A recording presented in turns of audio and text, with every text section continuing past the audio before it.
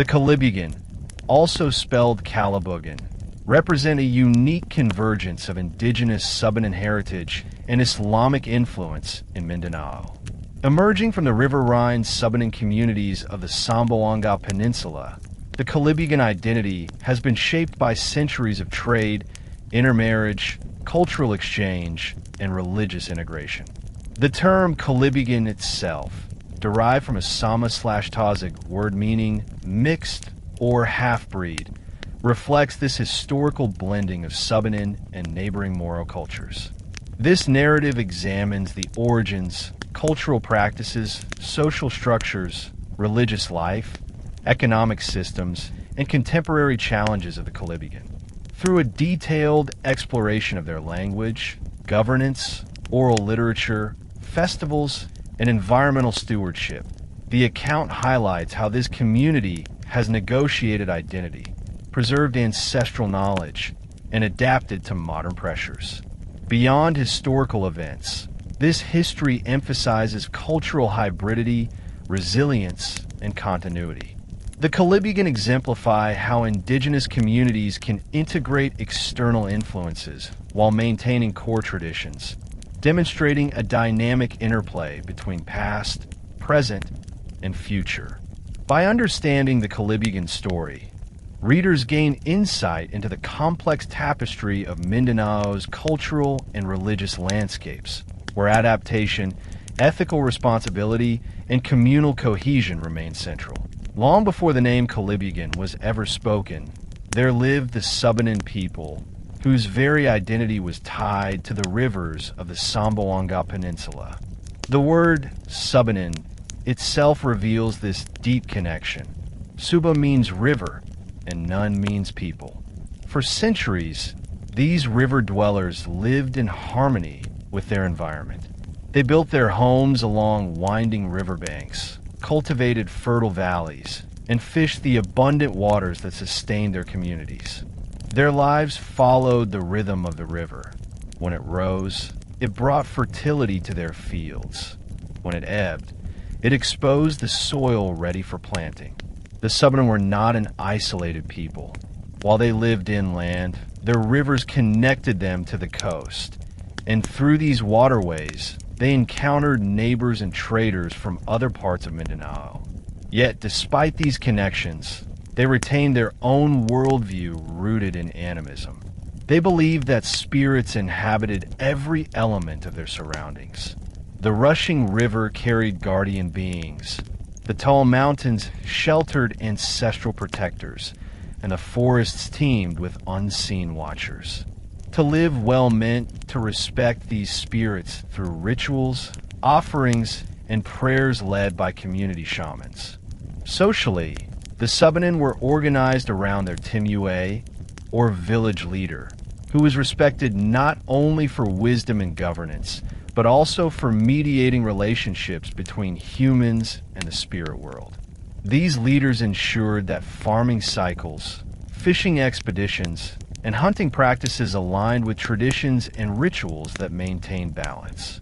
Before the influence of Islam or Christianity, the Subanen way of life revolved around this sacred relationship with nature and ancestors, forming the foundation from which the Kolibugan identity would later emerge.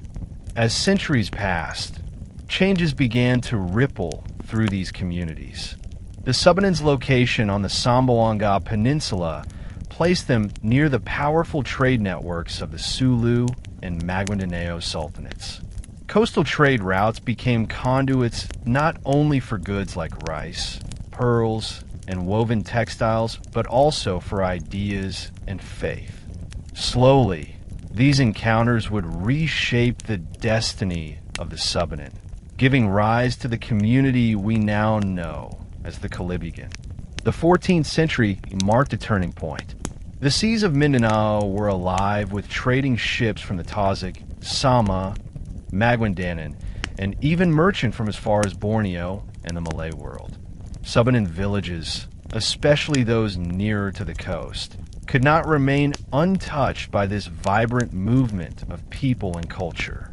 For the first time, they saw not only goods unfamiliar to them, beads, metal weapons, textiles, but also practices foreign to their traditions. Through trade, Islam entered the consciousness of Subanen communities. Muslim traders from the sultanates did more than exchange material goods.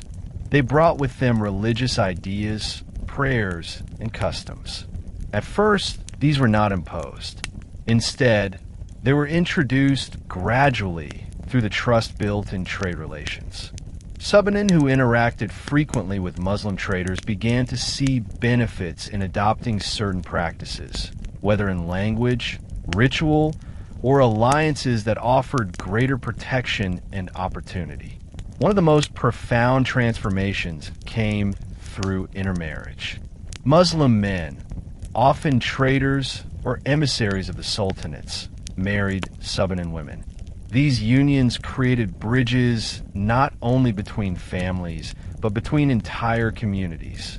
A Subanen woman marrying into a Muslim family often meant that her children were raised within Islamic traditions, while still maintaining ties to her Subanen relatives.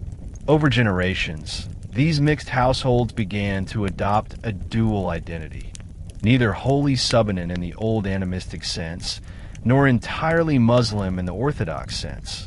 The Sama and Tazig neighbors had a word for this new identity, Kolibugan, meaning mixed or half-breed. While the term carried an acknowledgement of difference, it also pointed to the richness of cultural fusion. In these marriages, rituals of Subanen animism blended with Islamic teachings, creating a unique cultural synthesis. What had started as small family unions would, over time, develop into an entire community identity, distinct from both their Subanen and Moro roots. That be why the late pre-colonial period, what began as sporadic interactions grew into a stable pattern. Along the coasts of Zamboanga del Norte and Zamboanga del Sur, Subanen communities that had embraced intermarriage and Islamization evolved into a distinct subgroup. These were the Kolibugan, people who carried Subanen ancestry in their veins, but whose faith and practices bore the unmistakable mark of Islam. Unlike the Subanen who withdrew further inland to preserve their ancestral ways, the Kolibugan became mediators between two worlds. They still remembered the songs of the river people, the rituals for mountain spirits, and the agricultural knowledge passed down by their forebears. Yet they also observed Islamic prayers, respected the authority of sultans, and integrated Arabic words into their dialect. This cultural duality allowed them to thrive in coastal zones where trade and alliances required flexibility. The Kolibugan identity was never static. It was fluid, adaptive, and deeply resilient. While outsiders often labeled them as mixed or half, within their communities, they developed a sense of pride in embodying two heritages. They were heirs to the Subanen tradition of living in harmony with nature, and at the same time, they were part of the wider Islamic world that stretched from Mindanao to Arabia. This balance was not without challenges. At times, their dual identity meant they were viewed as not fully Subanen by their inland kin and not fully Moro by their Muslim neighbors. Yet it was precisely this in-between space that defined them. Over centuries, the Kolibugan forged an identity that was distinctly their own, an identity that continues to carry the memory of rivers and mountains, even as it resonates with the call to prayer. By the time the 15th century unfolded, the waters of Mindanao had become bustling highways of trade, diplomacy, and cultural exchange.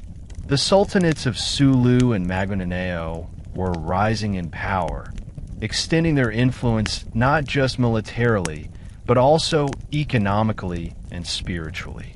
For the Subanen communities along the Zamboanga Peninsula, trade was no longer a marginal activity. It became a central lifeline that connected them to a much larger world.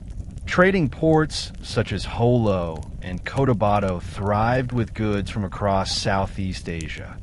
fine silks from China, iron tools from Java, fragrant spices from the Moluccas, and porcelain bowls whose craftsmanship astonished inland dwellers. These same routes carried Arab and Malay missionaries, imams, and scholars, who brought with them the stories of the Prophet Muhammad, the wisdom of the Quran, and the practices of Islamic law.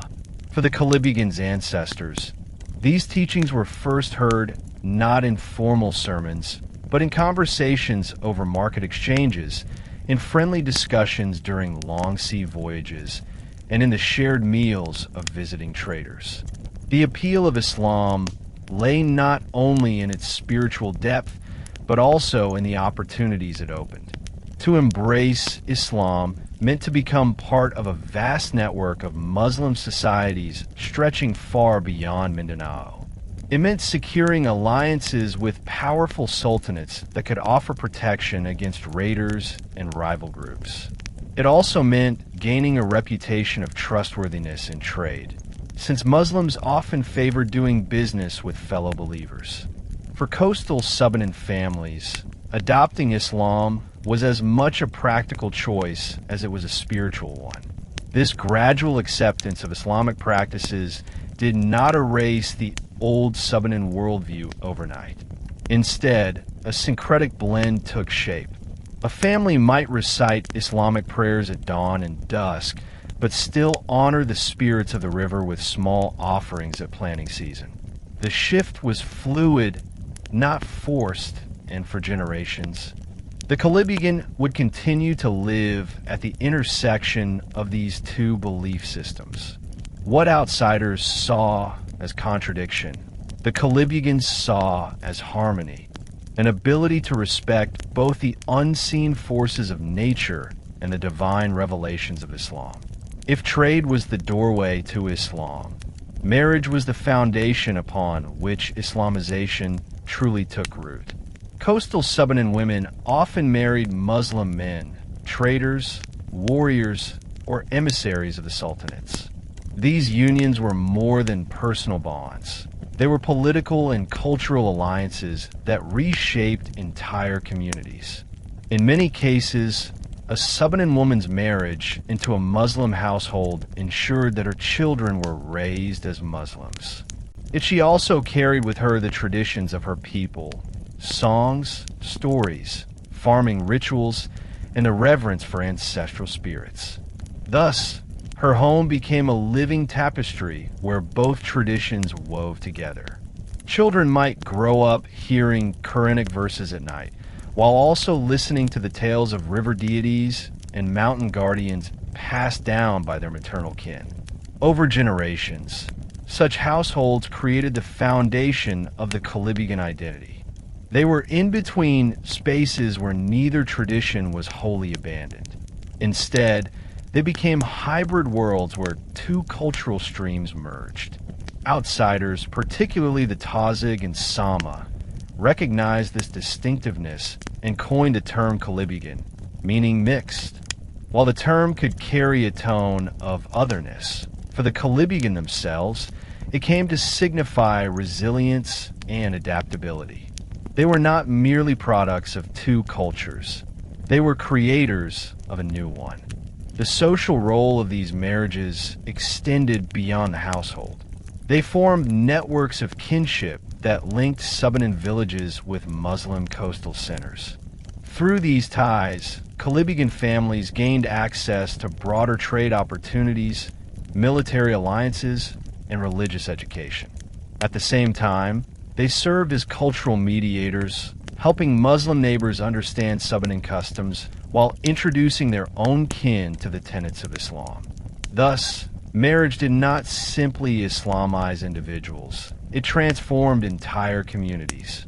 With every union, the boundary between Subanen and Moro blurred a little more, until the Kolibugan stood as a people who were neither fully one nor the other, but something entirely unique. WY the 16th century, the Kolibugan were no longer just a handful of mixed families along the coast. They had become a recognized subgroup within the larger Subanen world, with distinct practices and an identity acknowledged by both their Subanen kin and their Muslim neighbors. Their identity, however, was never static. It was constantly negotiated, reshaped by circumstance, and redefined with each new generation. Religiously, the Kolibugan leaned toward Islam, performing daily prayers, observing fasting during Ramadan, and honoring Islamic marriage and burial customs. Yet the echoes of Subanen spirituality persisted. Certain agricultural festivals still called upon ancestral spirits for blessings. Shamans continued to perform rituals to heal the sick, though these might now be framed alongside Islamic supplications. This blending was not seen as contradictory, but as complementary, an inheritance from two spiritual legacies that the Kolibugan carried proudly. Socially, the leadership structure of the Kolibugan reflected this dual heritage. They retained the Timue, the Subanen leader responsible for guiding the village and mediating disputes. But alongside him, Islamic law and the authority of local imams began to shape community governance. This dual system reflected the Kolibugan's balancing act, loyalty to their Subanen roots while affirming their belonging to the wider Islamic world. Culturally, their dialect evolved into what is now called Kolibugan Subanen, enriched with Arabic loanwords.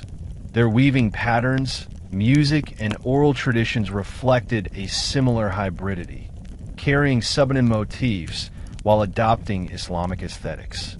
They became known for being people of two worlds, adept at navigating both the highland valleys of their ancestors and the coastal sultanate networks that tied them to a larger faith community. This hybrid identity did not shield them from challenges. Inland Subanen sometimes saw them as abandoning tradition, while some Muslims regarded them as not fully orthodox.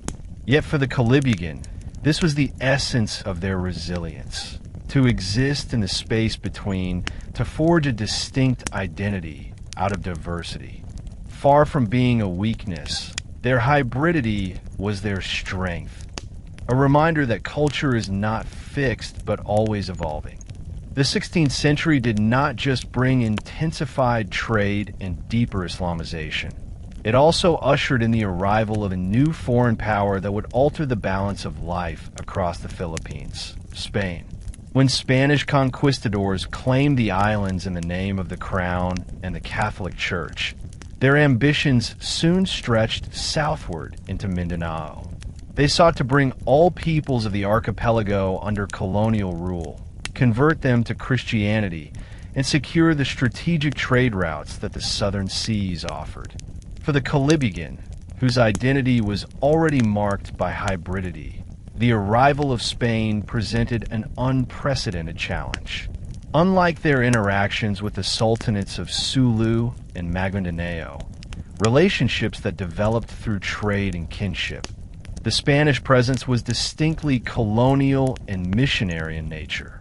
The Spanish did not seek dialogue, they sought control. Missionaries established settlements in coastal Zamboanga, building forts and churches as footholds of Catholic expansion. From there, they attempted to convert both Subanen and Kolibugan populations. Yet while some inland Subanen were more vulnerable to missionary influence, the Kolibugan, aligned with Muslim networks, were far less receptive. Their Islamic identity, though blended with Subanen traditions, placed them in direct opposition to Catholic conversion efforts. For the Spaniards, this made the Kolibugan part of the Moro problem, a term they used to describe the fierce resistance of Muslim groups across Mindanao. The Kolibugan's coastal location placed them in the crosshairs of this conflict. Spanish soldiers launched punitive expeditions into villages that resisted conversion or refused to pay tribute. Fort Pilar in Zamboanga became a symbol of Spain's determination to dominate the region, but also a constant reminder of the violence inflicted on local communities. In this period, Kolibugan identity became even more defined, not only as a fusion of Subanen and Islamic roots, but also as a people resisting the colonial imposition of a foreign religion and authority. As Spanish incursions grew more aggressive, many Subanen groups, including Kolibugan communities, were pushed away from their coastal homes into more inland and less accessible areas. The Spanish strategy was to weaken resistance by breaking traditional trade patterns and controlling fertile lowlands. For communities whose livelihood depended on farming and fishing in river valleys and coastal bays, this displacement was devastating. Some Kolibugan families remained in coastal zones under constant threat, forging uneasy truces with Spanish authorities. Others moved deeper inland, joining their non-Islamized Subanen kin who had long preferred isolation over domination. This movement inland, however, came at a cultural cost. For the Kolibugan, retreating into the highlands often meant weakening ties with the Islamic networks that had previously defined their social and spiritual life. Yet even in these remote areas, they carried with them elements of their blended heritage. Islamic prayers recited in houses built of bamboo. Subanen rituals performed alongside Quranic verses, and oral traditions that remembered both the spirits of the rivers and the resistance against colonial power. The displacement also hardened their sense of identity. As they navigated new frontiers of survival, the Kolibugan increasingly saw themselves as a people apart. They were not fully Subanen, since their lives remained oriented toward the practices of Islam, nor were they fully embraced by neighboring Moro groups, who sometimes regarded them as marginal. Yet in this liminal position, the Kolibugan built resilience. They adapted to new environments, continued to farm, fish, and weave, and preserved a cultural memory that held on to both the rivers of their ancestors and the faith inherited through centuries of intermarriage and trade. This era of displacement underscored a recurring theme in Kolibugan history: survival through adaptation. Time and again, when confronted by forces beyond their control, be it trade, marriage, or colonization, they reshaped their identity without losing the threads of who they were.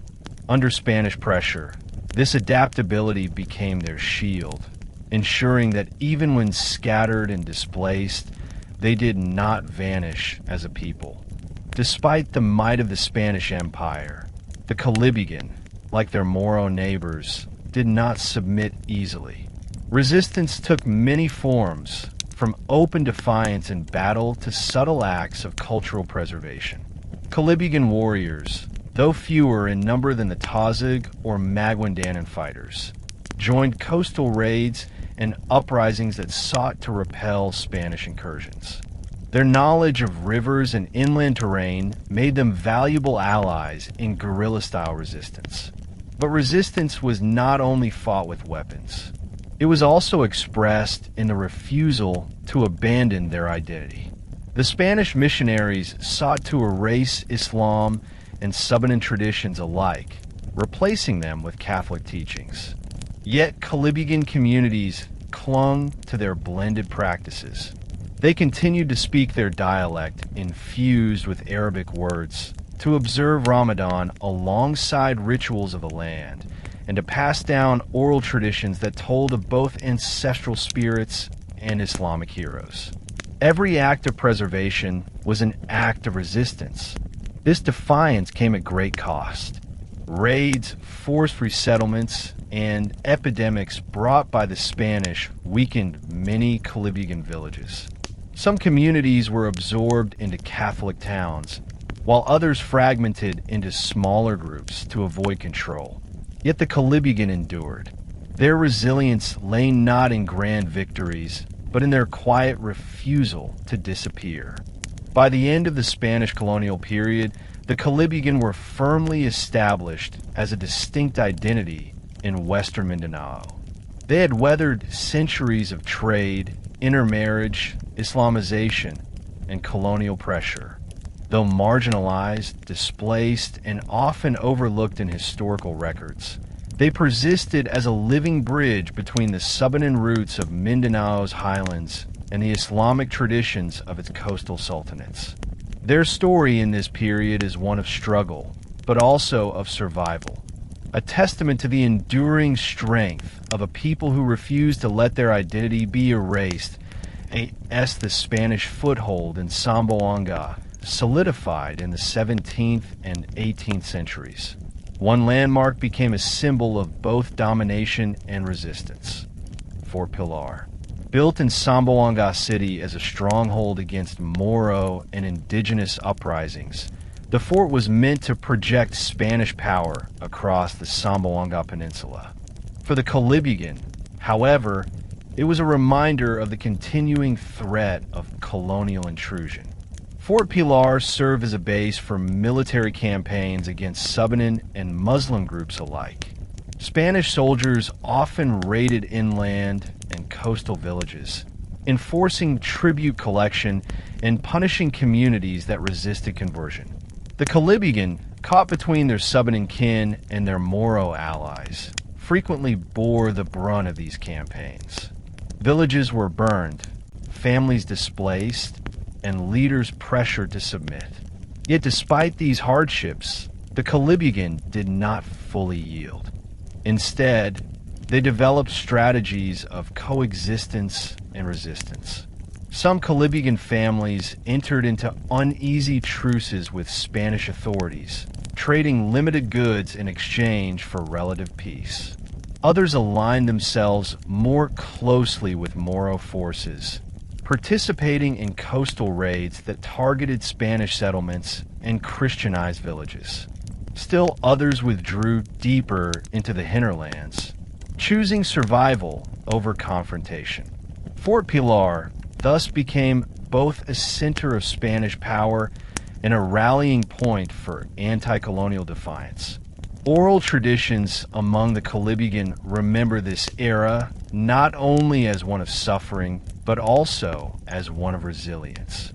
Stories were told of warriors who defied Spanish patrols, of women who safeguarded rituals in secret, and of communities that continued their dual Subanen Islamic identity despite missionary efforts.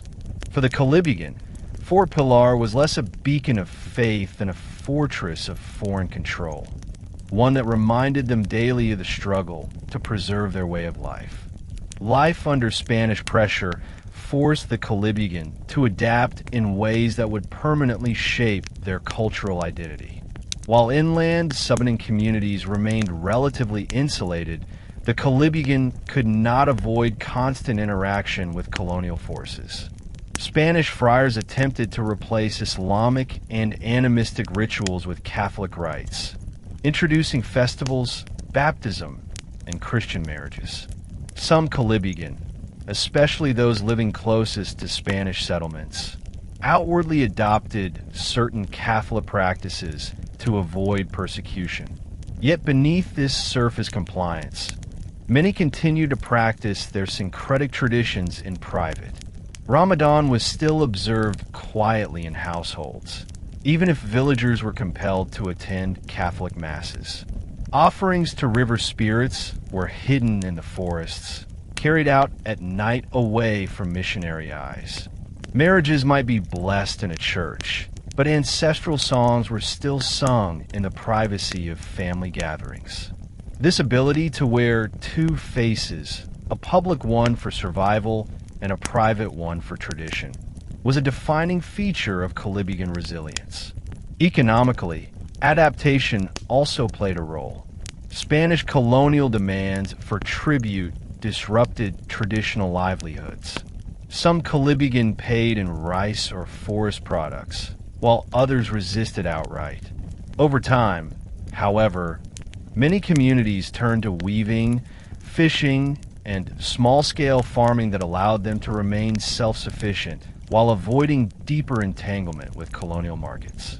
This self-reliance reinforced their cultural independence. Perhaps the most profound form of adaptation was linguistic. Kolibugan Subanen incorporated not only Arabic loanwords from Islam, but also Spanish terms related to governance, religion, and trade. The blending of languages mirrored their broader cultural hybridity, creating a dialect that reflected centuries of layered interaction. While to outsiders this hybridity might have seemed like dilution, for the Kolibugan it was survival. Proof of their ability to endure in hostile circumstances without losing their essence that be why the late 19th century, as Spain's hold on the Philippines began to waver, the Kolibugan remained a distinct yet marginalized people. They were not fully integrated into the colonial order, nor were they fully absorbed into the larger Moro sultanates.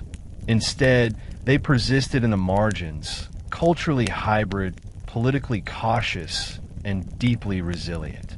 This persistence was remarkable given the odds against them. They had faced centuries of displacement, forced conversion, and military campaigns. They had been labeled pagans by missionaries, half-breeds by Muslim neighbors, and rebels by colonial authorities. Yet none of these labels erased their sense of self. In their songs, rituals, and oral histories, they continued to assert their identity as Kolibugan, a people of Subanen ancestry and Islamic faith, navigating the complex landscape of colonial Mindanao. As the 19th century drew to a close, new forces began to stir. The weakening of Spanish power, the rise of local resistance movements, and the eventual arrival of American colonization would again reshape the destiny of the Kolibugan. But what endured through all these upheavals was the Kolibugan's ability to balance continuity with change. Their story in the late Spanish period is not one of conquest or defeat, but of survival. While others might see hybridity as weakness, for the Kolibugan it was strength, a strategy that allowed them to exist in multiple worlds without being consumed by any one of them. Their survival through the colonial centuries ensured that their voice, though often unheard in mainstream histories, would continue to echo into the future. The end of the 19th century brought a seismic shift across the Philippines. After more than 3 centuries of Spanish colonial rule, the Philippines was ceded to the United States following the Treaty of Paris in 1898. For many Filipinos, this meant the replacement of one colonial master with another. For the Kolibugan and other groups in Mindanao, however, it meant confronting yet another wave of outsiders who sought to control their lands, dictate their culture, and reshape their identity. The Americans approached colonization differently from the Spaniards. Where Spain had focused heavily on religious conversion and tribute collection, the United States presented itself as a modernizing force. American officials promoted education, infrastructure, and centralized governance as symbols of progress. Yet beneath this rhetoric lay the same colonial goal: to integrate Mindanao into a broader system of control, often at the expense of indigenous and Moro communities. For the Kolibugan, this transition was both disorienting and threatening. They had already developed strategies of resistance and survival under Spanish rule. Now they faced a colonial power with far greater resources, advanced weaponry, and a determination to impose new systems of law and education. Unlike Spain, which often relied on missionaries, the United States employed a secular approach, introducing public schools, new agricultural policies, and centralized administration. But the greatest impact of American colonization on the Kolibugan was not in education or governance. It was in land. The U.S. colonial government declared vast tracts of Mindanao as public land, disregarding the ancestral domains of indigenous and Moro groups. Lands that had been farmed, fished, and inhabited by Kolibugan communities for centuries were suddenly declared state property, open to settlement by Christian migrants from the Visayas and Luzon. This legal maneuver effectively dispossessed countless Kolibugan families, forcing them into more remote areas or leaving them landless in their own homeland. The American arrival thus marked the beginning of a new and enduring challenge for the Kolibugan, the struggle to assert their rights over ancestral lands in the face of state-backed dispossession. This struggle would define much of their experience throughout the 20th century and into the present day. One of the most visible hallmarks of American colonization was the establishment of public education. In theory, this was meant to provide equal opportunities to all Filipinos, including those in Mindanao. In practice, however, the system was designed to assimilate indigenous and Moro groups into a broader Filipino identity aligned with American values. For Kolibugan children, this meant learning in schools that prioritized English over their native dialects. While acquiring literacy brought new opportunities, it also distanced younger generations from their ancestral languages and oral traditions. Many Kolibugan parents saw schooling as both a blessing and a threat, valuable for survival in a changing world, but dangerous to the cultural continuity of their people. Religion, too, remained a contested field. The Americans were less invested in spreading Catholicism than the Spaniards, but Christian missionaries, particularly Protestant groups, were given wide latitude to establish missions, schools, and churches in Mindanao. The Kolibugan, already navigating a balance between Subanen animism and Islam, now found themselves pressured by yet another religious force. Some embraced Protestant education as a path to opportunity, while others resisted, reaffirming their Islamic practices even more strongly as a marker of identity. This dynamic deepened the Kolibugan's hybridity. In some communities, families would send their children to Protestant schools while still observing Ramadan and conducting Subanen rituals. Others leaned more toward Islam as a way to resist assimilation into a Christian-dominated national identity. In either case, the Kolibugan continued to embody a duality, adapting to new structures without abandoning their ancestral core. The civilizing mission of the Americans, therefore, did not erase Kolibugan identity. Instead, it layered new influences upon it. Just as they had done with Islam and Spanish colonialism, the Kolibugan learned to adapt, survive, and quietly preserve their traditions amid the demands of an outside power. If education was the most visible face of American colonization, land dispossession was its most devastating impact. The Public Land Act of 1903 and subsequent legislation declared vast areas of Mindanao as state-owned, disregarding the ancestral claims of indigenous peoples and Moro communities. For the Kolibugan, whose identity was rooted in specific rivers, valleys, and coastal zones, this was a profound loss. Settlers from Luzon and the Visayas were encouraged to migrate to Mindanao, lured by promises of fertile land. These settlers often received formal land titles, while Kolibugan families who had lived on the land for generations were deemed squatters because they lacked official documents. The irony was bitter. The very people who had nurtured the land for centuries were stripped of legal recognition in favor of newcomers. This dispossession had cascading effects. Many Kolibugan were pushed further inland into marginal lands less suitable for farming.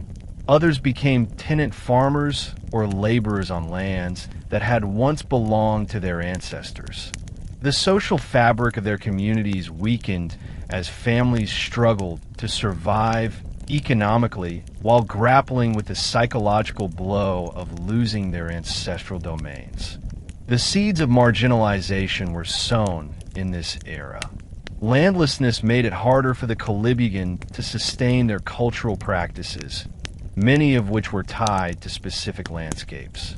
Rituals honoring river spirits, for example, lost their meaning when communities no longer had access to their ancestral waterways. Similarly, farming traditions became disrupted when swidden fields and rice terraces were taken over by settlers. Yet even in the face of such dispossession, the Kolibugan persisted. Oral histories from this period speak of resilience, of families who carried their rituals into new lands, of leaders who continued to fight for recognition, and of communities who reminded their children of their roots even when those roots had been torn from the soil. The American colonial period, therefore, was not just an era of loss. It was also the beginning of a long struggle for cultural survival and ancestral land rights that continues to shape the Kolibugan narrative today. By the early 20th century, American colonial policies had triggered one of the most significant demographic shifts in Philippine history: the mass migration of settlers from Luzon and the Visayas into Mindanao. The colonial government, in its drive to develop the so-called frontier, offered free or inexpensive land to migrants who were willing to cultivate it.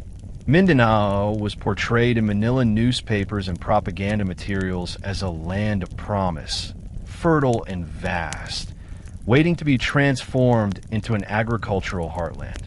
For Kolibugan communities, this influx of settlers was nothing short of disruptive. Lands that had been used for farming, fishing, and rituals for generations were suddenly fenced off, measured, and titled under colonial law.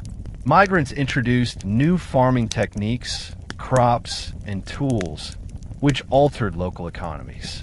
While some Kolibugan engaged in trade with the newcomers, many found themselves marginalized, unable to compete with the resources, education, and legal advantages that settlers enjoyed. The demographic change also created a cultural imbalance. In areas where Kolibugan had once been the majority, settlers soon outnumbered them. Public institutions, schools, municipal governments, and courts were dominated by Christian migrants, leaving Kolibugan voices unheard. The government's definition of citizenship and land ownership further excluded them, since ancestral claims based on tradition carried little weight in the eyes of colonial law. This shift marked the beginning of long-term marginalization. The Kolibugan, already a minority caught between Subanen and Moro worlds, now faced a third force that reshaped their environment. Unlike the gradual adaptation they had managed with Islam and Spanish rule, the settler influx was overwhelming and unrelenting. Within a few decades, much of their ancestral land was irretrievably lost, and with it, the stability of their traditional way of life. As the American colonial government pushed settlers into Mindanao, tensions with Muslim groups deepened. The Moro resistance, already strong against Spanish incursions, reignited with renewed vigor against the Americans. Fierce battles erupted, including the infamous Battle of Buddejo in 1906, where thousands of Moro men, women, and children were massacred by U.S. forces. For Muslim groups, these events cemented their perception of the Americans as yet another colonizer to be resisted at all costs. The Kolibugan, positioned between Subanen ancestry and Islamic identity, found themselves in a difficult place within this conflict. On one hand, their ties to Islam aligned them with the Moro struggle. Many Kolibugan leaders expressed solidarity with the call for resistance, seeing in it echoes of their own dispossession. On the other hand, their mixed heritage and partial alignment with Subanen traditions sometimes placed them at odds with Moro orthodoxy. Some Moro groups viewed the Kolibugan as not fully Muslim, while American officials often labeled them as simply another Subanen subgroup. This ambiguity was both a challenge and a survival tool. Some Kolibugan communities chose to remain neutral, avoiding direct participation in Moro uprisings to protect their families from retaliation. Others quietly supported Moro resistance, providing supplies, information, or shelter to fighters. Still others tried to adapt by cooperating with American administrators in hopes of securing small protections or recognition.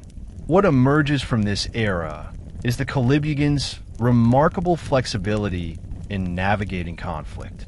Unlike larger groups that could mount organized military resistance, the Kolibugan relied on strategies of survival, negotiation, mediation, and quiet resistance. In doing so, they maintained their communities through one of the most violent chapters of Mindanao's colonial history. The combined effects of land dispossession, settler migration, and entanglement in Moro resistance left the Kolibugan increasingly marginalized by the mid-20th century. Economically, many were reduced to tenant farming or small-scale labor, often working on lands that once belonged to their ancestors. Politically, they were sidelined in municipal governance, where Christian settlers held most leadership positions. Socially, their hybrid identity meant they were often excluded by both Moro and Christian communities, viewed as outsiders in both worlds. Education, while more available under American policies, remained a double-edged sword. Some Kolibugan youth gained literacy and new opportunities, but the education system also alienated them from their ancestral traditions. Schools taught little of Subanen history or Islamic faith, focusing instead on American ideals and Christianized Filipino culture. This left many young Kolibugan caught between worlds, uncertain of where they belonged. Despite these challenges, cultural resilience persisted. Oral traditions continued to be passed down, weaving together memories of Subanen ancestors, Islamic practices, and stories of resistance against both Spaniards and Americans. Kolibugan women played a crucial role in preserving rituals and weaving traditions, ensuring that cultural continuity survived even when political and economic power was stripped away. The American era, then, was not only a time of dispossession, but also one of endurance. It forced the Kolibugan to adapt to unprecedented pressures while holding on to their dual heritage. The seeds of their modern challenges, land rights, cultural erosion, and marginalization, were planted in this period. Yet so too were the seeds of resilience, the quiet strength of a people who refused to vanish, even when pushed to the very edges of their homeland. The outbreak of World War II in the Pacific reshaped every community in Mindanao, and the Kolibugan were no exception. When Japanese forces invaded the Philippines in 1941-42, Mindanao quickly became a theater of occupation and resistance. Unlike Manila or Cebu, Mindanao was far less urbanized, but its rugged terrain and diverse populations made it strategically valuable. The Japanese sought control over Mindanao's agricultural resources, timber, and coastlines, but their grasp on the island was constantly challenged by guerrilla resistance movements. For Kolibugan communities, this was both a time of hardship and of opportunity. On one hand, Japanese patrols often raided villages, seizing food, animals, and labor from local populations. Communities that lived near the coast, especially around Sibigay Bay and Zamboanga del Norte, were vulnerable to naval patrols and raids. Some Kolibugan were forced into labor camps, cutting timber or working fields for the occupiers. Women bore particular burdens, as stories circulated of harassment and forced marriages with Japanese soldiers. On the other hand, the Kolibugan's location in mountainous and forested areas sometimes shielded them from constant surveillance. Their deep knowledge of rivers, valleys, and forest trails allowed many to evade capture and assist guerrilla units. Oral histories tell of Kolibugan men joining resistance bands that fought both independently and in coordination with American and Filipino guerrillas. Their hybrid identity also helped them navigate alliances. Some cooperated with Moro groups resisting occupation, while others tied themselves to Subanen relatives inland. The war left scars that were both material and cultural. Fields were abandoned, livestock lost, and fishing disrupted. But just as significant was the sense of displacement. Wartime violence made many Kolibugan question whether their homeland would ever be secure again. By the time Allied forces liberated Mindanao in 1945, the Kolibugan were already facing the next wave of transformation, Philippine independence.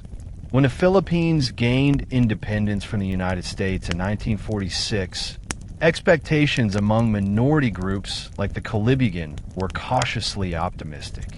For generations, foreign powers, Spanish, American, Japanese, had dictated policies that determined their fate. Now, with the Filipino government headquartered in Manila, there was hope that indigenous and Moro voices might finally be heard. But reality quickly disappointed. The new republic, heavily influenced by leaders from Luzon and the Visayas, prioritized national integration above regional autonomy. In practice, this meant continuing and even accelerating migration into Mindanao. Government programs under the National Land Settlement Administration, NLSA, redistributed land to Christian settlers, often ignoring the ancestral claims of indigenous and Islamized groups like the Kolibugan. For Kolibugan families, independence felt like another wave of colonization, this time led not by foreigners, but by fellow Filipinos. Titles were granted to migrants who had no ancestral ties to the land, while Kolibugan claims were dismissed as undocumented or backward. As settlers expanded, Kolibugan found themselves pushed farther inland, competing for increasingly marginal lands. Politically, the Kolibugan remained invisible. Representation in local governments favored Christian settlers, while Moro leaders, especially those from Tazig, Maguindanan, or Maranao backgrounds, often viewed the Kolibugan as peripheral. Their hybrid identity again became a double-edged sword. Too Islamic to be fully embraced by Subanen kin, not orthodox enough to be fully accepted by Moro elites, and too indigenous to be recognized by Christian settlers. Despite this, some Kolibugan adapted by entering the settler economy. A few took jobs as laborers, farm helpers, or small traders. Others intermarried with Christian settlers, further complicating their cultural identity. What persisted, however, was the feeling of marginalization. Independence had promised equality, but delivered a new form of exclusion. Though the post-war decades were difficult, they also planted the seeds of cultural resilience and political awakening among the Kolibugan. With increasing land pressure and social marginalization, community leaders began to emphasize the preservation of traditions as a form of resistance. The role of the Timue, traditional Subanen leader, remained central, even as formal governance structures ignored them. In many villages, the Timue acted as both mediator and protector, balancing Islamic teachings with ancestral rituals. Religiously, Islam continued to anchor Kolibugan identity, but always in dialogue with Subanen heritage. Friday prayers and Ramadan fasting coexisted with rituals honoring river or forest spirits. Some Kolibugan clerics traveled to larger Moro communities for Islamic learning, while others preserved localized practices. This flexibility allowed them to maintain cultural coherence even as external forces tried to assimilate them. Education, while still uneven, created a new generation of Kolibugan who were literate in both their own oral traditions and the national language. These young people became bridges between generations, able to negotiate with government offices while still respecting ancestral practices. For the first time, some Kolibugan began to think of their struggle in political terms, not just survival, but rights. The 1940s and 1950s thus represent a paradoxical chapter. On one hand, the Kolibugan were further dispossessed of land and political power under the independent Philippine state. On the other hand, they began to articulate a stronger sense of identity, one that combined resilience, religious faith, and a growing awareness of injustice. These decades set the stage for their later involvement in broader movements for Moro autonomy and indigenous rights in Mindanao. The 1960s were transformative years for Mindanao, as the island became the site of rapid demographic, political, and economic changes. For centuries, Mindanao had been regarded as the frontier of the Philippines, an island rich in resources but only partially controlled by central governments. By this decade, however, national policies and global pressures converged to make Mindanao both a promise and a powder keg. The most striking shift was demographic. State-sponsored migration, which had started earlier under the Commonwealth and early Republic, accelerated during this period.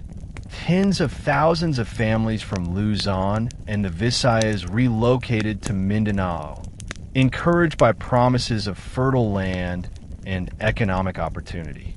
For them, Mindanao was the land of promise, but for indigenous and Moro groups, it was increasingly the land of loss. Christian settlers often received official land titles and government protection, while native groups, Kolibugan included, were dispossessed, pushed into upland areas, or forced to negotiate tenancy arrangements. Economically, Mindanao entered the global market more aggressively. Logging concessions, mining ventures, and plantation economies expanded, often granted to powerful elites in Manila or their regional allies. This led to massive deforestation, river pollution, and the decline of traditional farming and fishing grounds. For Kolibugan farmers, swidden agriculture and small-scale rice production became less viable as forest cover diminished and settlers monopolized lowland valleys. Fisher folk, too, found themselves competing with commercial boats equipped with modern gear. Social tensions simmered beneath the surface. Indigenous groups like the Subanen voiced frustration over land grabbing, while Moro communities warned that their autonomy and religious identity were under attack. The Kolibugan, caught between these two currents, faced an identity dilemma. They were Subanen in ancestry, but Islamized in faith. They could not fully merge into settler communities, yet they were not always accepted by Moro elites. This liminal status forced them to walk a fine line, negotiating survival in a society that increasingly divided people into rigid categories of settler, Lumad, or Moro. By the end of the decade, Mindanao was already bracing for a political storm. Small skirmishes over land had escalated into armed clashes. Stories of massacres, discrimination, and systemic marginalization spread across Muslim Mindanao. In this volatile environment, the seeds of Moro nationalism were planted, and the Kolibugan found themselves swept into a movement that promised protection but also demanded loyalty.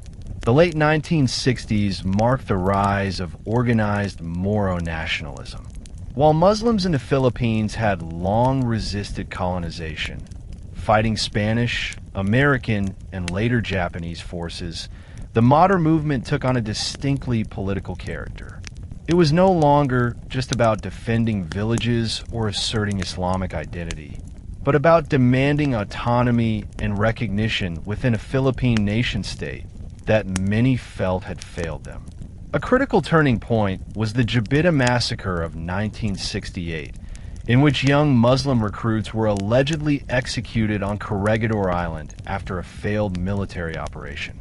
The event galvanized Muslim communities across Mindanao and Sulu, sparking anger at the government and fueling a sense of betrayal. From this outrage, leaders and intellectuals began to articulate the idea of a Bangsamoro nation, a collective identity encompassing all Moro peoples. For the Kolibugan, the rise of Moro nationalism brought both opportunity and challenge. On one hand, it offered a shield. Moro organizations promised to defend Muslim communities against settler encroachment and government neglect. The Kolibugan, by virtue of their Islamic faith, were often included in these networks of solidarity. Joining these groups meant protection, weapons, and a political identity larger than their own. On the other hand, their hybrid identity complicated matters. Moro nationalism was often dominated by groups like the Maguindanao, Maranao, and Tazik, peoples with strong sultanate traditions and historical prestige. The Kolibugan, as a smaller Islamized subgroup of Subanen origin, sometimes found themselves marginalized within this broader movement.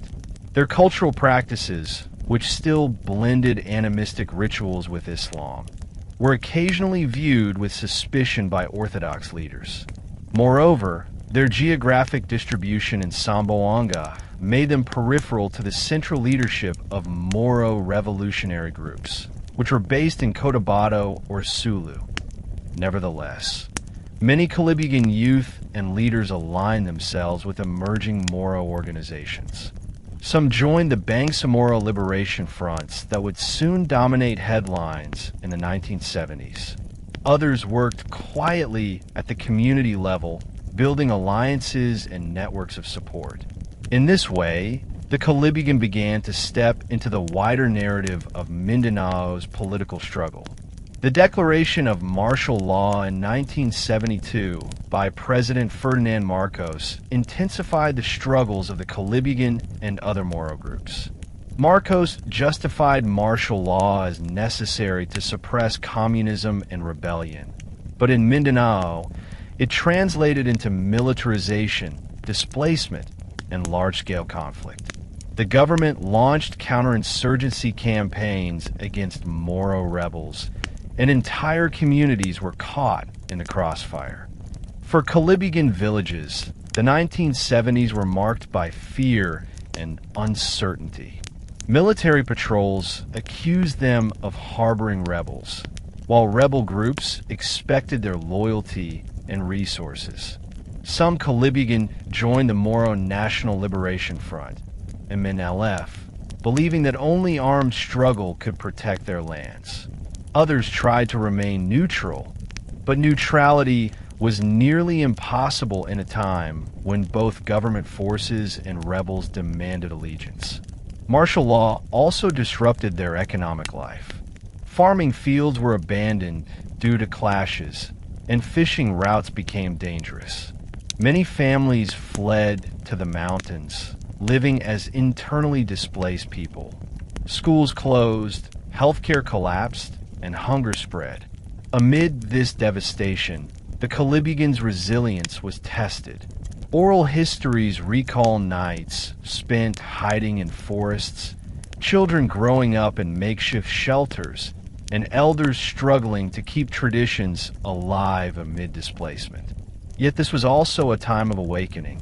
The violence revealed to the Kolibugan the depth of their marginalization. They saw how settler farmers were often shielded by the state, how Moro leaders sometimes sidelined smaller groups, and how their own voices were rarely heard in negotiations. This realization sparked a deeper consciousness among Kolibugan leaders. Survival would require not only aligning with larger movements, but also asserting their own identity. By the end of the 1970s, the Kolibugan had been indelibly shaped by the storms of Moro nationalism and martial law. They had suffered losses, endured displacement, and seen their youth drawn into armed conflict. But they had also become more politically aware, ready to claim their space in the broader struggle for land, rights, and recognition in Mindanao. The 1980s in Mindanao were years of turbulence, uncertainty, and survival. After the violent decade of the 1970s, when martial law turned entire villages into battlegrounds, many communities in Zamboanga Peninsula hoped for peace. But the reality was far more complex.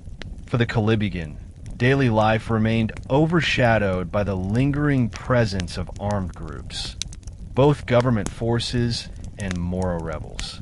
The Moro National Liberation Front, MNLF, continued its struggle against the Philippine government, even as international attention pressured both sides to explore peace talks. In Kolibugan villages, the war did not vanish just because diplomats shook hands in foreign capitals. Soldiers still patrolled rural roads, rebels still passed through forests, and skirmishes still erupted near rice paddies and river crossings. For ordinary families, this meant learning how to live in the shadow of violence, keeping children inside at night, hiding food reserves, and constantly being prepared to flee. One of the greatest challenges was displacement. Many Kolibugan households had already been uprooted in the 1970s and were now attempting to rebuild their lives. Yet instability meant that farms were abandoned again, homes destroyed again, and communities torn apart again. These cycles of displacement created what some scholars call generational trauma. Children who grew up in the 1980s often knew more about hiding, hunger, and fear than about normal schooling or festivals. The collective memory of war became etched into Kolibugan identity, shaping how they saw both outsiders and themselves. Despite the hardship, the Kolibugan displayed resilience. Elders worked to preserve oral traditions, retelling stories of Subanen ancestry and Islamic faith as a way of giving younger generations a sense of belonging. Women played a crucial role in holding families together, ensuring survival through weaving, gardening, and resource sharing. Men, meanwhile, faced difficult choices. Some joined Moro fronts for protection, others tried to cooperate with government forces, and many simply struggled to provide for their families in the midst of chaos. The 1980s were thus a paradox. They were years of suffering, but also of endurance. The Kolibugan were not just passive victims of war. They adapted, strategized, and clung to cultural practices that reminded them of who they were. This resilience would later serve them well as the tides of politics shifted toward negotiations and peace. As the decade progressed, the push for peace grew stronger. International actors, including the Organization of Islamic Conference, OIC, urged the Philippine government and the MNLF to resolve the conflict through dialogue. For the Kolibugan, these peace initiatives often felt distant.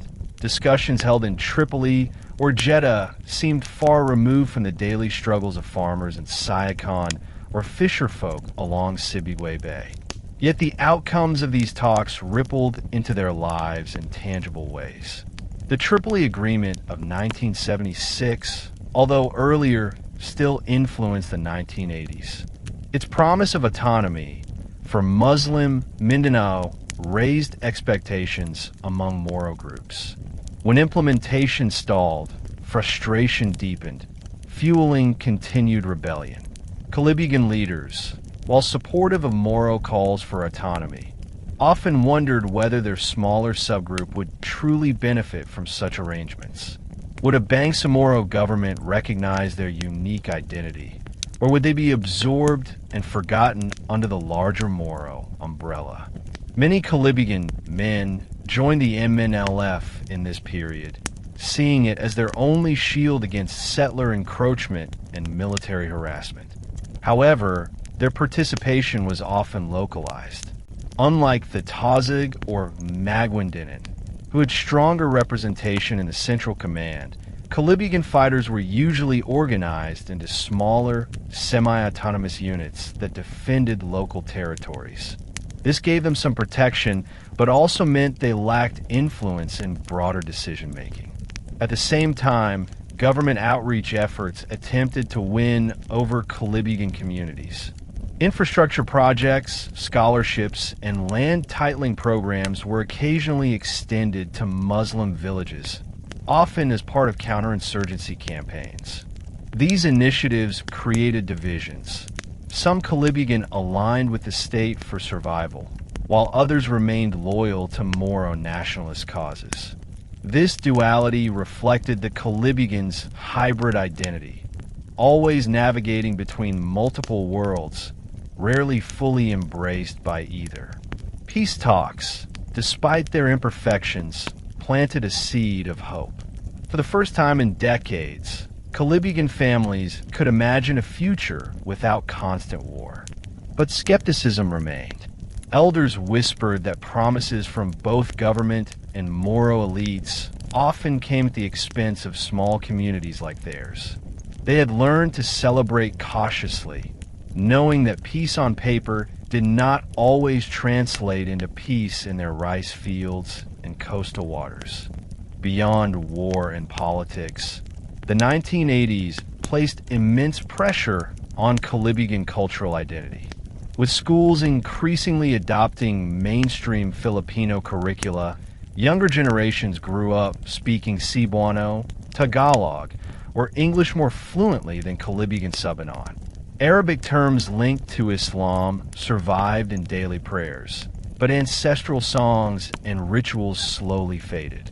Some families even discouraged children from practicing older Subanen traditions for fear of being branded un-Islamic by stricter Muslim leaders. This identity struggle was particularly sharp in religious life.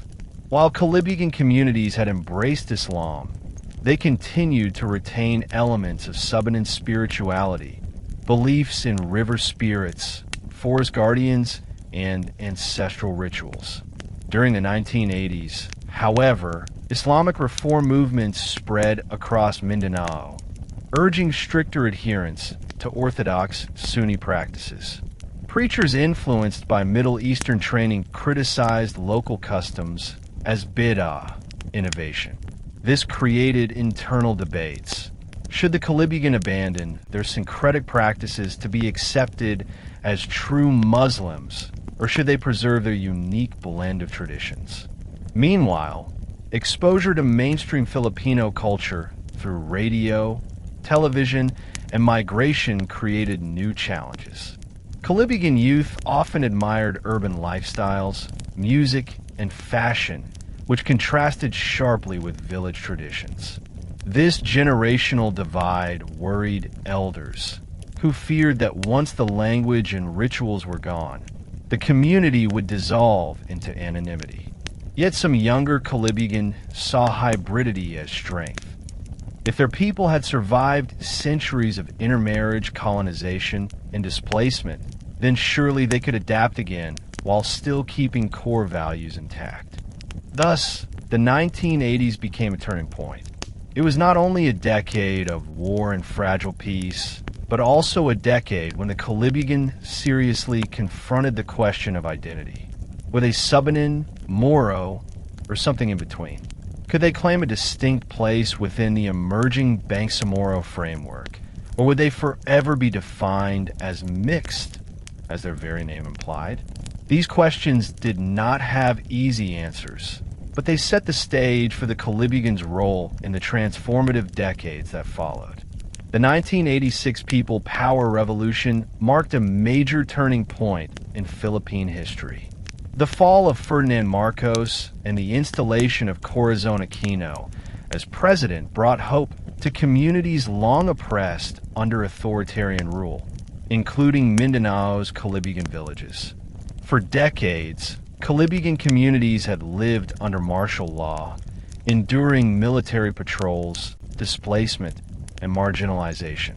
Suddenly, the possibility of political reform and the restoration of civil liberties seemed within reach. The new democratic government promised decentralization, the protection of minority rights, and the recognition of ancestral lands. For the Kolibugan, this translated into cautious optimism. Leaders began to engage with local governments, submitting petitions for land titles and requesting support for schools, healthcare, and infrastructure. NGOs and civil society organizations started working in Mindanao, offering assistance in documentation of ancestral lands, literacy programs, and health initiatives.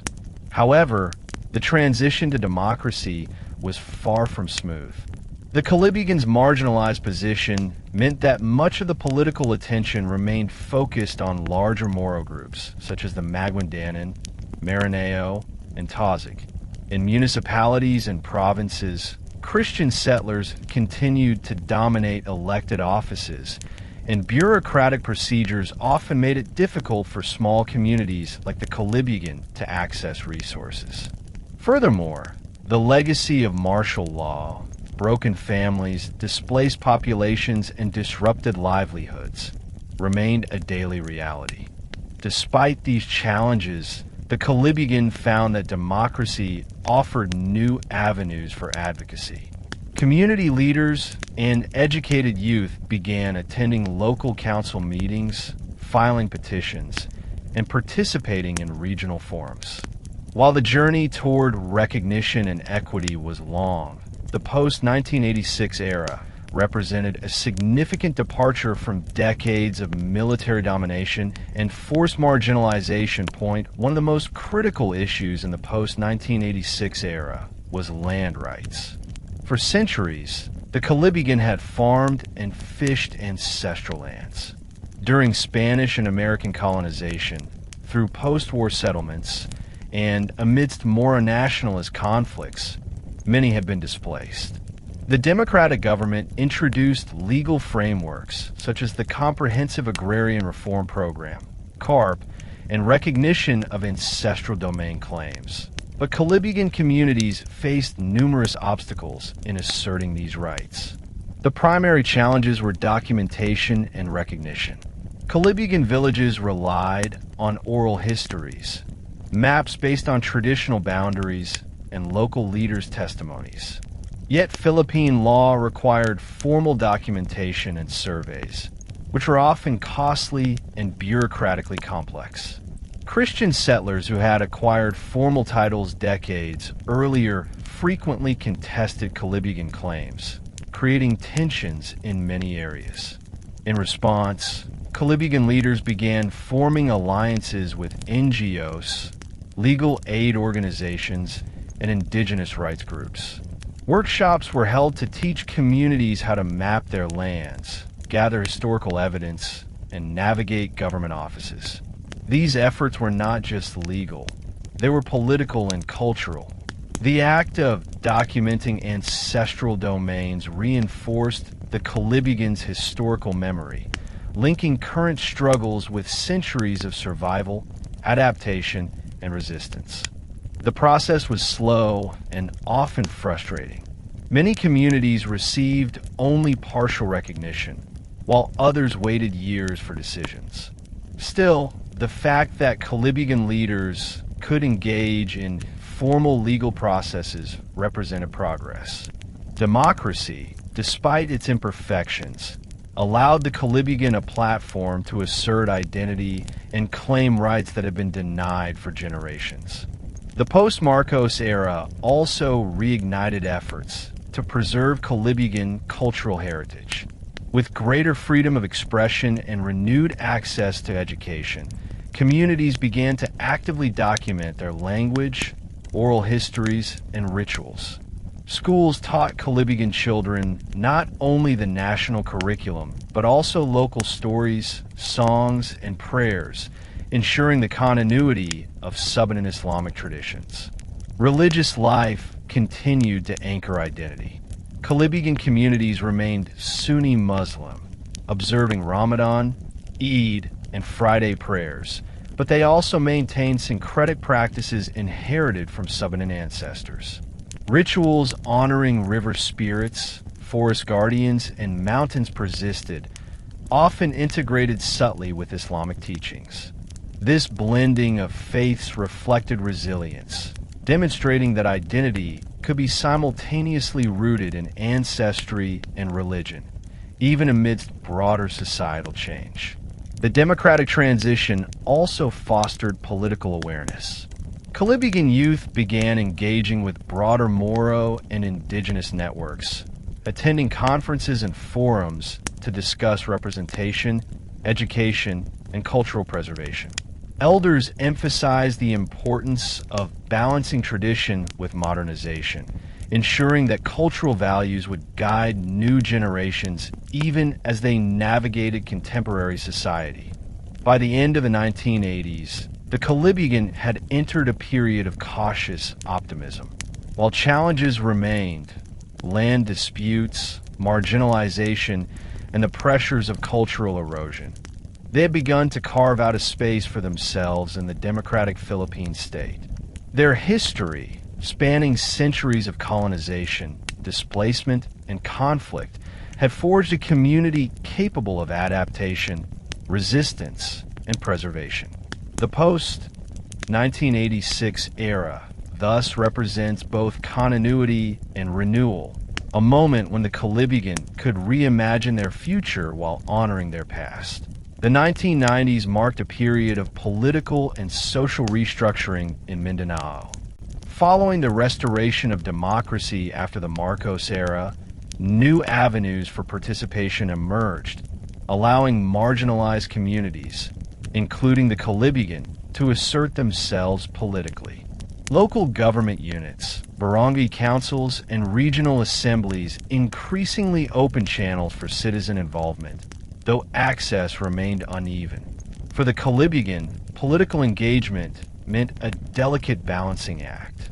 Many still lived alongside larger Moro communities, such as Maguindanan or Tausig, while sharing territories with Christian settlers. Their dual heritage, Subanen ancestry, and Islamic faith allowed them to navigate multiple social networks, but also complicated their political alliances. They were often considered too small a group to wield influence independently, yet their unique voice was essential in discussions on local governance, resource allocation, and cultural preservation. Community leaders began to formalize roles within their villages, combining traditional authority of the Timue with elected positions in barangay councils. This hybrid system allowed Kolibugan leaders to mediate disputes, negotiate land claims, and represent their communities in municipal decision-making. Political participation became a key tool for survival, enabling the Kolibugan to protect resources, safeguard traditions, and ensure their youth had access to schools and health facilities. The national government's decentralization policies under the Local Government Code of 1991 also created new opportunities.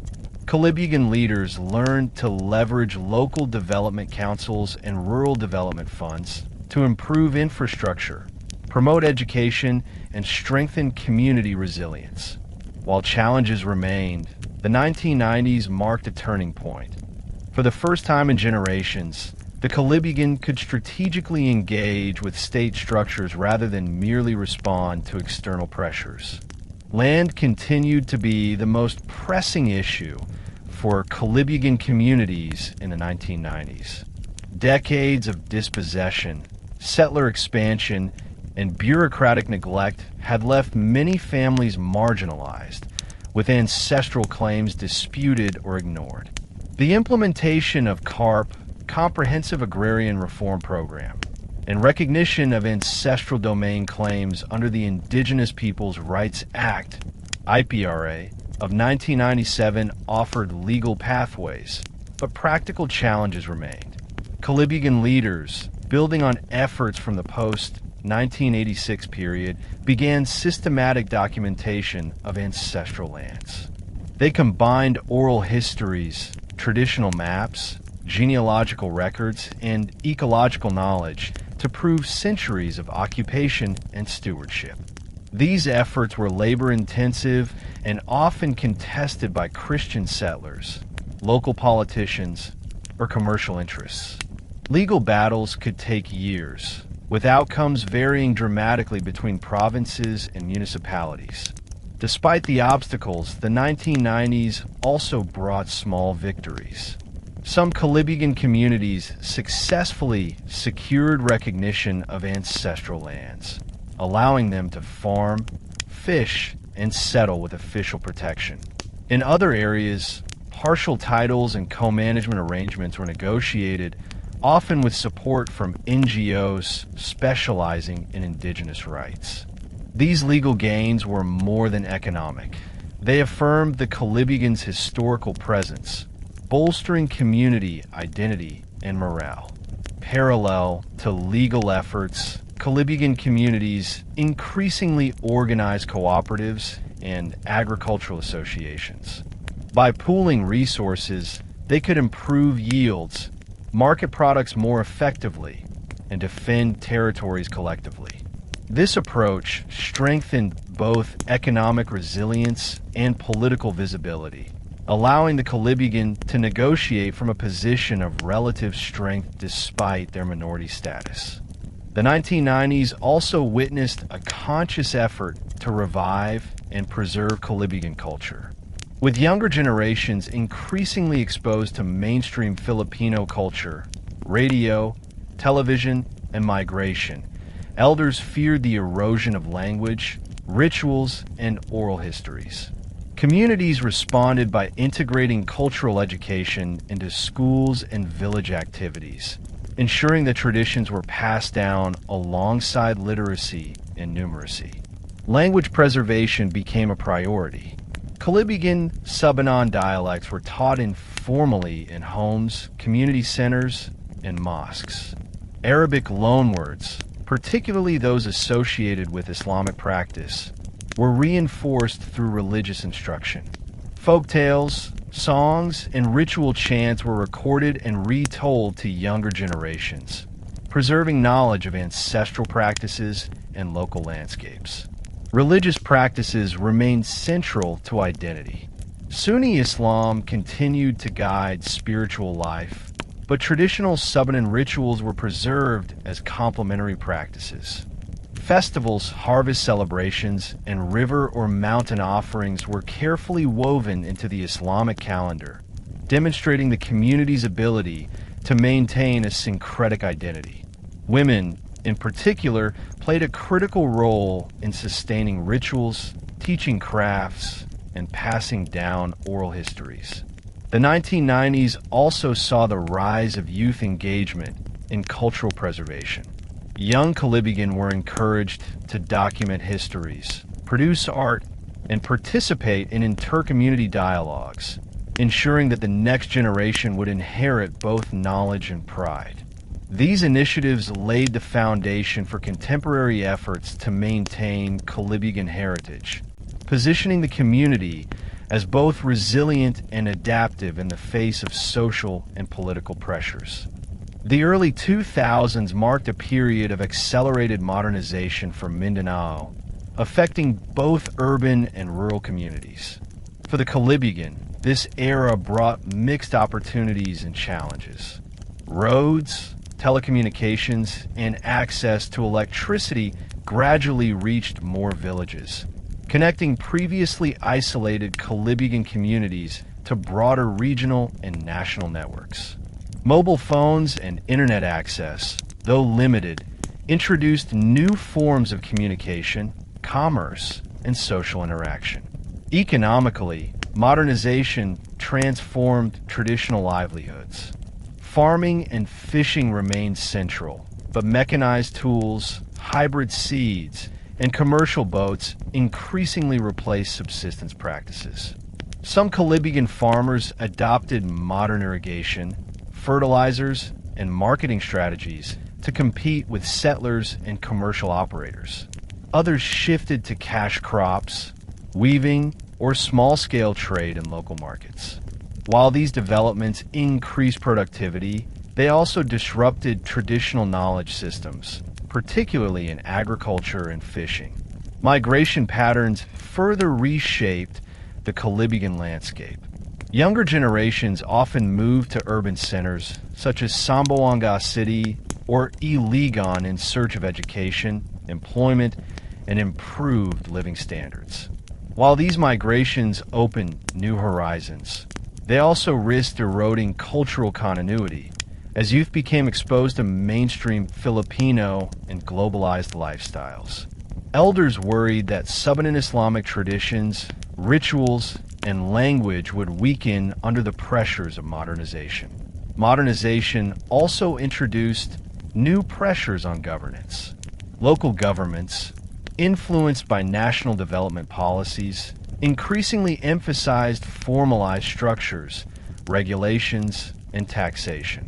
Kolibugan leaders had to adapt traditional governance systems to comply with official requirements, balancing the authority of the Timue with the mandates of barangay and municipal offices.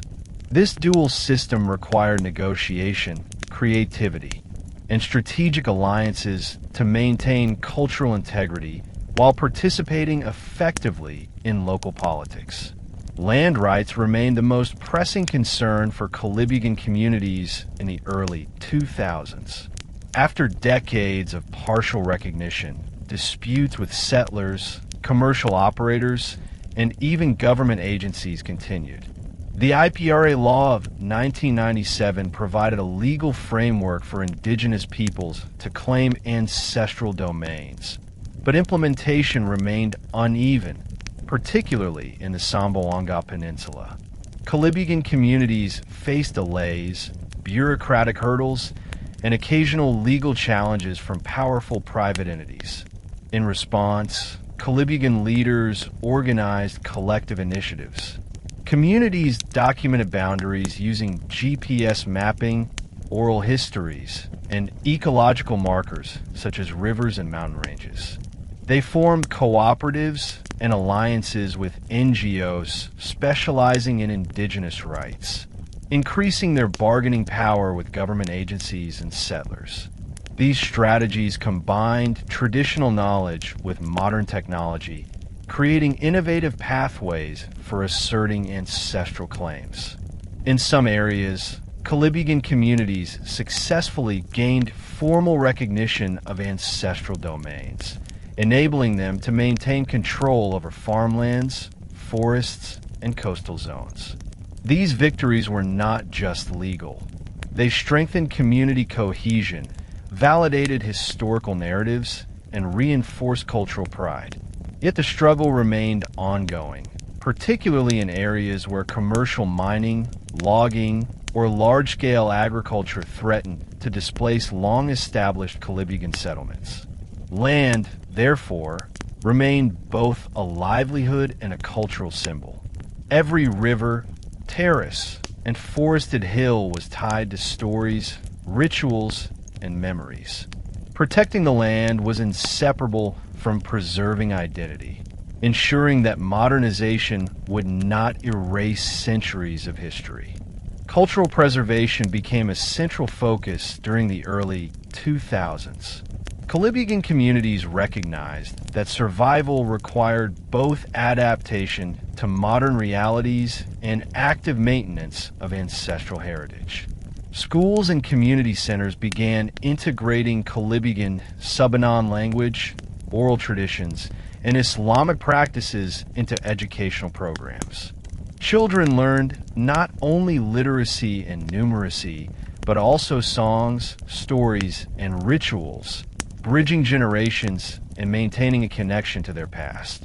Religious practices continued to anchor identity. Sunni Islam remained central to daily life, guiding moral codes, rituals, and communal celebrations. At the same time, Subanen rituals honoring rivers, forests, and mountains persisted, often synchronized with Islamic festivals to maintain cultural continuity. Women played a pivotal role, passing down weaving techniques, herbal knowledge, and ceremonial practices.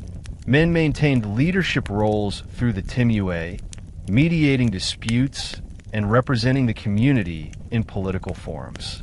Youth engagement became particularly significant.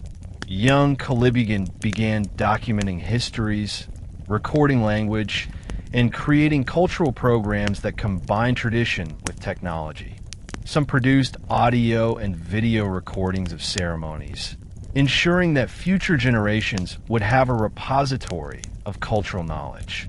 Others participated in regional forums with other Lumad and Moro groups, advocating for both recognition and collaboration in education, development, and cultural preservation. By the mid-2000s, the Kolibugan had developed a model for resilience. They embraced modernization for economic and educational advancement, while actively protecting their ancestral lands, rituals, and identity. The early 2000s thus represented both continuity and renewal, showing that the Kolibugan could navigate the complexities of contemporary Mindanao while maintaining the unique fusion of Subanen roots and Islamic faith that defined their people. By the mid-2000s, Kolibugan communities had begun to more actively engage in political representation, both locally and regionally. Decades of marginalization had taught community leaders that survival depended on visibility in formal governance structures. Leaders sought positions within barangay councils, municipal assemblies, and regional advisory committees to ensure that Kolibugan voices were heard in decision-making processes that affected their lands and livelihoods. The dual system of governance, traditional Timue authority and formal elected offices, became increasingly sophisticated. Timue leaders acted as cultural custodians, ensuring rituals, customary laws, and dispute resolution practices were preserved. Simultaneously, elected Kolibugan representatives lobbied for infrastructure, education, and healthcare, often collaborating with NGOs and civil society organizations. Their goal was to assert the Kolibugan presence in arenas historically dominated by larger Moro groups or Christian settlers. These efforts often required navigating complex social dynamics. The Kolibugan's hybrid identity, as Subanen in ancestry and Muslim in faith, allowed them to mediate conflicts between Moro organizations and settlers. In some cases, they brokered agreements over land disputes, resource sharing, and agricultural cooperation. This role as mediators strengthened their political relevance, even if their population size remained small relative to neighboring communities. By mid-decade, political engagement was no longer just about survival. It became a strategic tool for cultural preservation. Leaders recognized that representation in local governance was essential to protect ancestral lands, maintain traditions, and provide opportunities for the next generation of Kolibugan youth. Land defense remained the Kolibugan's most urgent concern in the mid-2000s. While legal frameworks like the IPRA had offered some protection, pressures from commercial enterprises, mining, logging, and large-scale agriculture continued to threaten ancestral territories. The Kolibugan responded by combining traditional knowledge with modern strategies for environmental and territorial stewardship. Communities mapped ancestral lands using GPS technology, documented ecological knowledge, and created localized conservation plans. Rivers, forests, and upland areas were not only sources of livelihood, but also sacred spaces connected to Subanen spiritual beliefs and Islamic values. Protecting these areas became both a cultural and religious duty, reinforcing the fusion of their dual heritage. Collective action was central. Kolibugan villages formed networks of cooperation to defend land rights, monitor illegal encroachments, and advocate in regional forums. Women contributed significantly by maintaining agricultural productivity, managing communal resources, and ensuring that cultural rituals tied to the land persisted. Men coordinated security patrols, liaised with NGOs, and participated in local government consultations. This multi-pronged approach reflected both strategic adaptation and deep-rooted cultural values. By the end of the decade, these efforts had produced tangible results. Some Kolibugan communities retained control over key territories, established co-management agreements with government agencies, and strengthened community cohesion. Their experience demonstrated that resilience in the modern era required the combination of political advocacy, environmental stewardship, and cultural continuity. The mid-2000s also witnessed renewed efforts in cultural revival and education. Kolibugan elders recognized that modernization and migration were creating generational gaps in knowledge and practice. To counter this, communities integrated cultural education into both formal and informal settings, ensuring that Subanen Islamic traditions were passed down alongside national curricula. Schools and mosques became centers for language preservation, teaching Kolibugan Subanen dialects and Arabic loanwords used in Islamic practice. Cultural programs documented oral histories, folktales, songs, weaving techniques, and ritual practices. Festivals combined Islamic celebrations with ancestral traditions, reinforcing communal bonds and intergenerational knowledge transfer. Women played pivotal roles in transmitting craft knowledge, herbal practices, and ceremonial rites, while men focused on leadership, mediation, and religious instruction.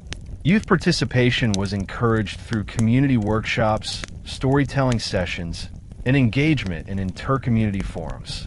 These initiatives fostered pride, resilience, and a sense of belonging, ensuring that the Kolibugan identity remained vibrant even amid the pressures of modernization and cultural assimilation. By the mid-2000s, the Kolibugan had developed a holistic model of resilience. They leveraged political representation, defended ancestral lands, and actively preserved cultural traditions. This period highlighted their capacity to adapt to the complexities of contemporary Mindanao while remaining firmly rooted in their dual heritage of Subanen ancestry and Islamic faith. The late 2000s saw ongoing efforts to stabilize Mindanao after decades of intermittent conflict. While large-scale wars had subsided, localized disputes over land, resources, and political authority persisted. Kolibugan communities, positioned at the intersection of Subanen and Moro territories, frequently found themselves mediators in these conflicts. Their hybrid identity, ancestrally Subanen yet Islamized, afforded them a unique role in negotiation, bridging gaps between Christian settlers, Moro groups, and indigenous Subanen. Conflict resolution was often handled on multiple levels. At the village scale, the Timue led customary arbitration, drawing upon ancestral laws and Islamic principles of justice. Elders emphasized the importance of restoring harmony rather than exacting retribution, reflecting the community's deep-rooted syncretic values. These local resolutions were supplemented by engagement with municipal authorities and occasionally NGOs, who mediated disputes and provided technical support for documentation of land or water rights. For the Kolibugan, success in conflict resolution was not just about avoiding violence. It was a mechanism for reinforcing identity. By demonstrating their ability to manage disputes effectively, they gained respect from neighboring communities and strengthened their political standing. Mediation also allowed the Kolibugan to protect sacred spaces and ancestral lands, ensuring that cultural and environmental values were respected in practical governance. At the regional level, Kolibugan leaders began participating in broader networks focused on peace building and inter-community dialogue. Collaboration with other Lumad and Moro groups created spaces for sharing strategies, advocating for minority rights, and fostering reconciliation. These interactions helped shape a modern Kolibugan identity, rooted in centuries of adaptation, but capable of engaging with contemporary political and social structures. The late 2000s also highlighted the challenges of cultural continuity in a rapidly modernizing world. Kolibugan youth were increasingly exposed to mainstream Filipino media, global culture, and urbanized lifestyles. While these influences offered educational and economic opportunities, they also threatened to dilute linguistic, ritual, and communal knowledge.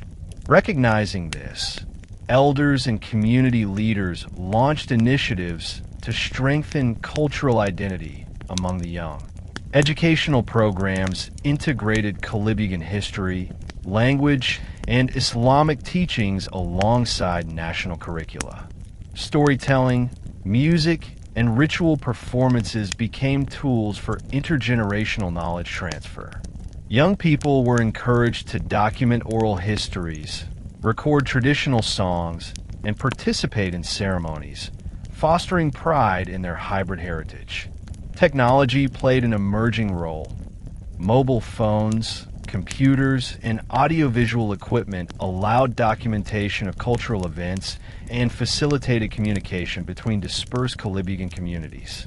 Youth engagement also extended to political participation. Kolibugan students and young adults became more active in municipal councils, regional advisory boards, and cultural forums. They advocated for community needs, promoted cultural festivals, and ensured that modern development projects aligned with ancestral practices. These efforts demonstrated that identity was not static. Rather, it evolved to balance tradition with modernity, ensuring resilience in the face of globalization and socio-political pressures. The late 2000s thus represented a period of conscious cultural cultivation. The Kolibugan, while embracing modern tools and education, reinforced the importance of ancestral knowledge, Islamic faith, and communal cohesion, ensuring that their identity remained distinct and resilient. Environmental stewardship became a defining aspect of Kolibugan cultural continuity in the late 2000s. Traditional knowledge of rivers, forests, and upland ecosystems was not merely symbolic. It was practical, tied directly to livelihoods in farming, fishing, and forest resource management. Kolibugan communities viewed the protection of sacred landscapes as both a spiritual obligation and a survival strategy, blending Subanen animistic principles with Islamic ethics regarding stewardship of the earth. Communities developed localized conservation practices. Sacred rivers and forest areas were protected through communal agreements, rituals, and seasonal restrictions on hunting or logging. Women played a central role in maintaining agricultural biodiversity, preserving seed varieties, and managing water resources.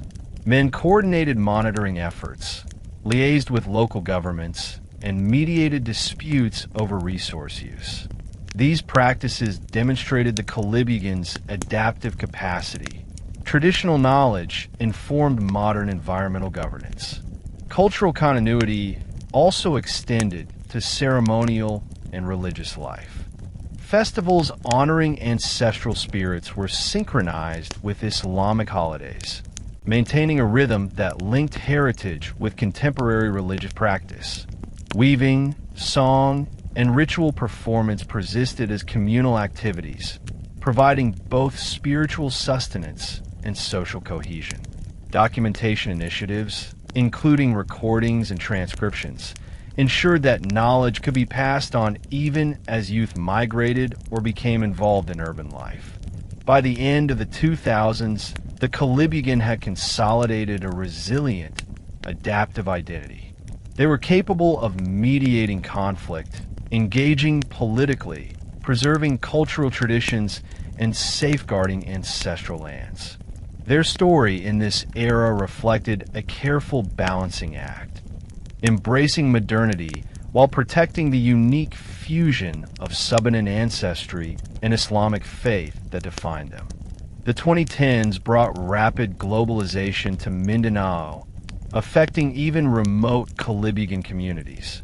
Advances in telecommunications, transportation, and social media connected villages to national and global networks for the first time. While these changes offered opportunities for education, commerce, and cultural exchange, they also introduced new pressures on traditional lifestyles, economic practices, and cultural identity. For Kolibugan farmers, modern markets created both promise and challenge. Access to regional and urban markets allowed them to sell rice, vegetables, and woven crafts beyond their immediate communities. However, competition with large agribusinesses and market fluctuations threatened small-scale production. Fisherfolk similarly faced pressures from commercial boats and environmental degradation, requiring adaptation in techniques and strategies. The influx of media, internet, and popular culture also shaped youth aspirations. Kolibugan teenagers increasingly accessed global content, from music and film to social media trends, which influenced language, fashion, and lifestyle. While exposure to broader culture provided educational and social benefits, elders worried about cultural erosion. Subanen rituals, oral histories, and traditional weaving could easily be overshadowed by globalized norms.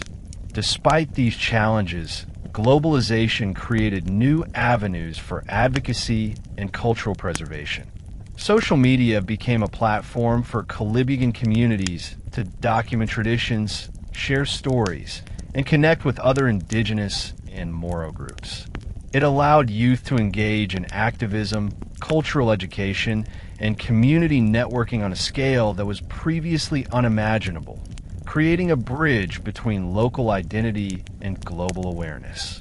The 2010s saw a surge of youth activism within Kolibugan communities. Young leaders began organizing cultural festivals, language workshops, and environmental projects that celebrated both their Subanen ancestry and Islamic faith. These initiatives often targeted schools, mosques, and community centers, integrating modern pedagogical methods with traditional knowledge to ensure effective intergenerational learning. Youth activists also became politically engaged. They participated in municipal councils, provincial forums, and advocacy networks that focused on indigenous rights, land protection, and environmental stewardship. Their activism often addressed the dual challenges of marginalization and modernization. For example, campaigns were launched to prevent illegal logging in ancestral forests, protect river systems from pollution, and promote sustainable farming practices. Religious and cultural identity were central to these initiatives. Kolibugan youth emphasized that Islamic teachings and Subanen traditions were not mutually exclusive but complementary. Rituals honoring rivers, mountains, and forests were maintained alongside prayers, festivals, and Islamic holidays.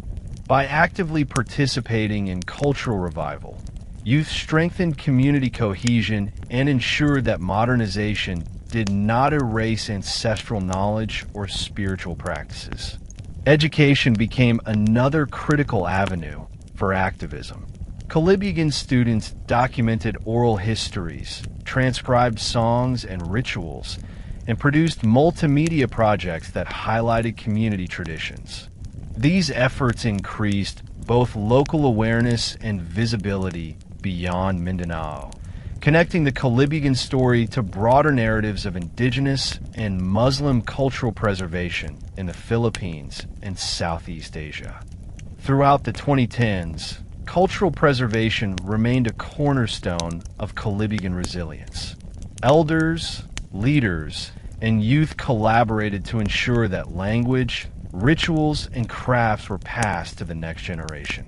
Subanen dialects, enriched with Arabic loanwords from Islamic practice, were taught in informal and formal settings. Oral traditions, folk tales, and ceremonial chants were recorded and archived, creating repositories for future generations. Weaving, Carving and other artisanal practices were maintained as both cultural expression and economic livelihood. Women often led these initiatives, combining production with education and mentorship. Festivals and communal gatherings reinforced identity, linking spiritual practice with community cohesion and intergenerational learning. Environmental stewardship also remained integral to cultural continuity. Kolibugan communities actively protected rivers, forests, and upland areas, linking ecological care to spiritual obligations inherited from Subanen and Islamic traditions. Communal monitoring, ritual observances, and sustainable farming ensured both survival and cultural fidelity. By the end of the decade, the Kolibugan demonstrated a remarkable balance, embracing globalization for economic and educational opportunities while actively preserving a distinct cultural and religious identity. Their experiences in the 2010s reflected adaptability, resilience, and an enduring commitment to maintaining the unique fusion of Subanen roots and Islamic faith that defines their community. The 2020s have brought new challenges to Kolibugan communities in Mindanao, reflecting broader global and national trends. Climate change, economic pressures, and social transformation have created uncertainty in both rural and urban Kolibugan settlements. Seasonal flooding, unpredictable rainfall, and rising temperatures have disrupted rice farming, upland agriculture, and fishing cycles, threatening food security and livelihoods. The ongoing effects of globalization and migration further complicated community life. Younger Kolibugan frequently relocate to urban centers for education and employment, which provides opportunities but risks cultural dilution. Elders worry that traditional knowledge, rituals, and the Kolibugan dialect may be lost if youth do not remain engaged with their ancestral communities. Cultural erosion is particularly pronounced in remote villages where exposure to mass media and urban lifestyles competes with local traditions.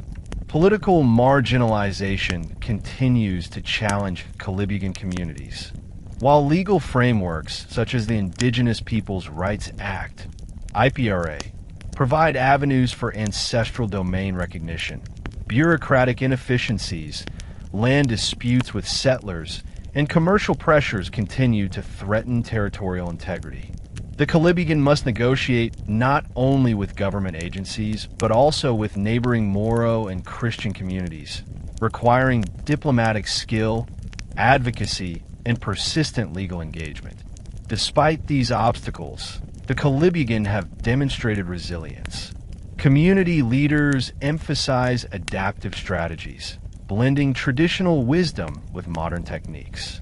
They leverage education, communal cooperation, and strategic alliances to navigate the complex realities of the 2020s, ensuring that their communities remain cohesive, culturally vibrant, and politically aware.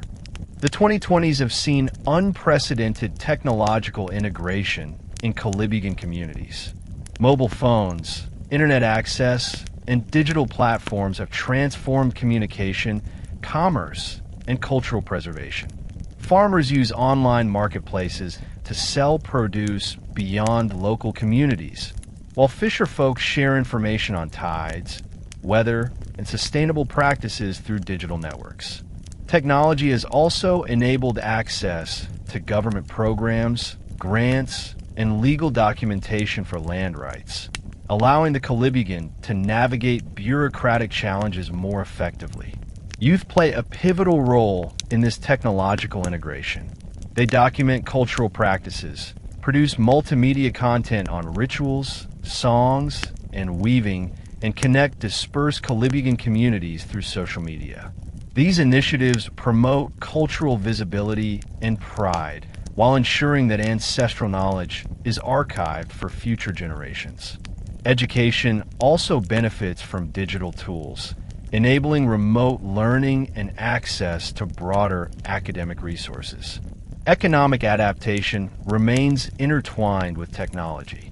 Cooperatives, local enterprises and microfinance initiatives have been enhanced through digital platforms, allowing Kolibugan communities to compete in regional and national markets.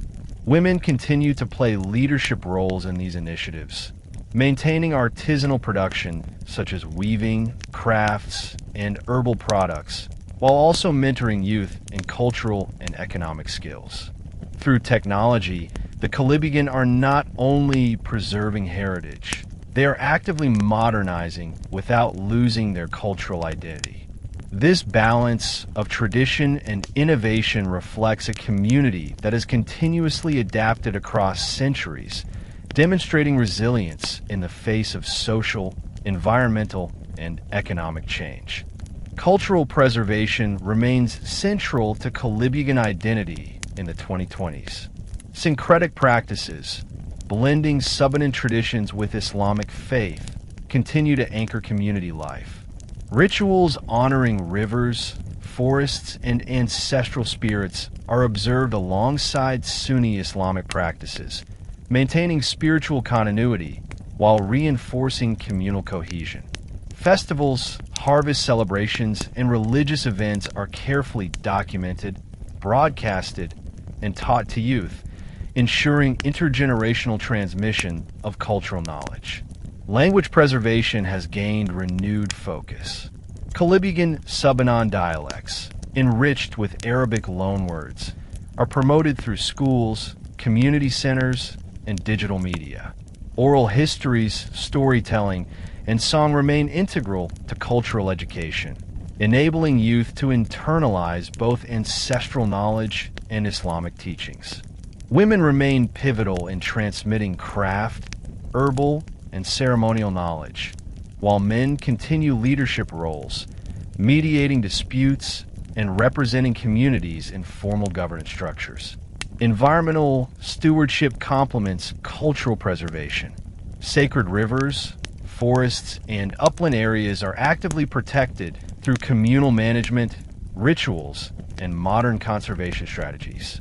This approach reflects the Kolibugan belief that identity, land, and spiritual practice are inseparable. By maintaining these practices in the 2020s, Kolibugan communities demonstrate that cultural continuity, ecological care, and technological adaptation can coexist harmoniously. The Kolibugan of the 2020s embody a dynamic fusion of history and modernity. They navigate climate challenges, political pressures, and globalization while preserving the distinct blend of Subanen heritage and Islamic faith. Their story illustrates resilience, adaptability, and a deep commitment to cultural continuity, offering a living example of how indigenous communities can thrive in the contemporary world. In the late 2010s and early 2020s, Kolibugan communities increasingly emphasize the importance of internal networks to strengthen social cohesion, economic resilience, and cultural continuity. Historically, Kolibugan villages were small and dispersed across western Mindanao, often isolated by geography or limited infrastructure. In response, leaders and elders fostered inter-village cooperation, creating formal and informal networks to share resources, knowledge, and advocacy strategies. These networks enabled communities to coordinate agricultural production, collective fishing ventures, and artisanal craft projects.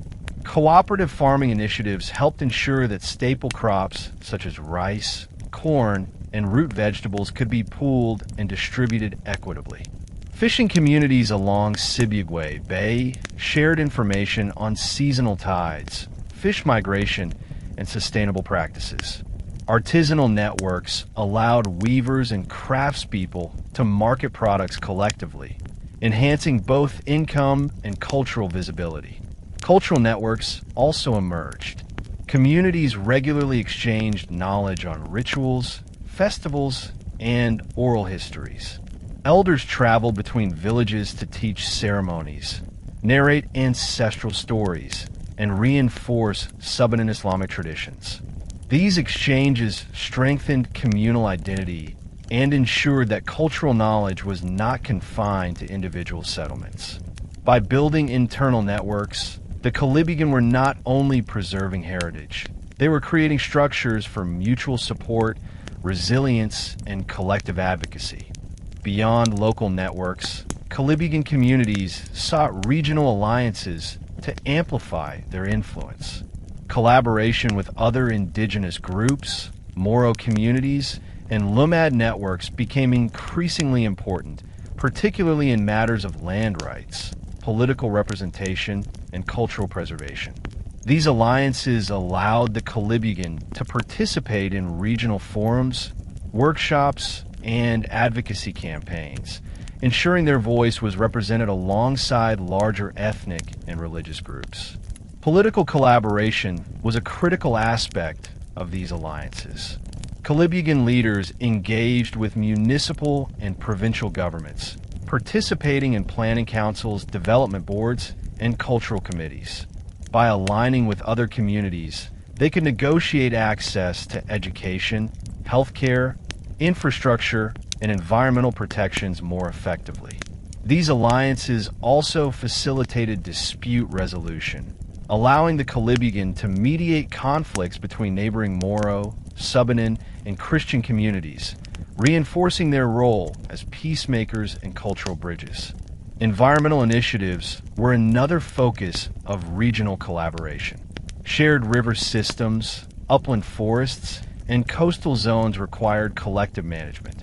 Kolibugan leaders partnered with NGOs, government agencies, and regional environmental coalitions to implement sustainable practices, monitor illegal logging, and protect biodiversity. These regional efforts reinforce the notion that culture, governance, and ecological stewardship were intertwined, reflecting the Kolibugan's historical commitment to both faith and ancestral knowledge. Looking ahead, the Kolibugan face both opportunities and challenges. Modernization, climate change, and political pressures will continue to shape their communities, while globalization and youth migration pose risks to cultural continuity. Yet the adaptive strategies developed over centuries, blending Subanen heritage, Islamic faith, and modern tools, position them well to navigate the future. Education and youth engagement remain central to sustaining identity. Programs focusing on language preservation, ritual documentation, and cultural performance ensure that younger generations understand their heritage and take pride in their dual identity. Technology, including social media and digital archives, offers unprecedented tools to connect dispersed communities and broadcast Kolibugan culture beyond Mindanao. Political participation and advocacy will also continue to be crucial. By strengthening alliances with regional networks, NGOs, and government institutions, the Kolibugan can assert their rights to ancestral lands, participate in policymaking, and protect sacred sites. Environmental stewardship, intertwined with cultural practice, will ensure that the natural landscapes that define their history and spirituality are preserved for future generations. Ultimately, the Kolibugan narrative reflects resilience, adaptation, and a dynamic fusion of traditions. Their history, shaped by centuries of intermarriage, Islamization, colonization, conflict, and modernization, demonstrates the capacity of a community to maintain identity while evolving with changing circumstances. The future of the Kolibugan will depend on their ability to balance tradition with innovation, ensuring that their unique Subanen Islamic heritage continues to thrive amid the challenges and opportunities of the 21st century. Language has always been a central component of Kolibugan identity. Known as Kolibugan Subanen, their dialect is rooted in the broader Subanen linguistic family, but enriched with Arabic loanwords from Islamic influence. In contemporary society, the language continues to serve as both a daily communication tool and a marker of cultural heritage, even as younger generations encounter mainstream Filipino languages, English, and digital media. Maintaining linguistic continuity has required deliberate effort. Schools and Kolibugan communities integrate the dialect into informal lessons, while elders teach oral histories, folktales, and ritual chants to younger members. Community programs encourage reading and writing in Kolibugan Subanen, often pairing literacy with cultural storytelling. Youth participation is crucial as they adapt traditional speech to modern contexts, including social media posts, digital recordings, and online cultural documentation. The language also functions as a bridge between generations.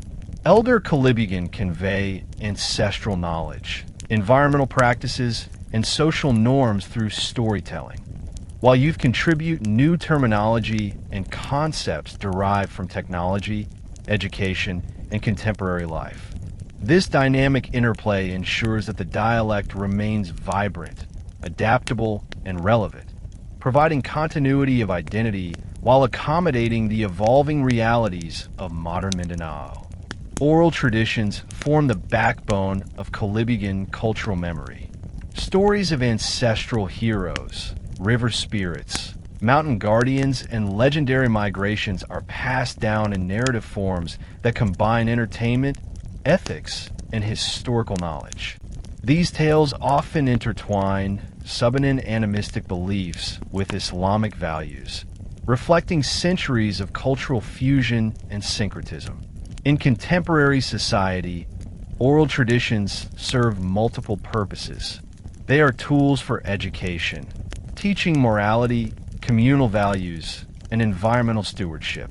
They are also instruments of resistance, preserving history that might otherwise be lost to colonization, migration, or modernization. Festivals, community gatherings, and ritual events remain key venues for storytelling, ensuring that narrative practices remain socially embedded. Technology has further expanded the reach of oral traditions. Youth and cultural activists record stories, produce podcasts, and create multimedia archives that preserve both language and narrative structure. These initiatives not only safeguard traditions, but also allow Kolibugan culture to gain visibility beyond Mindanao, fostering intercultural dialogue and enhancing awareness of their unique heritage on national and global stages. Religious life continues to anchor Kolibugan communities. Sunni Islam guides spiritual observance, moral codes, and social conduct, while Subanen animistic beliefs inform ritual interactions with the natural world. Kolibugan mosques serve as centers of worship, education, and communal decision-making, while ceremonial sites such as rivers, forests, and mountains retain spiritual significance. Syncretism is a defining feature of contemporary religious practice. Kolibugan communities celebrate Islamic festivals like Ramadan and Eid alongside rituals honoring ancestral spirits, harvest deities, and sacred landscapes. Offerings, prayers, and seasonal ceremonies reflect a dual reverence for both faith and ancestral tradition. Women often lead ceremonial preparations and teach ritual practices, while men oversee prayer leadership, conflict mediation, and governance integration. Religious education is integrated with cultural preservation. Children learn Quranic principles alongside ancestral rituals, ensuring that faith and tradition reinforce one another rather than compete. This dual approach provides a cohesive framework for identity, teaching moral, ethical, and environmental responsibility while maintaining a sense of belonging and continuity. By maintaining language, oral traditions, and syncretic religious practices, the Kolibugan ensure that their heritage remains vibrant in the contemporary era. These cultural foundations continue to guide social cohesion, political engagement, and environmental stewardship, reflecting a community that honors its past while navigating the demands of modern life. Ritual arts remain central to Kolibugan identity. Ceremonial attire, sacred objects, and ritual spaces are carefully maintained and decorated according to traditional designs, reflecting ancestral values and spiritual significance. Objects such as woven mats, ceremonial knives, and talismans are used in rites that honor rivers, mountains, and ancestral spirits, often synchronized with Islamic prayers and festivals. These arts serve as symbolic expression of community cohesion and faith. The creation, preservation, and use of ritual objects transmit knowledge about ethics, cosmology, and social responsibilities. Participation in ritual art making strengthens communal bonds, teaching youth the importance of collaboration, respect, and continuity. Contemporary initiatives have introduced digital documentation, photo archives, and instructional videos for ritual arts, ensuring that these practices endure despite generational change and urban migration. Community workshops combine practical instruction with historical explanation, reinforcing the significance of rituals and material culture. Through ritual arts, the Kolibugan continue to negotiate modernity while preserving a rich tapestry of symbolic, spiritual, and aesthetic traditions that define their unique identity. Music, dance, and performance are equally vital expressions of Kolibugan culture. Traditional instruments, including gongs, drums, and bamboo flutes, accompany ritual dances and ceremonial events. Songs convey ancestral narratives, moral lessons, and spiritual teachings, intertwining Subanen oral history with Islamic religious themes. In contemporary society, music and performance serve both cultural preservation and public engagement. Festivals, school programs, and community presentations provide platforms for youth to learn traditional rhythms and choreography while developing improvisational and creative skills. Performances often integrate Islamic chants and prayers, reinforcing faith alongside ancestral tradition. Recording and digitization initiatives have expanded the reach of Kolibugan music and performance. Youth activists document songs, dances, and instrumental techniques, creating multimedia archives that preserve cultural knowledge and enable sharing with broader audiences. These efforts not only safeguard heritage, but also foster intercultural dialogue, allowing the Kolibugan narrative to reach regional, national, and even global communities. Artisan crafts have always been a cornerstone of Kolibugan cultural identity, particularly weaving, which reflects centuries of Subanen tradition combined with Islamic aesthetic influence. Kolibugan women traditionally create woven textiles using natural fibers, such as abaca, cotton, and pandan leaves, producing patterns and motifs that carry symbolic meanings related to ancestry, spirituality, and environmental awareness. In contemporary times, weaving continues as both cultural practice and economic livelihood. Women-led weaving cooperatives often produce textiles for local markets, cultural festivals, and even national and international buyers, blending traditional designs with modern functional forms like bags, scarves, and clothing. The inclusion of Islamic geometric patterns alongside Subanen motifs demonstrates the ongoing syncretism that defines Kolibugan art. Training younger generations has become a central focus to ensure continuity. Elders mentor apprentices, teaching dyeing, pattern creation, and loom techniques while contextualizing the symbolic meaning of motifs. Cultural festivals and workshops showcase these crafts, reinforcing community pride and creating opportunities for cross-generational engagement. Weaving, thus, serves as a medium for transmitting values, history, and faith alongside practical skills that sustain livelihoods. Governance in Kolibugan communities has historically revolved around the Timue, a village leader whose authority combines administrative, judicial, and spiritual responsibilities. The Timue serves as a custodian of customs, mediator of disputes, and facilitator of community rituals. This leadership role has adapted over centuries, blending Subanen traditions with Islamic principles reflecting the hybrid cultural identity of the Kolibugan. In the 21st century, the Timue continues to play a central role in local governance, particularly in rural villages where formal governmental structures are less accessible. Responsibilities include mediating conflicts over land and resources, overseeing ritual practices, and maintaining community cohesion. Timue leadership is often hereditary, but candidates are expected to demonstrate knowledge of customs, Islamic principles, and effective negotiation skills. Elder councils typically support the Timue, ensuring that decisions reflect both historical precedent and contemporary community needs. The Timue also functions as a bridge between traditional governance and formal government structures.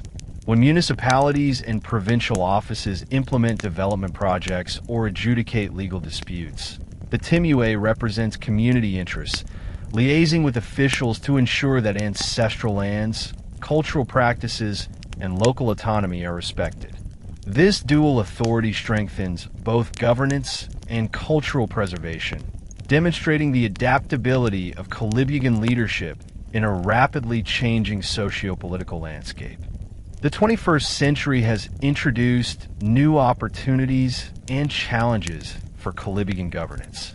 The Local Government Code of 1991 and subsequent policies provide mechanisms for local autonomy, resource management, and political representation, but navigating these systems requires collaboration between traditional and formal authorities.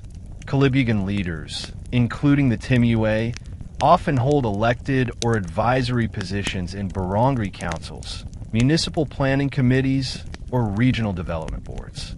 This integration enables communities to access development funds, advocate for land rights, and implement education or health initiatives. It also presents challenges. Traditional customs sometimes conflict with bureaucratic regulations, and disputes over representation or resource allocation can strain leadership structures. To address this, Kolibugan leaders have developed hybrid decision-making processes, combining the authority of the Timue with community assemblies, advisory councils, and youth committees. Participation in formal governance has strengthened Kolibugan political visibility. Leaders are able to lobby for infrastructure, ancestral land recognition, and environmental protections while maintaining culturally informed decision-making. These efforts demonstrate the community's ability to balance tradition with modernity, ensuring that governance structures reflect both historical heritage and contemporary legal and social frameworks. Decision-making in Kolibugan villages emphasizes consensus and inclusivity, reflecting centuries of communal living and hybrid Subanen Islamic principles. Community meetings, often led by the Timue, allow men, women, and elders to discuss critical issues ranging from land disputes and resource management to ritual planning and educational initiatives. Youth participation has become increasingly important, with younger members contributing insights on technology, education, and economic development while learning traditional negotiation and leadership skills. Key decisions often involve multiple layers of consultation. For example, land disputes may be addressed first through customary negotiation led by the Timue and Elder Council, followed by formal documentation for government offices. Religious leaders provide guidance on ethical or ritual matters, while women ensure that community welfare, health, and intergenerational knowledge are considered. Such participatory processes create a robust governance framework that blends respect for tradition with responsiveness to contemporary challenges. Environmental stewardship, cultural preservation, and conflict resolution are embedded in these decision-making structures. Sacred rivers, forests, and upland areas are managed through collective agreements, ensuring that community well-being, ecological balance, and spiritual obligations are maintained. Through participatory governance, the Kolibugan demonstrate that leadership, decision-making, and communal engagement are intertwined, reinforcing identity, resilience, and sustainability in the 21st century. Decision-making in Kolibugan villages emphasizes consensus and inclusivity, reflecting centuries of communal living and hybrid Subanen Islamic principles. Community meetings, often led by the Timue, allow men, women, and elders to discuss critical issues ranging from land disputes and resource management to ritual planning and educational initiatives.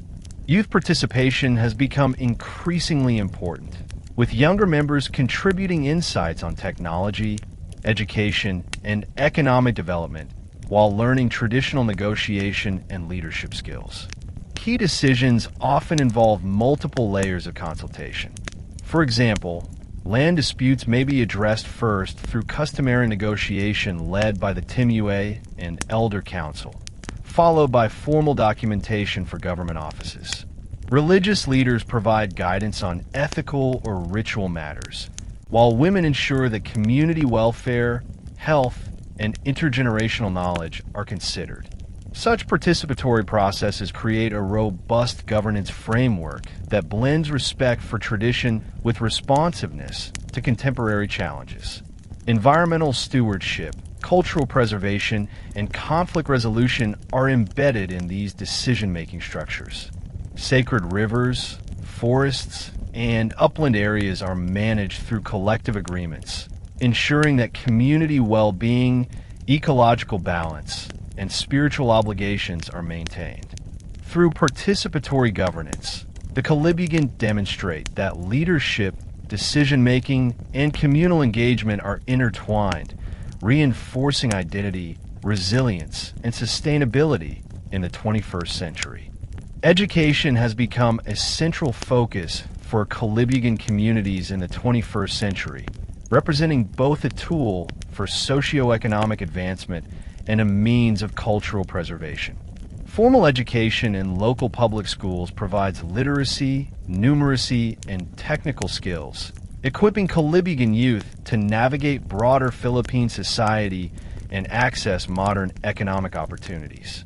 Curriculum includes Filipino and English languages, mathematics, science, and social studies, alongside regional history and culture where possible. Informal education complements formal schooling, emphasizing Kolibugan Subanen language, cultural practices, and Islamic teachings.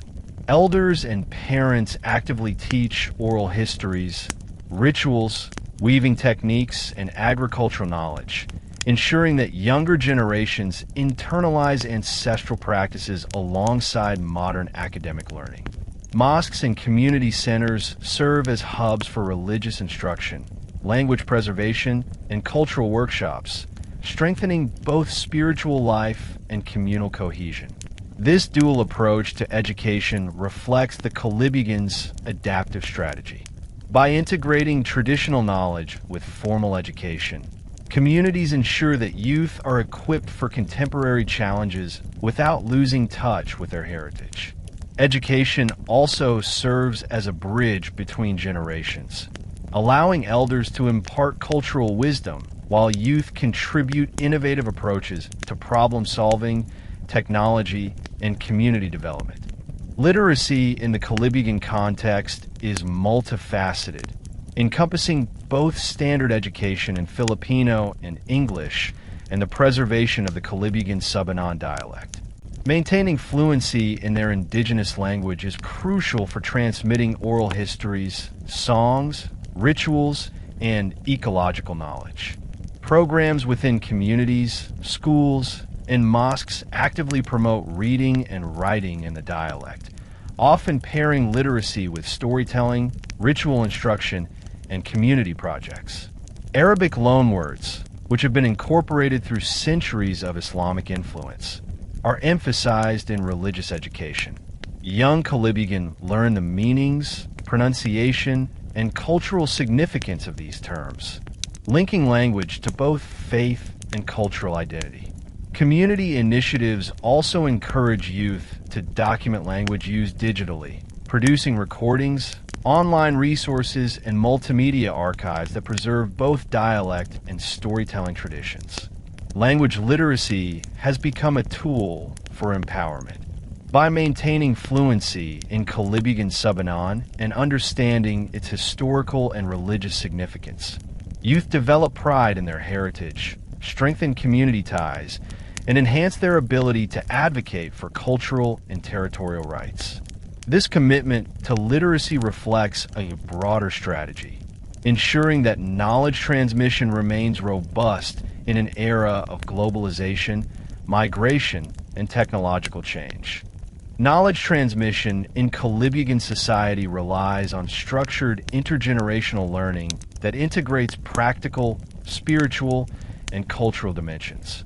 Elders serve as repositories of wisdom, teaching skills essential for survival: farming, fishing, weaving, and herbal medicine, while also conveying social norms, moral values, and ancestral narratives. These lessons are reinforced through participation in rituals, community projects, and festivals, where knowledge is applied in real-world contexts. Youth engagement is essential for sustaining cultural continuity. Kolibugan adolescents are encouraged to document ceremonies, produce recordings of oral histories, and participate in educational programs that merge technology with tradition.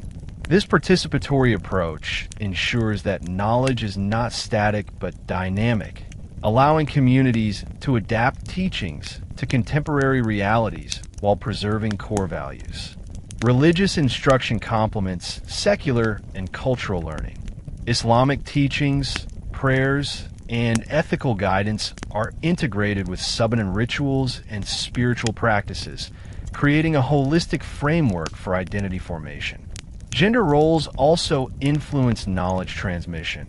Women often lead craft, herbal, and ritual education, while men manage governance, conflict resolution, and environmental stewardship training. Through these interwoven educational strategies, Kolibugan communities ensure that youth inherit both practical skills and cultural wisdom. Knowledge transmission reinforces identity, social cohesion, and resilience, preparing the next generation to navigate modern challenges while preserving the unique fusion of Subanen heritage and Islamic faith that defines the Kolibugan people. Environmental stewardship is a cornerstone of Kolibugan cultural identity, rooted in centuries of Subanen ecological knowledge and Islamic principles of stewardship, khilafah, over the earth. Historically, Kolibugan communities developed practices for managing rivers, forests, uplands, and coastal areas, ensuring sustainable use while honoring spiritual significance.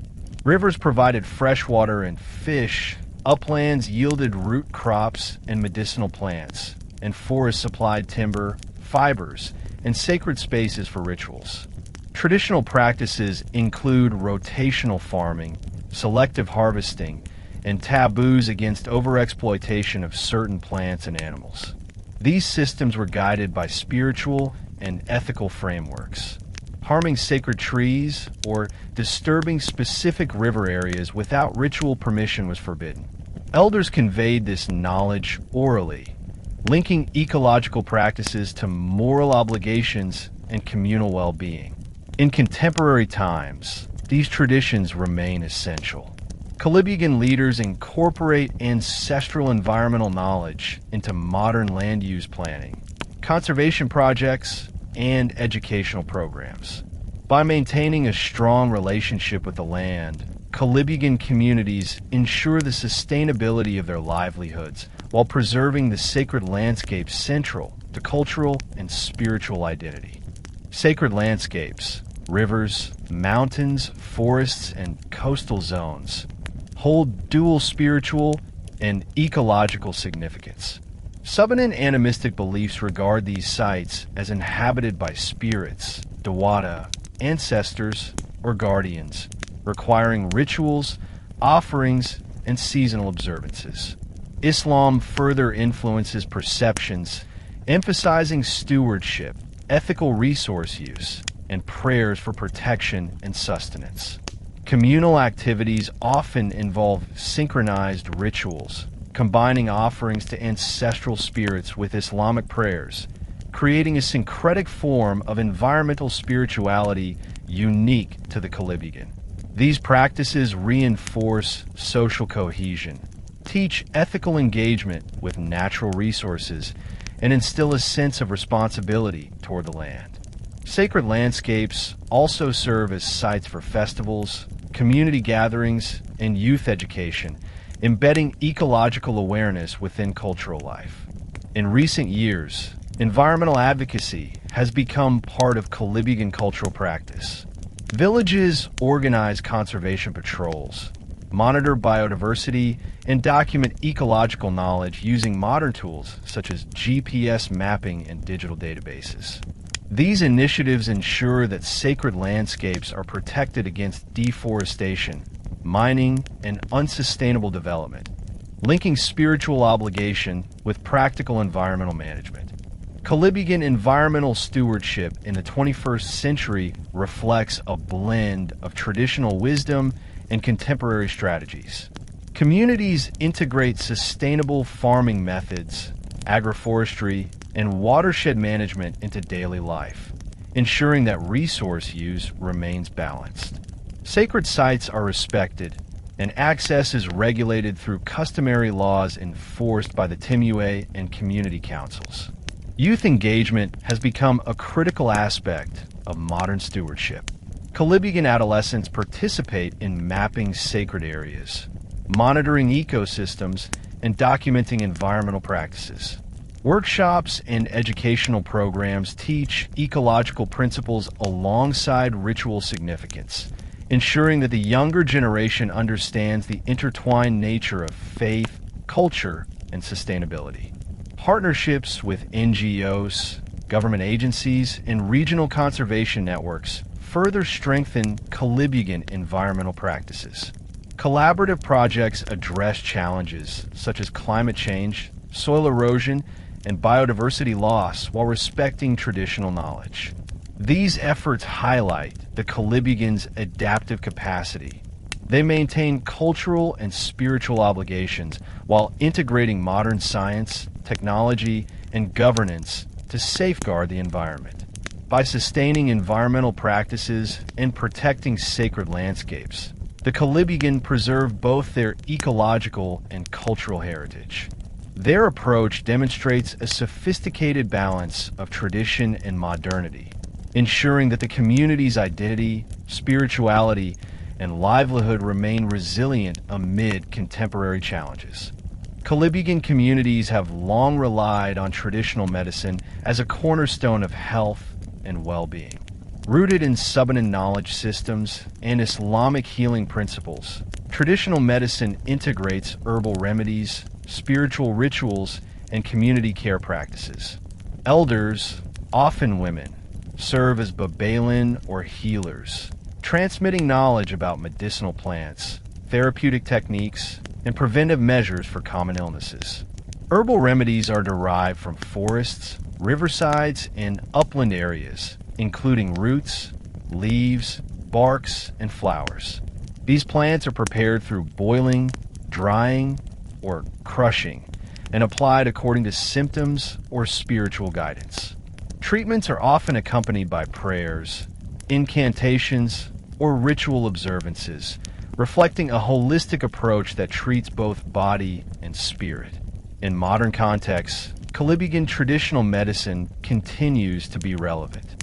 While health centers and hospitals provide biomedical care, rural villages rely on accessible and culturally familiar remedies. Knowledge of plant species, preparation techniques, and ritual practices is actively transmitted to youth through apprenticeships, workshops, and family instruction. This ensures that the community maintains a resilient health system grounded in both tradition and practical care. Community well-being extends beyond individual health to include social cohesion, food security, and environmental management. Kolibugan practices emphasize communal responsibility, shared labor in farming, fishing, and household tasks ensures equitable access to resources and strengthens social bonds. Festivals, communal meals, and ritual observances reinforce connections and provide informal health education through storytelling and participation. Sanitation and hygiene practices, while influenced by modern health campaigns, are integrated with traditional methods. For instance, river systems used for daily chores are respected through ritual guidelines to prevent pollution, and seasonal rituals often coincide with agricultural cycles to ensure water quality and food safety. Community councils, led by the Timue and elders, also play a role in conflict resolution related to health and resource use. Disputes over land, water, or forest access can have indirect effects on public health, so mediation and guidance are essential. By combining leadership, ritual observance, and social responsibility, Kolibugan communities maintain a holistic approach to health that intertwines physical, spiritual, and communal dimensions. In recent decades, Kolibugan communities have integrated traditional practices with modern public health initiatives. Government health programs, NGOs, and local clinics collaborate with community leaders to provide vaccinations, maternal care, and nutritional education, while respecting cultural norms and spiritual practices. Traditional healers often act as mediators, encouraging villagers to access biomedical services when necessary, while continuing customary remedies at home. Health education programs also address emerging challenges such as climate-related diseases, waterborne infections, and malnutrition. Youth participation is emphasized, combining digital tools with community instruction to track health indicators, organize cleanup drives, and promote awareness of nutrition, hygiene, and preventive care. The integration of traditional medicine and modern healthcare demonstrates the Kolibugan's adaptive resilience. By valuing ancestral knowledge while embracing contemporary practices, communities ensure sustainable well-being. This approach highlights a central feature of Kolibugan life, a holistic understanding of health that balances body, mind, spirit, and environment, reflecting centuries of cultural adaptation and continuity. Marriage in Kolibugan communities reflects a blend of Subanen customs and Islamic practices, embodying both cultural heritage and religious observance. Traditionally, marriages are arranged through familial negotiation, emphasizing alliances that strengthen social ties and community cohesion. The Timue or Elder Council often oversees negotiations, ensuring that the union respects customary law, family interests, and spiritual norms. Ceremonial aspects of marriage are elaborate and symbolic. Subanen rituals include offerings to ancestral spirits, prayers at sacred sites, and the use of ritual objects, while Islamic traditions emphasize the nikah ceremony, recitation of Quranic verses, and formal consent from both parties. Dowries or bride prices may be offered in some communities, reflecting both economic and symbolic significance. Modern Kolibugan marriages continue to honor this syncretism. Couples often participate in both traditional ceremonies and formal Islamic weddings, sometimes supplemented by civil registration to ensure legal recognition. The combination reinforces cultural identity while adapting to contemporary legal and social requirements. Marriage, thus, serves not only as a personal union, but as a mechanism for preserving communal norms, spiritual values, and social cohesion. Kolibugan family structure is traditionally extended, encompassing multiple generations under one roof or within close proximity. Families often include grandparents, parents, children, and occasionally uncles, aunts, and cousins, fostering strong intergenerational bonds and shared responsibilities.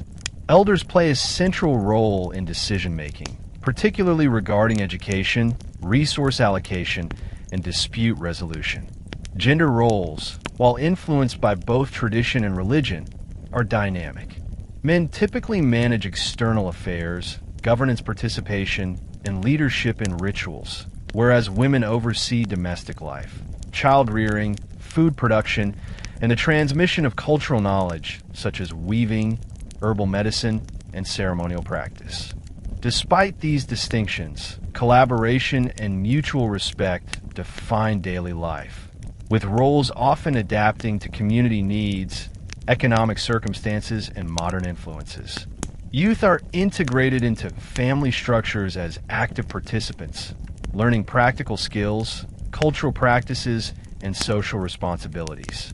This integration ensures continuity of knowledge, reinforces ethical values, and strengthens familial cohesion, which is foundational to Kolibugan identity. While traditional gender roles persist, the 21st century has introduced new dynamics in Kolibugan communities. Women increasingly participate in formal education, local governance, entrepreneurship, and community leadership, complementing traditional responsibilities. Their involvement in cooperatives, cultural initiatives, and environmental stewardship demonstrates an expanded public role that balances heritage with contemporary agency. Men, while maintaining customary leadership positions, increasingly collaborate with women in community projects, education programs, and intergenerational knowledge transfer. Youth, both male and female, actively engage in cultural preservation, advocacy, and technology-driven initiatives, reshaping gender dynamics without undermining traditional respect for elders and communal authority. Marriage, family, and gender roles in contemporary Kolibugan society illustrate adaptability and resilience. Cultural and religious values are preserved, yet communities respond pragmatically to modern challenges, education, and social change. This balance strengthens social cohesion, ensures intergenerational continuity, and empowers both men and women to participate meaningfully in shaping the future of Kolibugan identity. Kolibugan communities maintain a vibrant calendar of festivals and communal gatherings that reinforce social cohesion, cultural identity, and spiritual practice. Festivals often align with agricultural cycles, Islamic holidays, or significant historical events. Traditional harvest celebrations, for instance, honor both ancestral spirits and the bounty of the land. Offerings of rice, fish, and woven goods are presented at rivers or sacred sites, accompanied by dances, songs, and prayers that combine Subanen animistic and Islamic elements. Islamic festivals, such as Eid al-Fitr and Eid al-Adha, are widely observed. Kolibugan communities perform prayers in mosques, distribute charity, and gather for communal feasts. These religious celebrations are often integrated with local customs. Ritual dances, traditional music, and ceremonial attire are incorporated, reflecting a unique blend of heritage and faith. Such festivals serve as opportunities for youth education, intergenerational interaction, and reinforcement of social bonds. Communal gatherings, beyond formal festivals, are vital for maintaining cohesion. Village meetings, ritual preparations, and celebratory feasts allow elders, leaders, and youth to exchange knowledge, settle disputes, and transmit cultural values.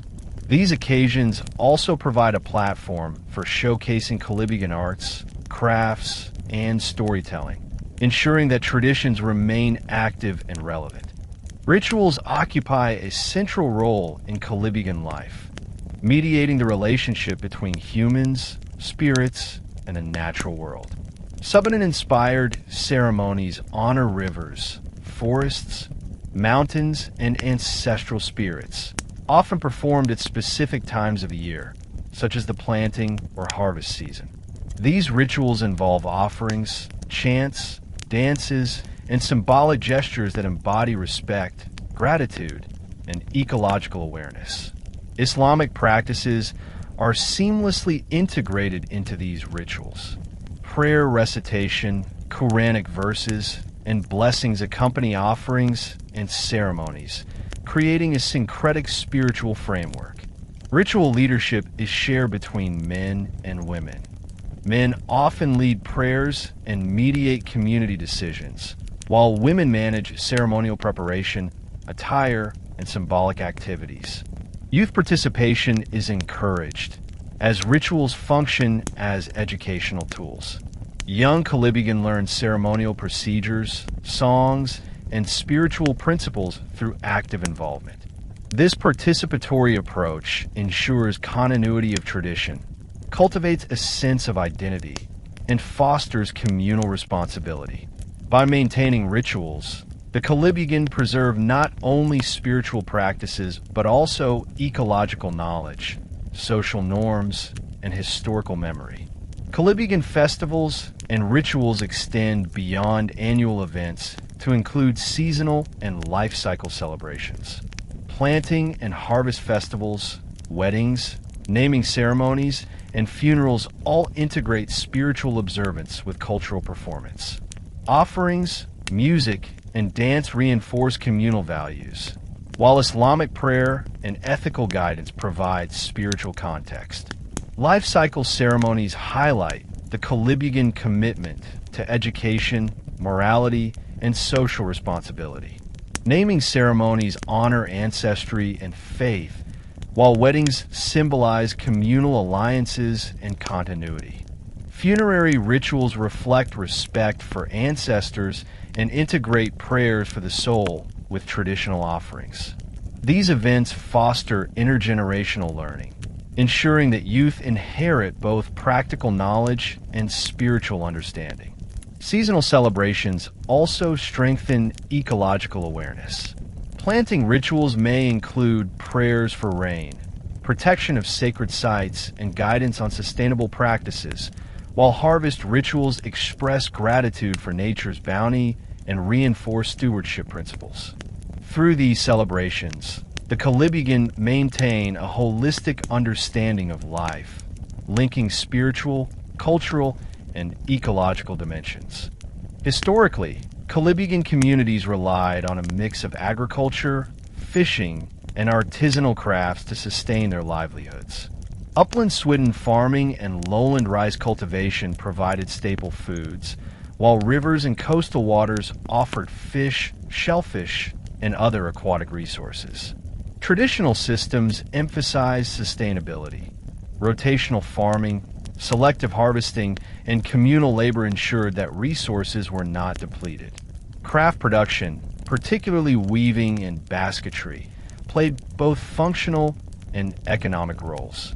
Women produced textiles, mats, and baskets for domestic use, ceremonial purposes, and local trade.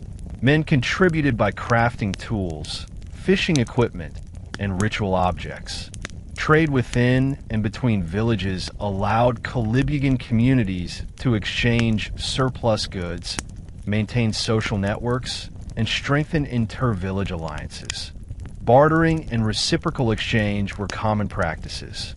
Food, crafts, and services were often shared according to social obligations, ceremonial duties, or familial ties.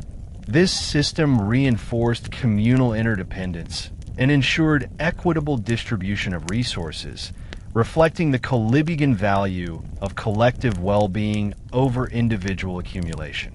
In contemporary times, Kolibugan communities have adapted traditional practices to modern economic realities.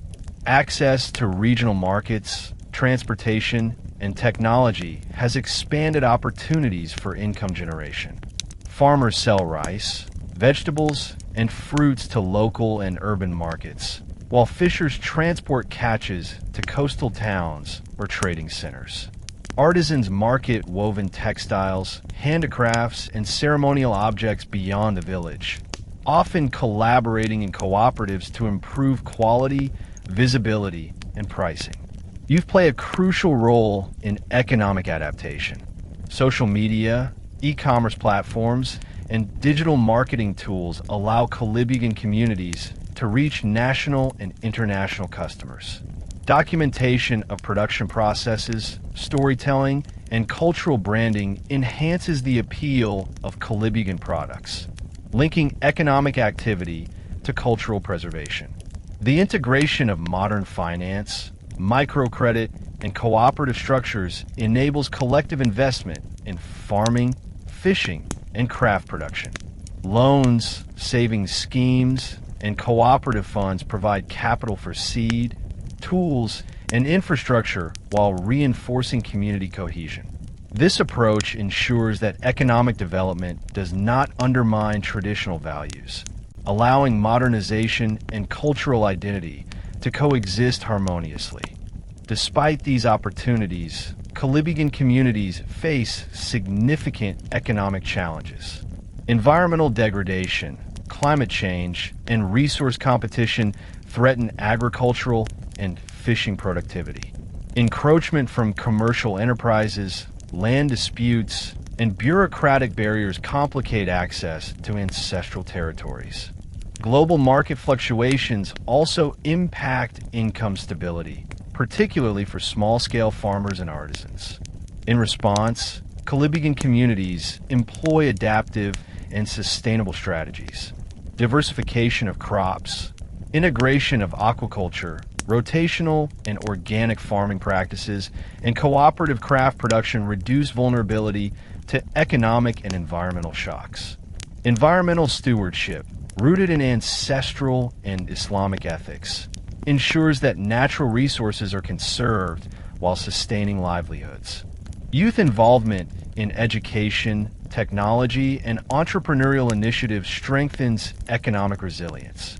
By combining traditional knowledge with modern tools, Kolibugan communities maintain their cultural identity while navigating complex economic landscapes. This balance demonstrates the adaptability and resourcefulness that have characterized Kolibugan life across centuries, ensuring both survival and cultural continuity. Kolibugan communities have historically exercised political authority through the Timue and elder councils, blending Subanen traditions with Islamic governance principles. The Timue serves as the primary decision-maker in village affairs, overseeing dispute resolution, resource management, and communal rituals. These traditional structures enabled Kolibugan communities to maintain social cohesion, mediate conflicts, and coordinate collective action.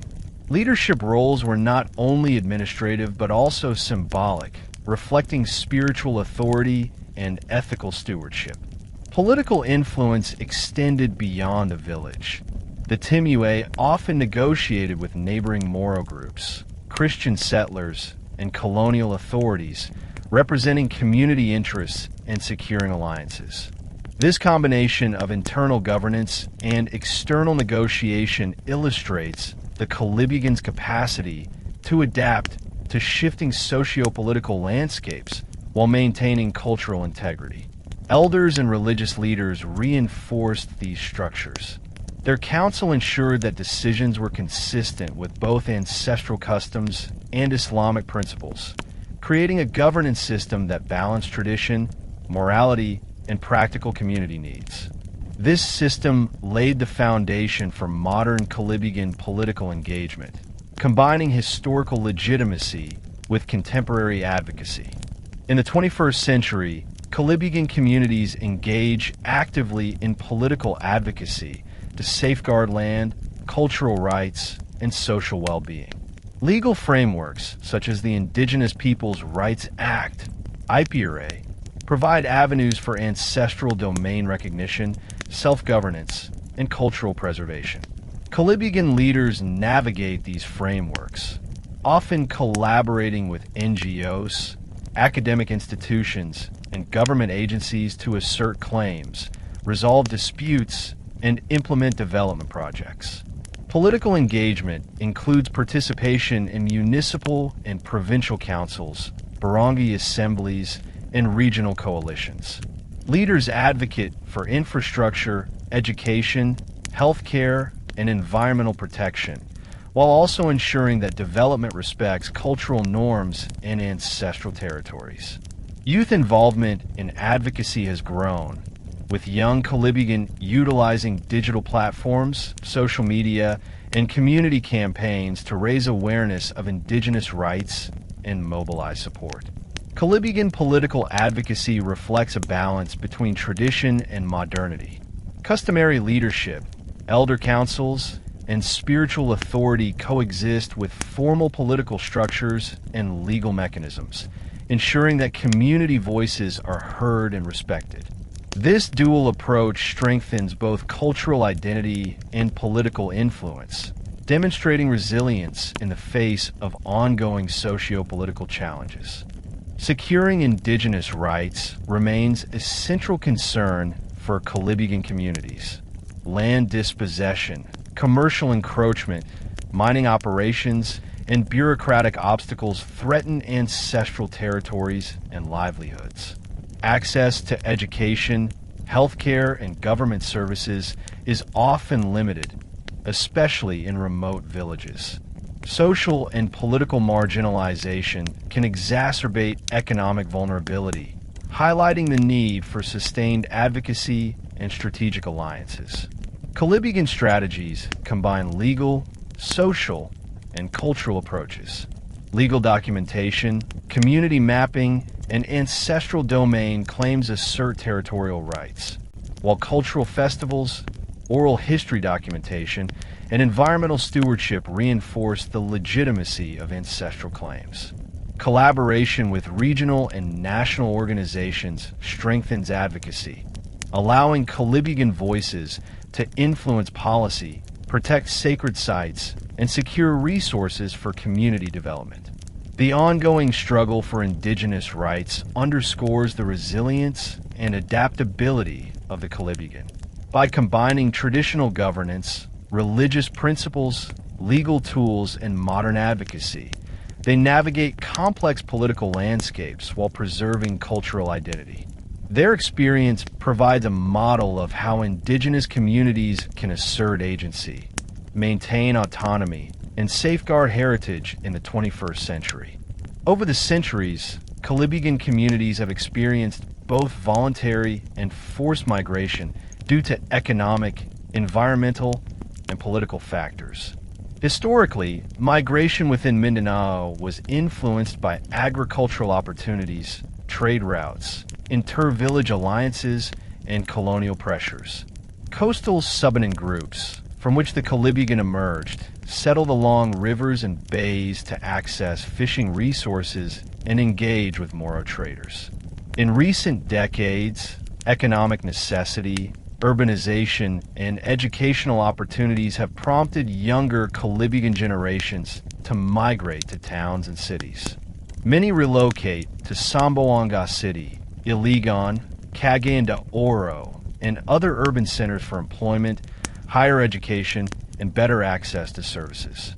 Despite geographic dispersion, these migrants maintain strong ties to their ancestral communities, returning for festivals, ceremonies, and family events.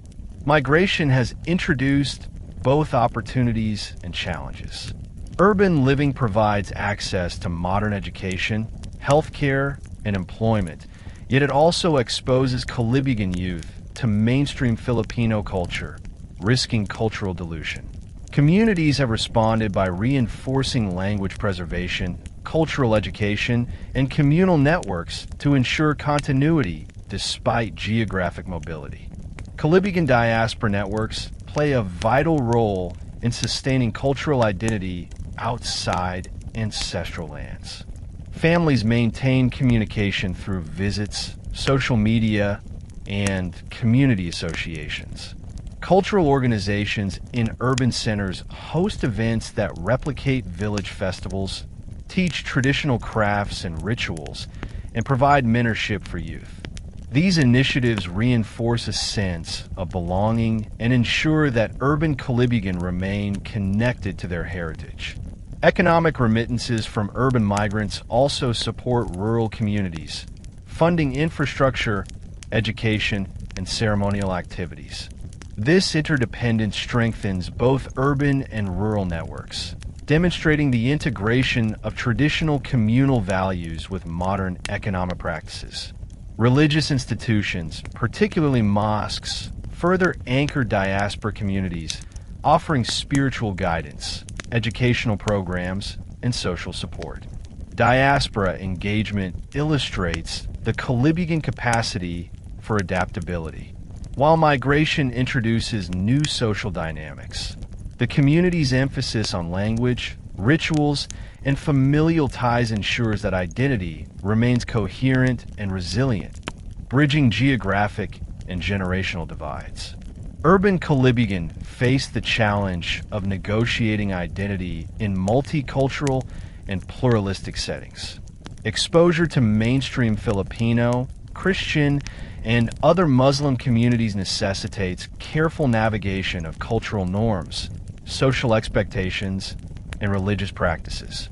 Many young Kolibugan adopt hybrid identities, combining urban lifestyle with traditional practices, such as observing Islamic prayers, participating in Kolibugan cultural festivals, and maintaining family connections in ancestral villages. Education and employment often require adaptation without compromising heritage. Urban Kolibugan integrate cultural knowledge into professional and social contexts, sharing their language, crafts, and rituals in workplaces, schools, and community groups. Youth-led cultural programs, storytelling sessions, and digital media projects amplify their presence and educate broader audiences about Kolibugan identity. This negotiation of urban life demonstrates the resilience and adaptability of the Kolibugan. By balancing ancestral traditions, religious faith, and modern urban realities, diaspora communities ensure cultural continuity while embracing new opportunities. Migration thus becomes not only a strategy for survival and advancement, but also a medium through which Kolibugan identity evolves, expands, and gains visibility in wider Philippine society. In Kolibugan communities, elders hold a central role as custodians of cultural knowledge, moral guidance, and spiritual authority. The Timue, elder councils, and ritual specialists are responsible for maintaining traditions, mediating disputes, and preserving communal norms. Their authority extends across governance, religious observance, and daily life, ensuring that social cohesion is maintained through respect, consultation, and example. Elders transmit knowledge orally, teaching youth about ancestral rituals, sacred landscapes, agricultural practices, and ecological stewardship. Stories, songs, and ceremonial instructions serve as vehicles for ethical education, embedding social responsibilities, spiritual beliefs, and practical skills. Authority is earned through experience, wisdom, and demonstrated moral conduct rather than formal position, creating a leadership system grounded in respect and accountability. The elder-youth relationship is interdependent. Elders provide guidance, while youth contribute energy, innovation, and adaptability. This dynamic ensures that traditions are preserved while allowing for cultural evolution, enabling Kolibugan society to maintain continuity in a rapidly changing world. Kolibugan youth play an increasingly active role in community life, bridging traditional practices with contemporary needs. Adolescents and young adults participate in ritual preparation, environmental stewardship, craft production, and educational initiatives. They also document oral histories, create digital archives of cultural events, and engage with social media to amplify Kolibugan visibility. Youth involvement strengthens intergenerational learning. Elders mentor young people in agricultural methods, ritual protocols, and ethical norms, while youth introduce technological tools, innovative practices, and contemporary knowledge. This reciprocal relationship fosters resilience, ensuring that knowledge is preserved in meaningful ways and adapted to modern realities. Urban migration has added complexity to youth roles. Young Kolibugan in cities navigate multicultural environments, balancing education, employment, and social integration with the maintenance of cultural and religious identity. Despite distance from ancestral lands, youth maintain ties through visits, online engagement, and participation in diaspora associations, ensuring that intergenerational continuity remains robust. Negotiation between elders and youth is central to sustaining Kolibugan identity. Elders provide historical perspective, ethical grounding, and spiritual guidance, while youth contribute contemporary knowledge, technology, and innovative strategies. Decisions regarding resource management, ritual adaptation, education, and community projects often involve consultation across generations. This intergenerational negotiation ensures that cultural practices remain relevant without compromising core values. For example, rituals may incorporate digital recording for preservation. Educational workshops may integrate ancestral teachings with modern curricula, and environmental stewardship may blend traditional taboos with scientific methods. Respect for elders remains foundational, yet flexibility allows youth to actively shape the future of the community. The Kolibugan model demonstrates a dynamic approach to cultural transmission, balancing preservation with innovation, authority with participation, and continuity with adaptation. This interplay between generations secures the survival of Kolibugan identity while enabling growth, resilience, and relevance in the 21st century.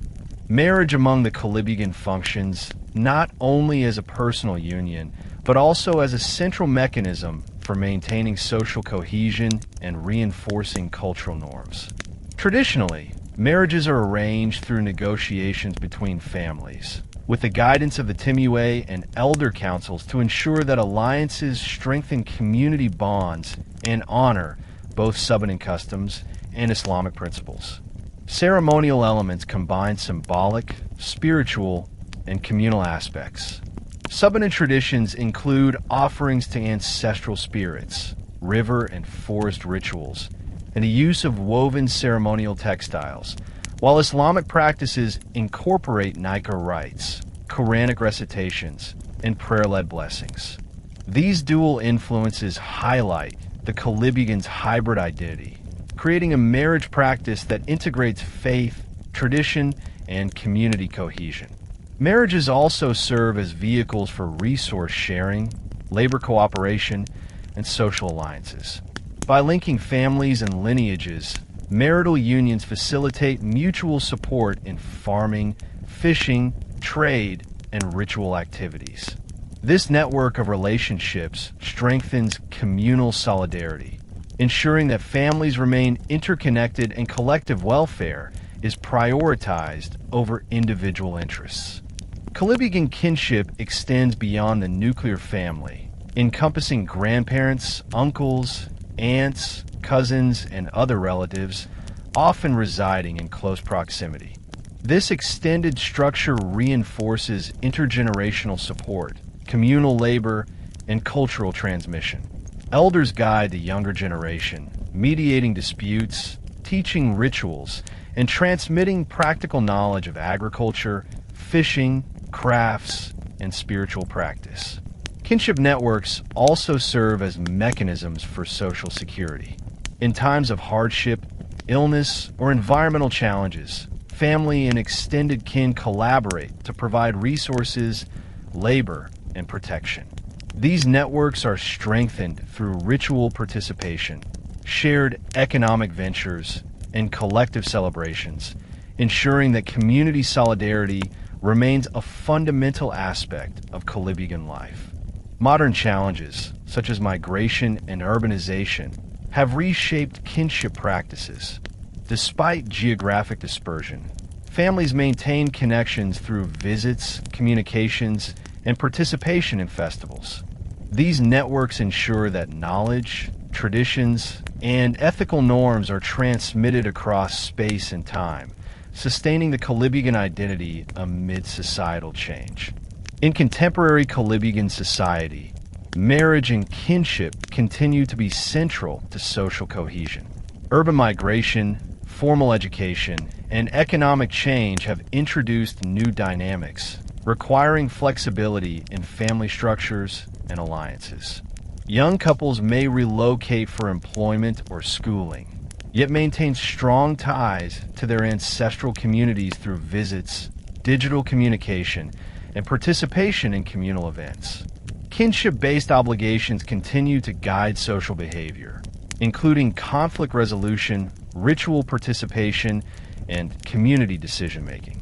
Elders remain key advisors, ensuring continuity of cultural practices and reinforcing ethical principles. Women and men collaborate in household, economic, and ritual activities, balancing traditional roles with emerging social responsibilities. Marriage and kinship networks also serve as platforms for cultural preservation. Rituals, festivals, storytelling, and religious observance are transmitted within the family, ensuring that each generation internalizes the hybrid Subanen Islamic heritage. By sustaining these networks, the Kolibugan maintains social cohesion, collective identity, and resilience, ensuring that their community remains robust in both ancestral and contemporary contexts. The Kolibugan have historically engaged in dynamic interactions with neighboring communities, including Subanen, Tazig, Maguindanao, and Christian settlers. Coastal trade, intermarriage, and alliances shaped both cultural identity and economic networks, creating a fluid system of social, religious, and political exchange. Trade networks facilitated the introduction of goods, skills, and ideas. Kolibugan communities exchanged agricultural produce, woven textiles, fish, and ritual items with Moro and Subanen neighbors. These exchanges reinforced interdependence, encouraged negotiation, and promoted social cohesion across diverse ethnic groups. Intermarriage strengthened familial ties, enabling the transmission of cultural practices, Islamic faith, and political alliances while preserving local Subanen traditions. The Kolibugan's dual heritage positioned them uniquely in intercultural relations. Their ability to navigate both indigenous Subanen and Muslim Moro social norms allowed them to mediate disputes, participate in regional trade, and maintain autonomy amidst colonial and post-colonial pressures. These historical interactions laid the foundation for contemporary intercultural engagement, fostering resilience, adaptability, and diplomatic skills. In the modern era, Kolibugan communities continue to engage in intercultural exchange while asserting their distinct identity. Festivals, markets, and educational programs provide opportunities to share Kolibugan arts, crafts, rituals, and language with neighboring groups. Collaborative projects with other Subanen, Muslim, and Christian communities promote environmental conservation, education, and economic development, highlighting shared interests while respecting cultural differences. Religious and social collaboration is particularly evident in shared mosques, interfaith dialogues, and joint community initiatives. Kolibugan leaders participate in multi-ethnic councils and cooperative networks to address regional challenges such as land disputes, climate resilience, and cultural preservation. These efforts reinforce both community identity and regional solidarity, demonstrating the Kolibugan's capacity for diplomacy and intercultural negotiation. Urban migration further amplifies intercultural interaction. Kolibugan migrants in cities engage with diverse populations, creating hybrid identities that combine ancestral practices with broader social norms. This engagement fosters mutual understanding, strengthens social networks, and enhances the community's visibility in regional and national contexts. Intercultural relations require the Kolibugan to negotiate identity in nuanced ways, maintaining Subanen roots, Islamic faith, and Kolibugan-specific traditions requires balancing internal cohesion with external adaptation. In interactions with Moro, Christian, or urban communities, Kolibugan individuals navigate cultural norms, religious expectations, and social hierarchies, often using diplomacy, language, and shared ritual practices as tools for integration. This negotiation is reinforced by youth and diaspora engagement.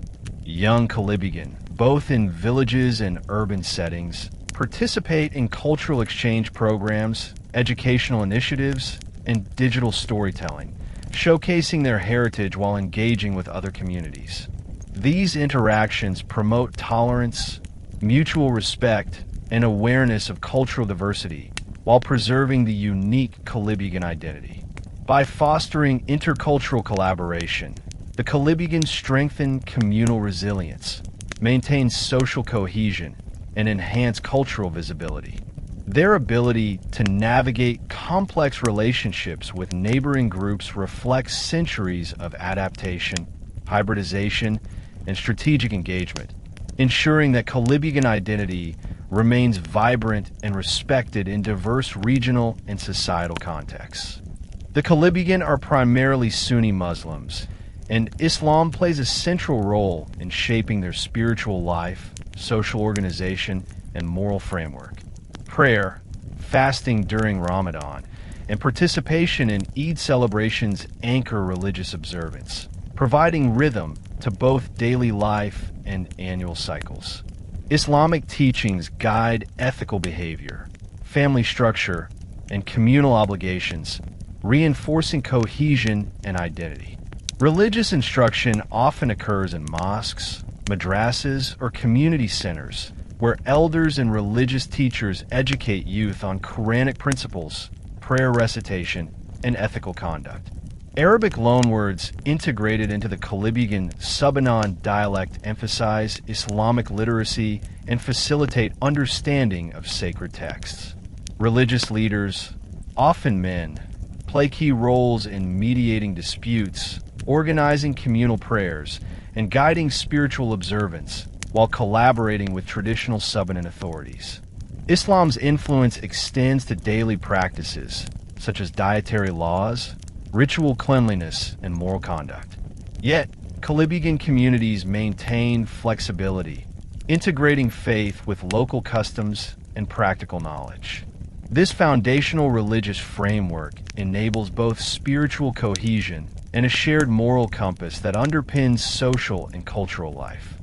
While Islamic practices form the core of Kolibugan religious life, elements of ancestral Subanen spirituality persist, creating a syncretic system. Animistic beliefs regarding rivers, forests, mountains, and spirits are woven into rituals, ceremonies, and ethical teachings.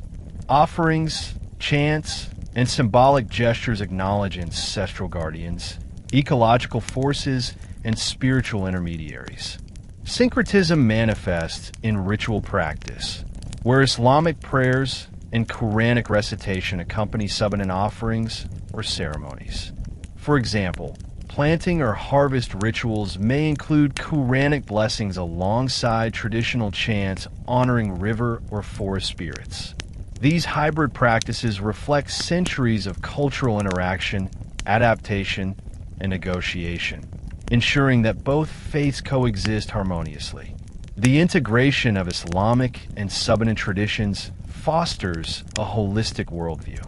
Spirituality encompasses both ethical guidance and ecological stewardship, linking moral obligations to respect for the environment, ancestral wisdom, and communal welfare.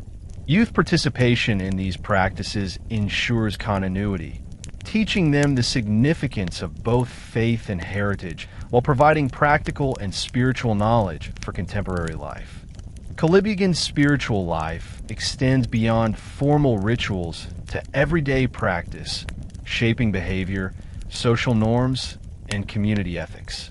Prayer, ritual observance, and offerings reinforce communal cohesion, while moral teachings guide conflict resolution, resource management, and interpersonal relations. Elders and religious leaders serve as spiritual mentors, transmitting wisdom and mediating between human, ancestral, and divine realms. Spiritual life is intertwined with social responsibility and ecological awareness. Sacred sites, such as rivers, mountains, and groves, are respected and protected, reflecting both ancestral reverence and Islamic principles of stewardship. Rituals, festivals, and daily practices reinforce ethical behavior, collective solidarity, and intergenerational knowledge transfer. The Kolibugan's syncretic spirituality provides resilience in the face of modern challenges. By blending Islamic faith with Subanen traditions, communities navigate social change, urban migration, and cultural pressure while preserving identity. Spiritual life functions as a cohesive force, maintaining both cultural continuity and ethical guidance, ensuring that the Kolibugan remain connected to their ancestry, faith, and communal values in an evolving world. The Kolibugan speak a distinct dialect of Subanen, often referred to as Kolibugan Subanen. While largely intelligible with other Subanen dialects, it incorporates unique lexical features, phonetic variations, and Arabic loanwords related to Islamic faith and ritual practices. This linguistic blend reflects centuries of intermarriage, trade, and cultural exchange with neighboring Moro communities. Language serves as a key marker of identity, linking speakers to ancestral lands, spiritual traditions, and community networks. Everyday communication, ceremonial speech, and storytelling employ Kolibugan Subanen as a medium to transmit cultural knowledge, ethical norms, and historical memory. Children learn the dialect through familial interaction, ritual participation, and community gatherings, ensuring continuity across generations. In addition to oral proficiency, literacy in both the Roman alphabet and Arabic script is encouraged.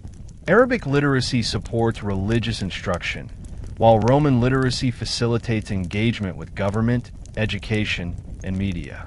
This dual script literacy exemplifies the adaptive nature of Kolibugan language practices, allowing communities to navigate both cultural and modern societal contexts. Oral literature is central to Kolibugan cultural transmission. Storytelling, songs, chants, and poetry convey historical narratives, moral lessons, and cosmological knowledge.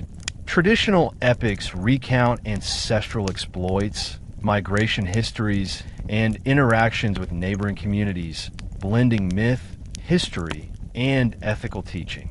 Ritualized oral performance often accompanies ceremonies, such as harvest festivals, weddings, or funerals. Elders recite stories or songs in ways that engage listeners, using melody, rhythm, and gesture to emphasize meaning. These performances preserve historical memory while reinforcing communal values, such as respect for elders, ecological stewardship, and ethical conduct. Youth participation ensures continuity of oral literature. Adolescents and young adults learn through apprenticeship and observation, gradually mastering both language and performance techniques. Contemporary adaptations, including digital recording and multimedia storytelling, allow these oral traditions to reach wider audiences, preserving heritage while embracing modern technology. Kolibugan communication practices extend beyond language and oral literature to include social protocols, ritual discourse, and symbolic gestures. Communication is highly contextual, shaped by hierarchical relationships, gender norms, and ritual obligations. Elders are accorded respect, and proper etiquette governs interaction during communal gatherings, ceremonies, and dispute resolution. Storytelling, ritual speech, and public discourse reinforce social cohesion. Communal meetings, festivals, and religious events serve as platforms for negotiation, education, and moral guidance. Language, both spoken and symbolic, functions as a tool to maintain order, transmit knowledge, and strengthen bonds across generations. In contemporary settings, Kolibugan adapt communication practices to new technologies and urban contexts. Social media, messaging apps, and digital platforms complement traditional oral methods, allowing distant community members to maintain linguistic, cultural, and spiritual ties. These adaptive strategies highlight the resilience of Kolibugan communication, ensuring cultural continuity, identity preservation, and social cohesion in an evolving world. Education in Kolibugan communities has historically been informal, embedded within family, community, and ritual life. Elders, the Timue, and ritual specialists serve as primary educators, transmitting practical knowledge, moral instruction, and spiritual guidance. Children learn agricultural techniques, fishing methods, weaving, and craft production through observation and hands-on participation. Rituals, festivals, and communal labor serve as platforms for teaching ethical behavior, social norms, and cultural values. Storytelling conveys history, cosmology, and moral lessons, ensuring that youth internalize collective memory and cultural identity. Subanen-inspired ethical principles, such as respect for elders, ecological stewardship, and community solidarity, are woven into every aspect of learning. Islamic education is integrated alongside traditional learning. Children learn Quranic recitation, Arabic script, and religious ethics through mosque-based instruction, madrasas, or private tutelage. This dual system reinforces both faith and heritage, creating a holistic model of education that emphasizes practical skills, ethical conduct, and spiritual development. In contemporary Kolibugan communities, formal education has become increasingly important. Schools provide literacy, numeracy, and exposure to national curricula, while preserving space for cultural and religious instruction. Many children attend public or private schools in their villages, towns, or nearby urban centers, learning alongside peers from diverse backgrounds. Integration of modern and traditional knowledge occurs through community initiatives, cultural workshops, and after-school programs. Youth participate in language preservation, craft making, and ritual observation, complementing formal education.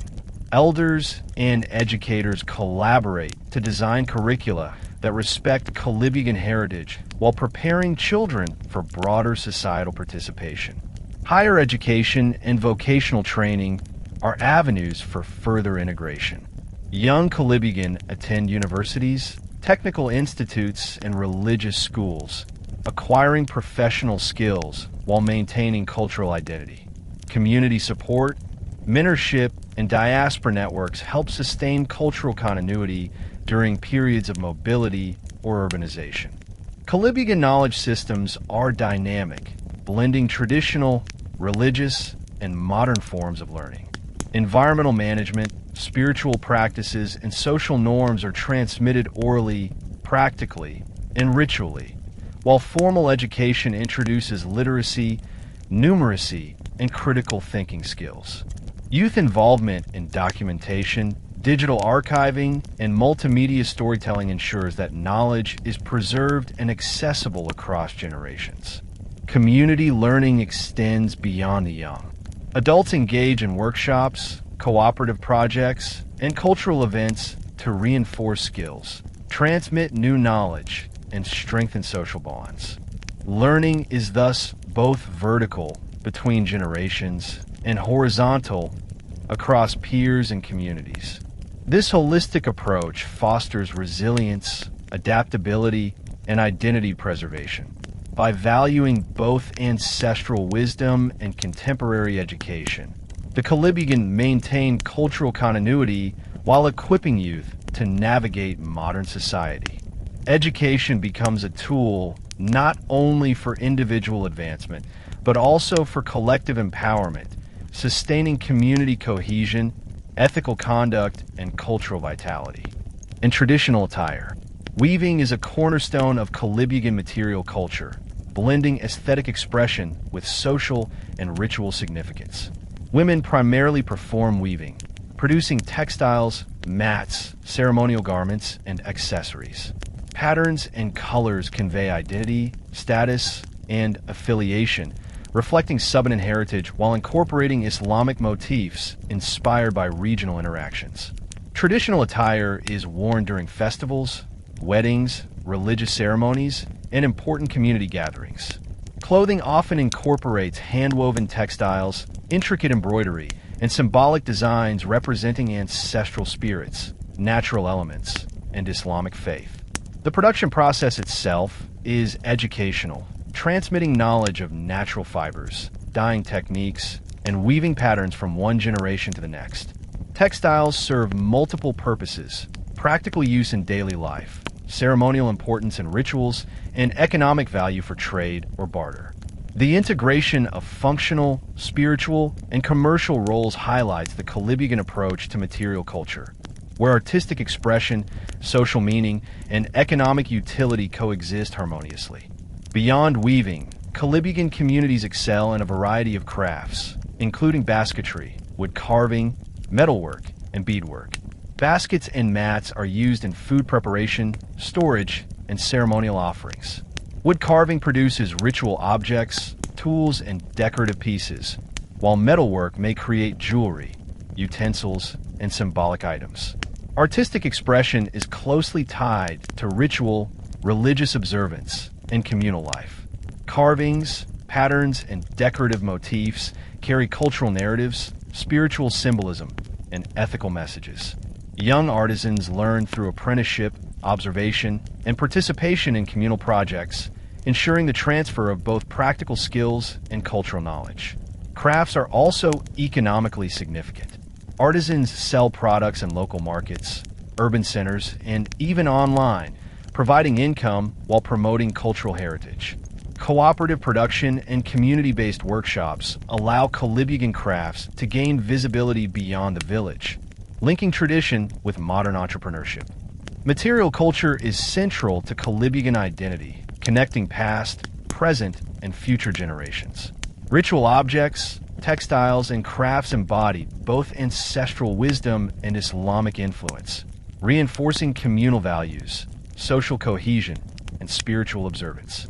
Objects are often multifunctional, serving practical needs, ceremonial purposes, and symbolic representation simultaneously.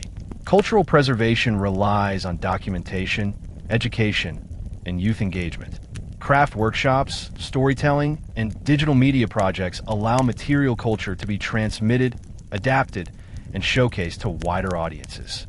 Urban Kolibugan communities continue these practices, maintaining identity and cultural continuity even in diasporic settings. By valuing arts, crafts, and material culture, Kolibugan communities maintain resilience, creativity, and cohesion. Artistic production is more than aesthetic. It is a living repository of history, faith, ethics, and identity, ensuring that Kolibugan heritage remains visible, relevant, and respected in a rapidly changing world.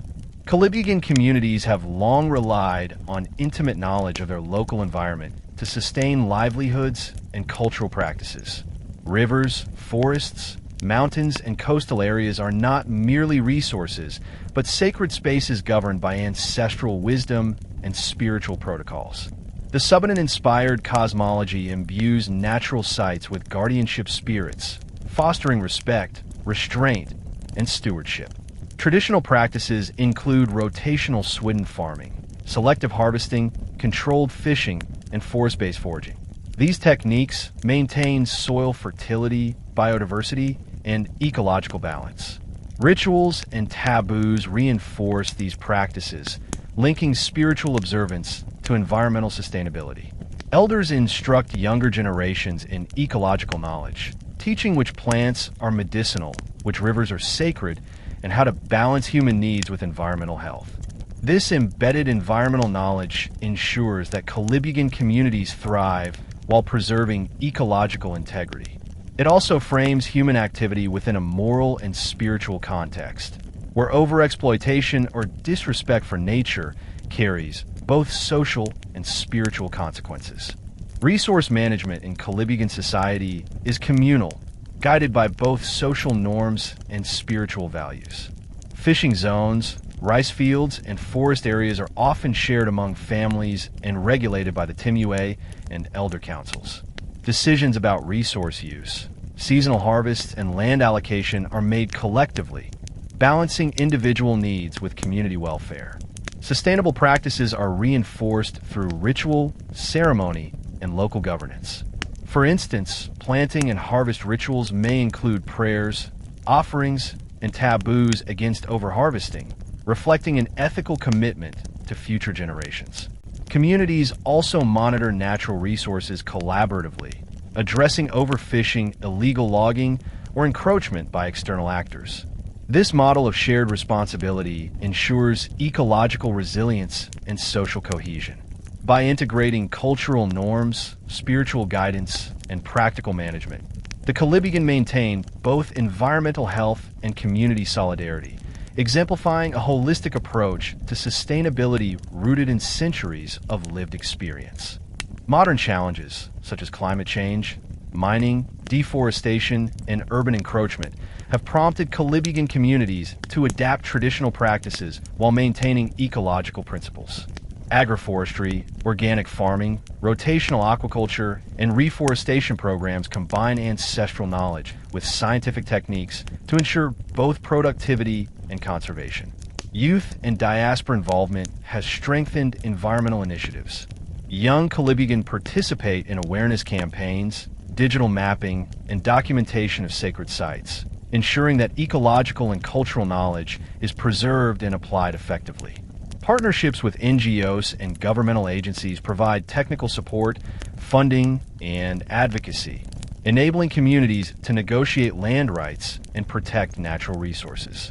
This integration of traditional wisdom, modern science, and community cooperation demonstrates the Kolibugan's resilience and adaptability.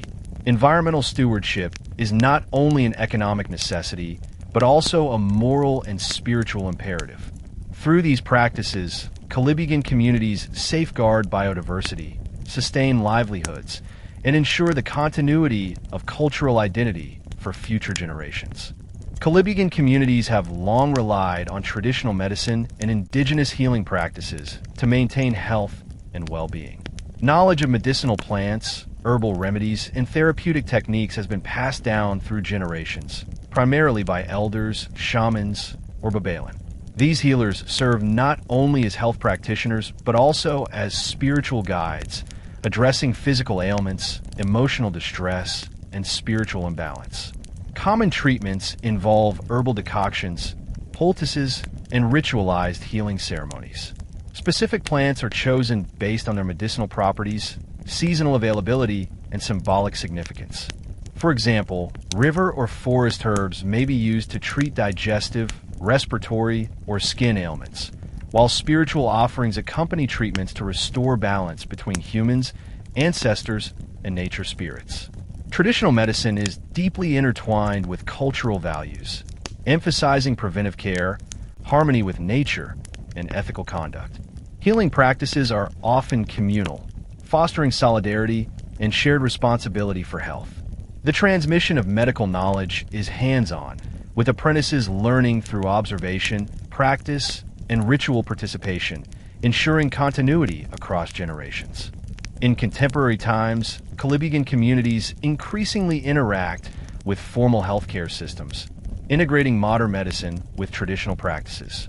Clinics, hospitals, and health outreach programs provide access to vaccinations, maternal care, and treatment for communicable and chronic diseases. Community health workers often bridge the gap between traditional healers and modern healthcare providers, ensuring culturally sensitive care. This dual approach to health allows Kolibugan individuals to benefit from scientific medical advances while preserving traditional knowledge. Elders continue to recommend herbal remedies and ritual healing for minor ailments, spiritual cleansing, or preventive care, while modern medicine addresses severe illnesses or emergencies. This integrative model demonstrates adaptability, respect for cultural knowledge, and a pragmatic approach to health challenges. Community health education programs also emphasize hygiene, nutrition, and disease prevention, linking scientific guidance with traditional practices. Workshops, local seminars, and youth participation strengthen health awareness and ensure that younger generations understand both the benefits of modern healthcare and the cultural significance of ancestral medicine. Health practices among the Kolibugan extend beyond physical well-being to include spiritual, emotional, and social dimensions. Rituals, prayers, and offerings are often integrated into healing, emphasizing balance between human, environmental, and spiritual realms. This holistic understanding reinforces ethical behavior, communal support, and intergenerational responsibility. Challenges such as limited access to healthcare facilities, geographic isolation, and economic constraints necessitate community-based strategies. Kolibugan communities rely on local health committees, cooperative resource sharing, and youth engagement to manage emergencies, maintain clean water and sanitation, and support vulnerable members. Traditional healers and modern practitioners collaborate to enhance resilience, combining knowledge systems for comprehensive care. The integration of traditional medicine with modern healthcare exemplifies the Kolibugan approach to adaptation, sustainability, and cultural continuity. By valuing ancestral knowledge while embracing scientific methods, communities maintain health, strengthen social cohesion, and ensure the transmission of cultural and spiritual practices for future generations. Kolibugan food culture reflects the community's ancestral reliance on agriculture, fishing, and foraging, integrating local resources with Islamic dietary principles. Rice is the central staple, cultivated in both upland swidden fields and lowland irrigated paddies. Root crops, such as sweet potatoes, cassava, and taro supplement rice, providing nutritional diversity and resilience during seasonal shortages. Vegetables, herbs, and fruits sourced from forests, gardens, and rivers enhance both flavor and health. Indigenous knowledge guides cultivation, harvesting, and preparation, emphasizing seasonal cycles and ecological sustainability. Agricultural rituals, often accompanied by prayers or offerings, link food production with spiritual observance, reflecting respect for nature and ancestors. Animal protein is obtained from rivers, coastal waters, and domesticated animals. Fish, shellfish, chicken, and goats constitute primary protein sources. Foraging for wild fruits, nuts, and edible plants supplements diets, reinforcing both ecological literacy and cultural heritage. This combination of cultivated and foraged foods exemplifies the Kolibugan approach to subsistence: balanced, sustainable, and culturally informed. Food preparation among the Kolibugan is deeply intertwined with culture, spirituality, and social life. Meals are communal events, reinforcing kinship bonds, ethical norms, and intergenerational teaching. Cooking techniques include boiling, steaming, grilling, and fermentation, often influenced by Subanen traditions while adhering to halal standards from Islamic practice. Special dishes accompany religious ceremonies, weddings, and harvest festivals, symbolizing prosperity, gratitude, and spiritual harmony. For example, rice cakes, sweetened desserts, and ceremonial dishes incorporate locally sourced ingredients while following specific preparation rituals. These foods serve both practical and symbolic purposes, connecting everyday life with cultural identity. Culinary skills are transmitted orally and practically, with elders teaching youth the art of seasoning, preservation, and ritual presentation. Knowledge of edible plants, medicinal herbs, and flavor combinations is part of broader cultural education, linking nutrition with ecological awareness, ethical practice, and aesthetic appreciation. Kolibugan dietary practices continue to adapt in contemporary contexts while preserving traditional values. Urban migration, exposure to market foods, and modern agricultural techniques have introduced new ingredients and culinary innovations. Nevertheless, traditional meals, ceremonial dishes, and seasonal foods remain central to cultural identity. Dietary habits also reflect spiritual and ethical guidance. Observance of halal principles ensures compliance with Islamic dietary law, while rituals associated with planting, harvesting, and communal meals reinforce spiritual connection, gratitude, and ethical consumption. Community initiatives, such as cooking workshops, festivals, and digital media documentation, ensure the preservation of culinary heritage. By transmitting recipes, techniques, and cultural narratives, Kolibugan food culture continues to strengthen identity, intergenerational bonds, and social cohesion. This dynamic balance of tradition and adaptation allows communities to maintain dietary continuity while embracing modern realities, ensuring that the Kolibugan culinary legacy remains vibrant and relevant for future generations. Agricultural cycles play a central role in Kolibugan cultural life, with festivals and ceremonies marking planting, harvest, and seasonal transitions. These events combine spiritual observance, communal labor, and social celebration, reflecting the deep connection between people, land, and ancestral traditions. Planting rituals often involve offerings to river and forest spirits, prayers led by elders, and communal participation in sowing seeds. These practices ensure not only the physical fertility of the land, but also spiritual protection and blessing for crops. Harvest festivals celebrate abundance with feasting, music, dance, and the sharing of surplus produce, reinforcing communal solidarity and gratitude. Seasonal festivals may also coincide with Islamic calendars, such as Ramadan or Eid. Kolibugan communities integrate ancestral ritual practices with Islamic observances, creating hybrid celebrations that honor both faith and heritage. Youth participation is encouraged, ensuring that ritual knowledge, performance skills, and ethical values are transmitted to the next generation. Life cycle ceremonies, births, naming rituals, marriages, and funerals serve as focal points for Kolibugan's social and spiritual life. Birth ceremonies often involve ritual blessings, offerings, and prayers to ancestral spirits, while Islamic naming conventions and Quranic recitation ensure alignment with religious observance. Marriage ceremonies combine Subanen customs with Islamic rites. Traditional elements include woven textiles, ceremonial exchanges, and ritual blessings, while nikah practices, prayer recitation, and Quranic guidance formalize the union under Islamic law. These ceremonies reinforce familial alliances, social hierarchy, and ethical responsibilities. Funeral practices emphasize both respect for the deceased and communal cohesion. Islamic rites, including prayer and burial, are complemented by ancestral observances, such as offerings or symbolic gestures acknowledging spirits. These practices reinforce collective memory, spiritual belief, and the ethical responsibility of the living to honor ancestors and sustain community bonds. Rituals extend beyond festivals and life cycle events to include spiritual practices, healing ceremonies, and communal observances.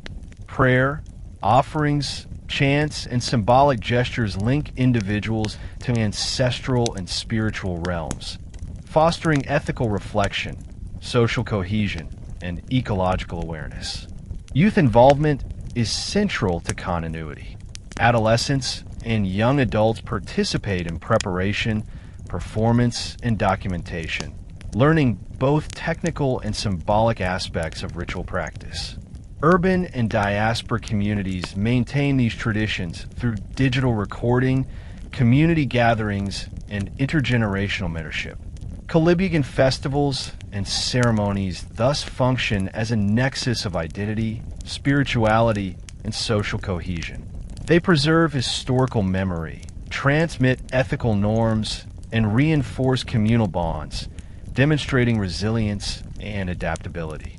By integrating Subanen heritage with Islamic faith, Kolibugan rituals exemplify hybrid cultural continuity, ensuring that identity and tradition thrive amidst modern challenges.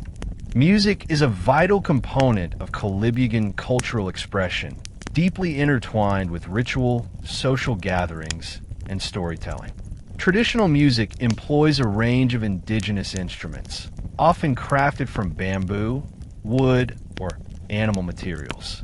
Examples include gongs, bamboo flutes, drums, and stringed instruments, each producing distinct sounds associated with ceremonial and communal functions. Gongs accompany rituals, weddings, and festivals, marking rhythm, signaling transitions, and invoking spiritual presence. Bamboo flutes and percussion instruments add melodic and percussive layers to storytelling and dance. Musical performance is often participatory, inviting communal engagement, and is closely linked to ethical, spiritual, and social instruction. Songs convey historical memory, ethical values, and spiritual teachings. Lyrical content often recounts ancestral exploits, interactions with neighboring communities, and moral lessons. Music serves as both entertainment and cultural transmission, reinforcing intergenerational knowledge and community cohesion. Dance complements music in Kolibugan performing arts, functioning as both ritual and social expression. Traditional dances may be performed during planting and harvest festivals, weddings, or healing ceremonies. Movements are symbolic, representing natural phenomena, ancestral spirits, or moral narratives, while costumes and ornaments reflect cultural identity. Men and women perform distinct roles in dance, yet communal participation is encouraged, fostering unity and collective expression. Elders and ritual specialists often guide the choreography, ensuring adherence to cultural norms and spiritual protocols. Dance is both a medium of storytelling and a tool for ethical reinforcement, teaching youth about respect, cooperation, and communal responsibility.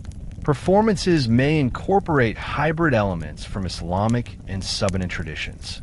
Rhythms, gestures, and motifs draw from ancestral Subanen heritage, while Islamic influences shape ceremonial etiquette, costume modesty, and spiritual framing. This synthesis illustrates the adaptive, syncretic nature of Kolibugan performing arts. Kolibugan music and dance are crucial for cultural continuity, identity preservation, and community cohesion. Youth apprentices learn through observation, mentorship, and practical engagement, gradually mastering musical instruments, rhythmic patterns, and dance movements. Urban and diaspora communities maintain traditions through cultural festivals, workshops, and digital recording, ensuring accessibility and transmission beyond ancestral villages. Performing arts also serve as platforms for intercultural exchange. Festivals and collaborative projects with neighboring Subanen, Moro, and Christian communities showcase Kolibugan identity while promoting tolerance, mutual respect, and regional visibility. Music and dance function as both aesthetic expression and ethical pedagogy, reinforcing social norms, spiritual awareness, and ecological consciousness. By sustaining traditional music and dance, the Kolibugan maintain intergenerational knowledge, communal solidarity, and cultural resilience. These practices exemplify the community's ability to adapt, innovate, and preserve identity in changing social and environmental contexts, making performing arts a living repository of history, faith, and heritage. Kolibugan society is organized around traditional leadership structures rooted in Subanen heritage, centered on the Timue, or village elder. The Timue functions as a mediator, decision-maker, and custodian of cultural and spiritual norms, ensuring that both social harmony and ethical conduct are maintained. Governance relies heavily on consensus building, Elders consult with families, community representatives, and ritual specialists to make decisions regarding resource allocation, land disputes, and communal projects. The authority of the Timue is earned through wisdom, experience, and moral integrity rather than formal election, reflecting a system that balances respect, accountability, and social cohesion. Islamic law and ethics complement traditional governance. Sunni Islamic principles inform conflict resolution, marriage regulations, and dispute mediation, creating a hybrid system that integrates both indigenous and religious authority. This dual framework allows Kolibugan communities to navigate complex social situations, balance competing interests, and maintain internal order while respecting ancestral traditions. Conflict resolution in Kolibugan society emphasizes dialogue, restorative justice, and communal reconciliation. Disputes, whether related to land, family, or trade, are addressed through structured consultation involving the Timue, elders, and affected parties. Mediation focuses on restoring relationships, honoring social norms, and ensuring that resolutions are fair, culturally appropriate, and spiritually guided. Rituals often accompany conflict resolution, reinforcing moral accountability. For example, ceremonies may involve symbolic offerings, recitation of ancestral or Quranic texts, and public acknowledgement of responsibility.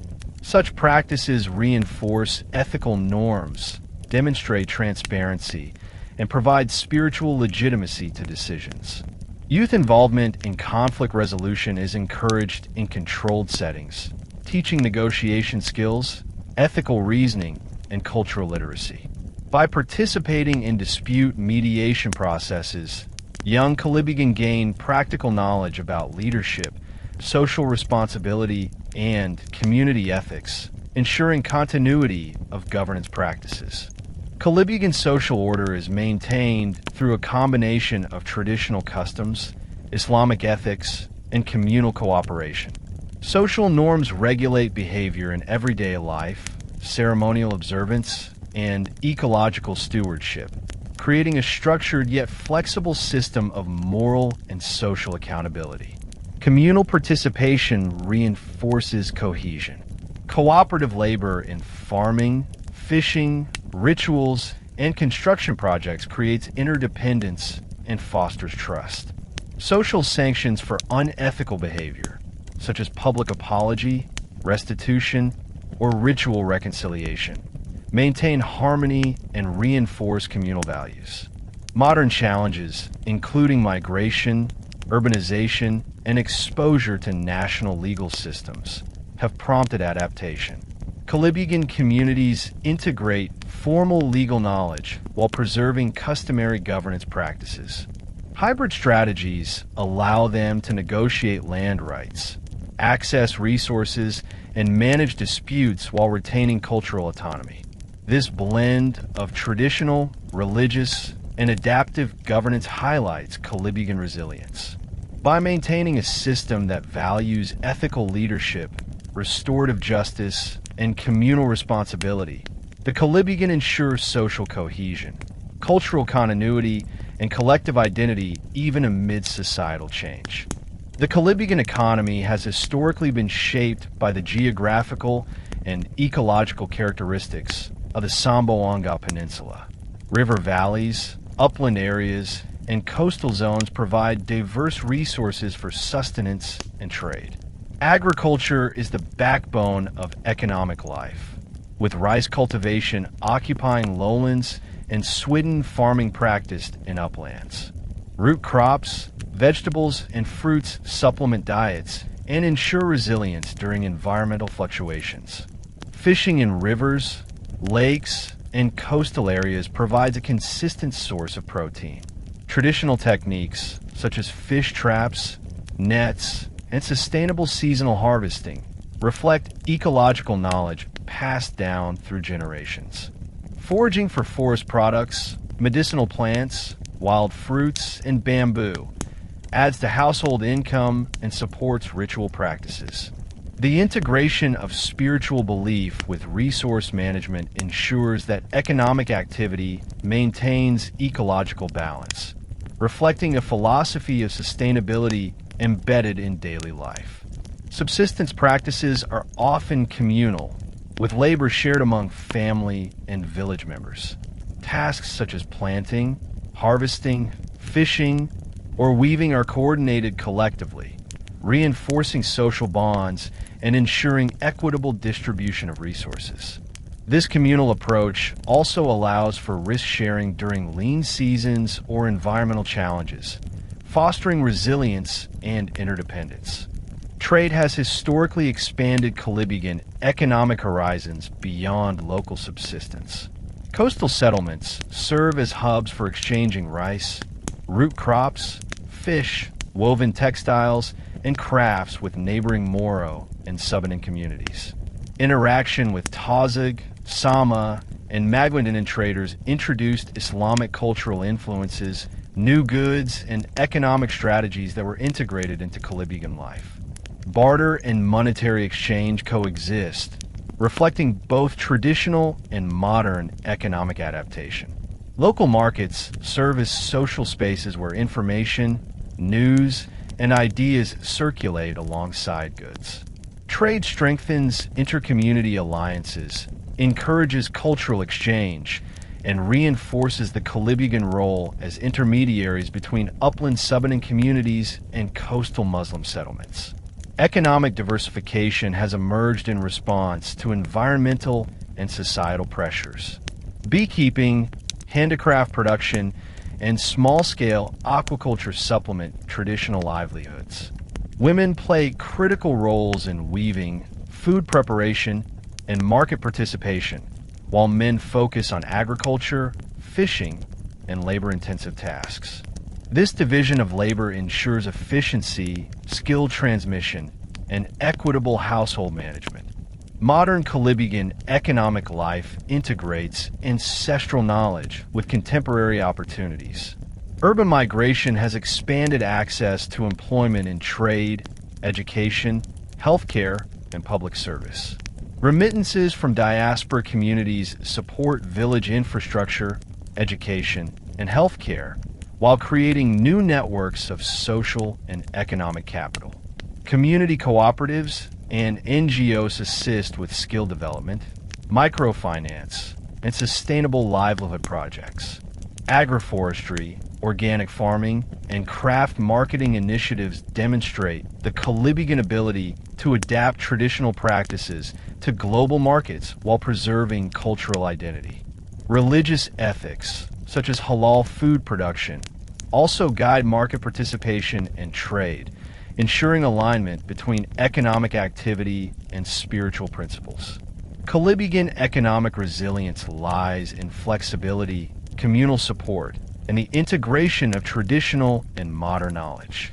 By balancing subsistence, trade, and innovation, the Kolibugan maintains social cohesion, ecological stewardship, and cultural continuity. Economic life is not merely material. It reinforces identity, sustains community networks, and ensures intergenerational transmission of knowledge and values. Kolibugan migration has been shaped by both historical pressures and contemporary opportunities.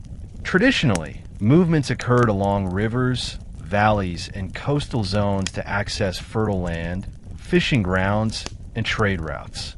Intermarriage with neighboring Moro and Subanen communities also facilitated temporary or permanent relocation, blending cultural practices and reinforcing hybrid identity. In modern times, economic necessity, education, and urban employment opportunities have driven Kolibugan migration to nearby towns and cities such as Zamboanga City, Iligan, and even Metro Manila. Urban migration often involves temporary stays for work or study, but over time some families establish permanent households in cities. This mobility exposes Kolibugan individuals to diverse ethnic, religious, and social environments, requiring negotiation of cultural norms while maintaining ancestral identity. Migration patterns also include diaspora communities overseas, particularly in Southeast Asia and the Middle East. These international networks provide remittances, enhance cultural visibility, and support economic development back in ancestral villages. Migration has thus become a crucial strategy for economic survival, social advancement, and cultural preservation. Kolibugan urban migrants navigate complex social and cultural landscapes, balancing ancestral heritage, Islamic faith, and contemporary societal norms. Urban life introduces exposure to mainstream Filipino culture, diverse religious communities, and modern technology. Adaptation often requires flexible identity negotiation, maintaining Islamic practices such as daily prayers, Ramadan fasting, and halal dietary observance, while also engaging with secular institutions, workplaces, and social networks. Urban Kolibugan communities often establish cultural associations or mosque-based networks to preserve traditions, language, and social ties. Festivals, religious celebrations, and community gatherings in urban centers replicate village rituals, fostering a sense of belonging and intergenerational continuity. Language maintenance is emphasized, with parents teaching Kolibugan Subanen dialects alongside Filipino and English. Educational pursuits are central to urban adaptation. Children and youth attend schools, universities, and vocational programs, acquiring skills while participating in cultural programs. This dual focus on modern education and heritage preservation exemplifies Kolibugan resilience, enabling successful navigation of urban life without complete assimilation or cultural loss. The Kolibugan diaspora extends beyond urban centers to international communities, particularly in countries with Muslim populations where work opportunities exist. Remittances from diaspora members support village infrastructure, education, health services, and ritual practices. This flow of resources strengthens ties between migrants and their home communities, creating transnational social networks that sustain identity and collective memory. Diaspora engagement also facilitates cultural preservation through digital media, cultural workshops, and intergenerational mentorship. Online platforms allow Kolibugan youth to learn traditional songs, dances, crafts, and language remotely, ensuring continuity despite geographic separation. Religious practices, community councils, and virtual storytelling reinforce cultural and spiritual values across distances. Urban and diaspora adaptation highlights the Kolibugan capacity to thrive in diverse social contexts while preserving hybrid identity. By integrating economic opportunity, education, and cultural continuity, Kolibugan communities demonstrate resilience, negotiation skills, and adaptive strategies that maintain both ancestral heritage and contemporary relevance. Education in Kolibugan society has historically been embedded within daily life, ritual practices, and communal labor. Elders, ritual specialists, and atimue serve as custodians of knowledge, teaching children through apprenticeship, observation, and participatory learning.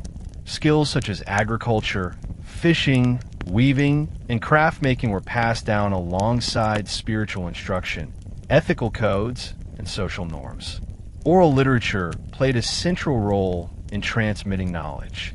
Stories, epics, proverbs, and chants conveyed historical memory, ethical lessons, and ecological wisdom.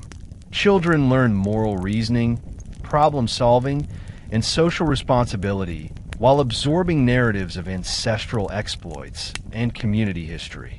Ritual instruction reinforced these lessons, linking practical skills with spiritual understanding. Traditional Kolibugan education emphasized holistic learning. Knowledge was not compartmentalized, but integrated across domains. ecological literacy, ethical behavior, spiritual guidance, and technical competence. This system ensured cultural continuity, intergenerational bonding, and preparation for both social participation and survival within the natural environment. With the expansion of formal schooling, Kolibugan communities have increasingly engaged with national education systems while striving to preserve traditional knowledge. Public schools, madrasas, and private institutions provide literacy, numeracy, scientific knowledge, and social skills, complementing ancestral learning systems.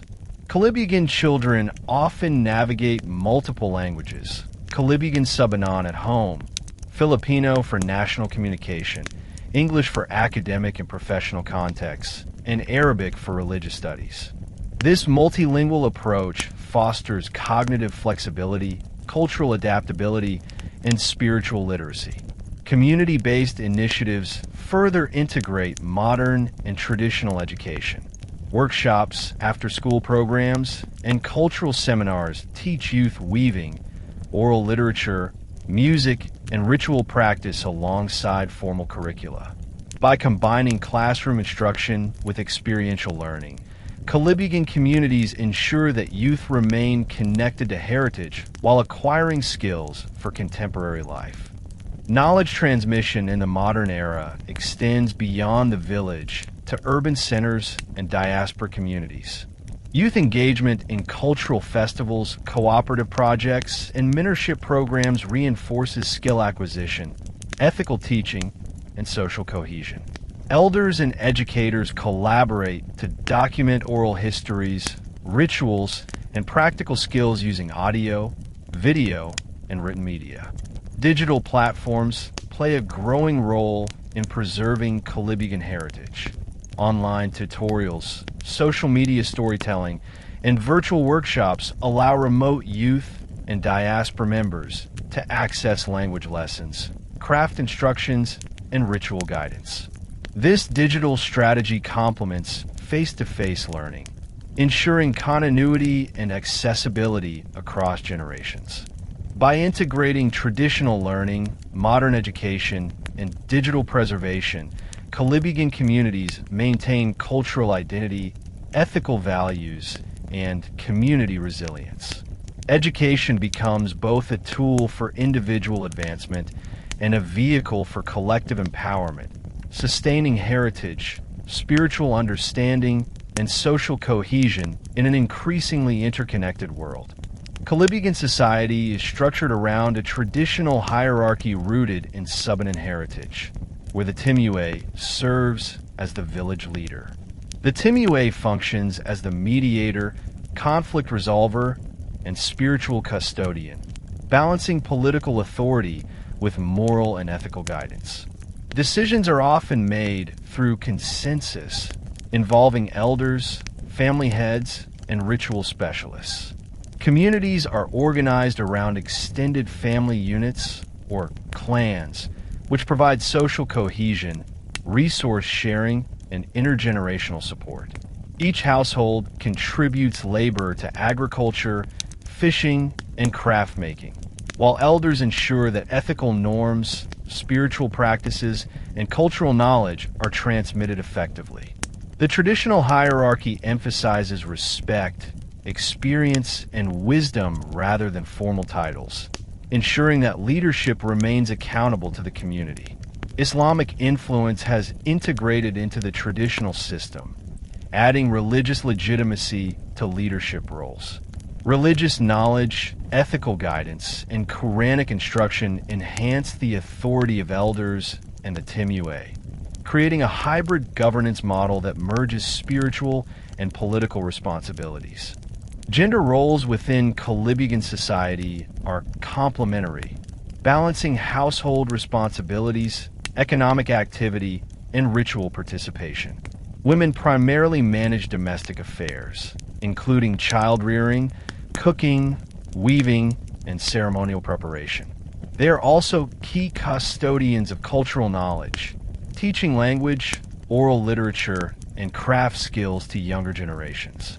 Men traditionally engage in agriculture, fishing, hunting, and labor-intensive craft production, while also participating in ritual leadership, community governance, and intercommunity trade. Islamic teachings reinforce ethical responsibilities for both genders, emphasizing mutual respect, family cohesion, and spiritual observance. However, these roles are not rigid. Women often participate in community decision-making, economic enterprise, and ritual leadership, particularly in contexts where their expertise or spiritual authority is recognized. Likewise, men engage in tasks traditionally assigned to women, such as food preparation or craft making, reflecting flexibility in adapting to modern social and economic challenges. Family organization is central to Kolibugan social life, linking generations through shared responsibilities, communal rituals, and ethical teaching. Extended families live in close proximity, collaborating on agricultural work, craft production, and communal celebrations. Intergenerational knowledge transmission occurs naturally through participation, observation, and storytelling.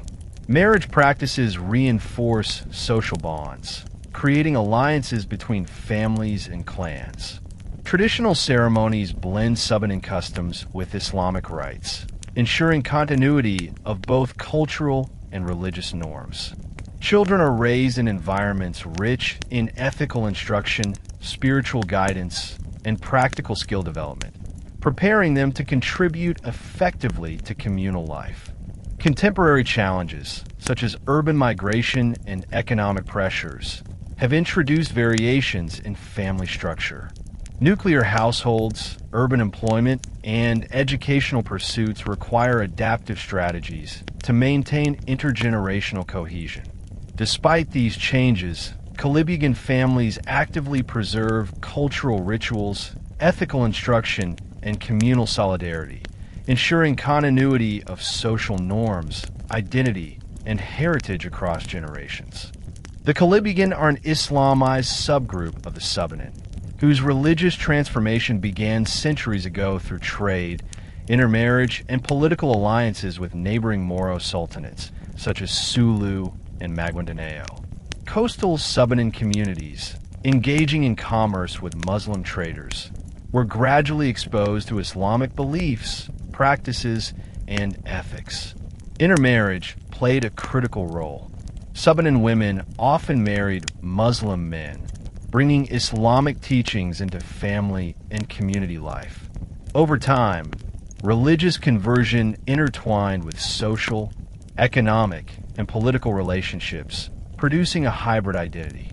Yet, even after Islamization, many Kolibugan communities retained elements of pre-Islamic Subanen spirituality, including animistic beliefs tied to rivers, forests, and mountains. This syncretic history highlights adaptability and resilience. By blending Islamic faith with ancestral customs, the Kolibugan developed a unique spiritual framework that honors both religious duties and ancestral reverence.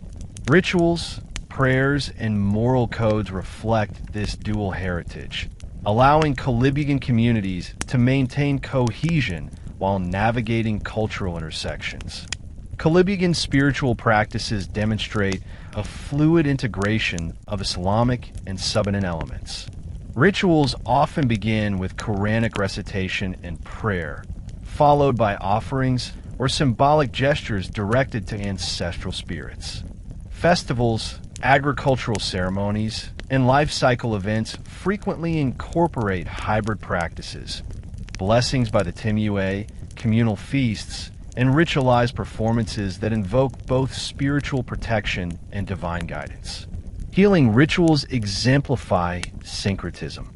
Traditional herbal remedies and ritual chants are used alongside Islamic prayers for physical, emotional, and spiritual well-being.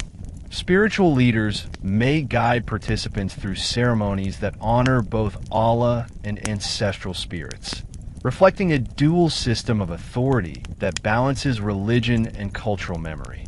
This hybridity reinforces moral and ethical values, respect for elders, stewardship of nature, and communal solidarity are emphasized alongside Islamic teachings about prayer, charity, and ethical conduct. Youth are trained in both sets of practices, ensuring continuity and adaptability across generations. Modern Kolibugan religious life navigates both local and global influences. Exposure to formal Islamic education, urban migration, and digital media shapes religious understanding, practice, and identity. Community mosques, madrasas, and Islamic study groups provide formal instruction in Quranic literacy, theology, and ethics, while traditional rituals continue in ancestral villages and diaspora communities. Religious identity is a site of negotiation. Kolibugan individuals maintain ancestral customs, ecological rituals, and ethical codes, while observing Islamic obligations such as prayer, fasting, and dietary laws. This dual adherence fosters a sense of belonging within both cultural and religious frameworks, allowing Kolibugan communities to remain distinct while participating in broader Muslim networks. The syncretic nature of Kolibugan spirituality illustrates resilience and adaptability. By harmonizing ancestral traditions with Islamic faith, Kolibugan communities preserve identity, ethical principles, and cultural continuity in the face of societal, environmental, and generational change.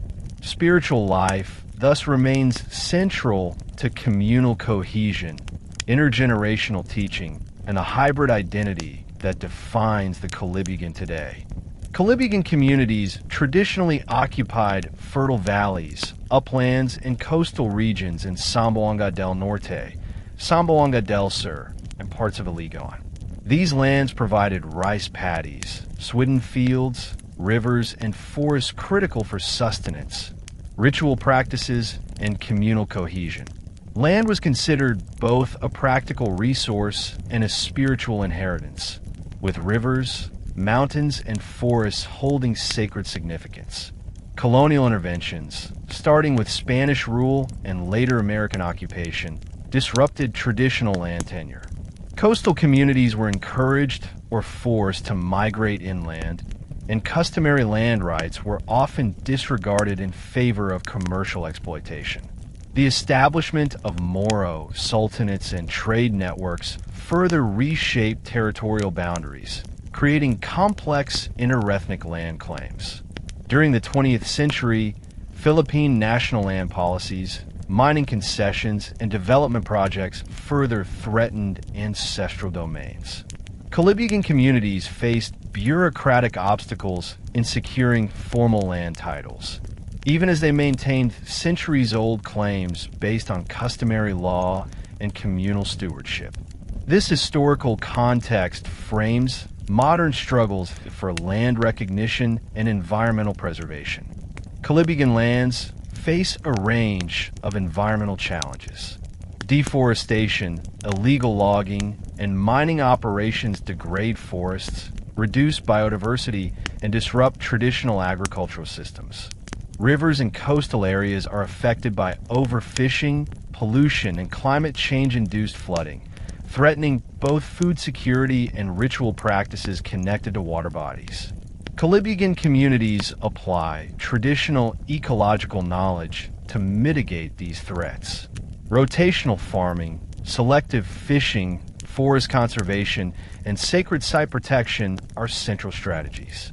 Ritual observances reinforce these practices, with taboos and spiritual guidance ensuring sustainable resource use. Community councils often oversee land management, balancing economic needs with environmental preservation and spiritual obligations. Modern adaptation includes agroforestry programs, organic farming initiatives, and environmental education. These efforts blend ancestral practices with scientific approaches to increase productivity while protecting ecosystems.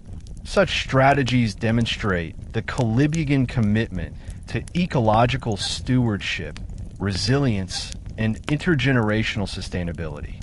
Securing legal recognition of ancestral domain is a contemporary priority. Kolibugan communities work with NGOs, government agencies, and legal experts to navigate the Philippine Indigenous Peoples' Rights Act, IPRA, and related frameworks. Legal advocacy includes mapping ancestral lands, documenting historical occupancy, and submitting claims for formal titling. Community empowerment programs emphasize education, youth participation, and capacity building. By training younger generations in legal literacy, resource management, and environmental stewardship, Kolibugan communities strengthen collective agency. Participation in local governance, cooperative initiatives, and interethnic dialogues further amplifies their voice in land disputes and policy discussions. The intersection of traditional knowledge, legal advocacy, and environmental activism demonstrates Kolibugan resilience. Protecting ancestral domains is not only about physical territory, but also about preserving cultural heritage, spiritual practices, and community identity. By integrating historical understanding, ecological awareness, and modern legal frameworks, Kolibugan communities assert their rights while ensuring sustainability and cultural continuity for future generations. Kolibugan artistic expression is deeply intertwined with cultural identity, spiritual belief, and daily life. Traditional crafts include weaving, basketry, pottery, and woodworking, often created from locally sourced materials such as bamboo, rattan, abaca fibers, and hardwoods. These crafts are not merely functional. They carry symbolic meaning, denoting social status, spiritual protection, and ancestral memory. Weaving, for example, produces textiles that accompany rituals, ceremonies, and festive occasions. Patterns are often inspired by natural motifs, rivers, mountains, animals, and carry ancestral narratives. Women predominantly handle weaving and textile production, while men contribute through carving, tool making, and material preparation. The aesthetic choices in design reflect both Subanen heritage and Islamic influences, with geometric patterns and motifs introduced through centuries of cultural exchange. Craftsmanship is also an educational tool. Young apprentices learn not only technical skills, but also the ethical and spiritual significance of their craft. Elders emphasize respect for materials, ecological sustainability, and the continuity of tradition. These practices ensure that artistic knowledge is transmitted across generations, maintaining both practical utility and cultural memory. Kolibugan literature is primarily oral, encompassing myths, epics, proverbs, and songs. These narratives serve multiple purposes: preserving historical memory, teaching ethical lessons, reinforcing social norms, and connecting the community with spiritual beliefs. Stories recount ancestral exploits, migrations, interactions with neighboring Moro groups, and moral dilemmas, providing both entertainment and instruction. Storytelling is communal. Elders narrate tales during gatherings, rituals, and daily activities, often accompanied by music or ritual gestures. Oral literature is flexible, allowing adaptation to contemporary contexts while retaining core themes.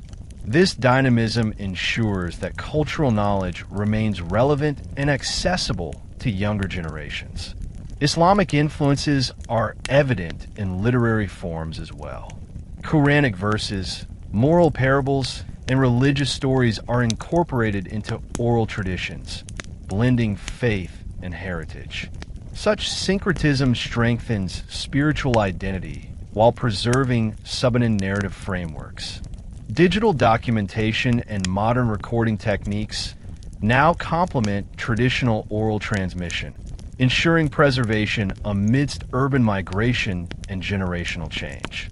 Modern initiatives focus on documenting and preserving Kolibugan arts and oral traditions. NGOs, academic researchers, and community organizations collaborate with elders to record songs, rituals, stories, and craft techniques using audio, video, and written formats. This archival work ensures that knowledge is accessible to both local communities and the global audience. Community workshops, cultural festivals, and school programs reinforce active transmission.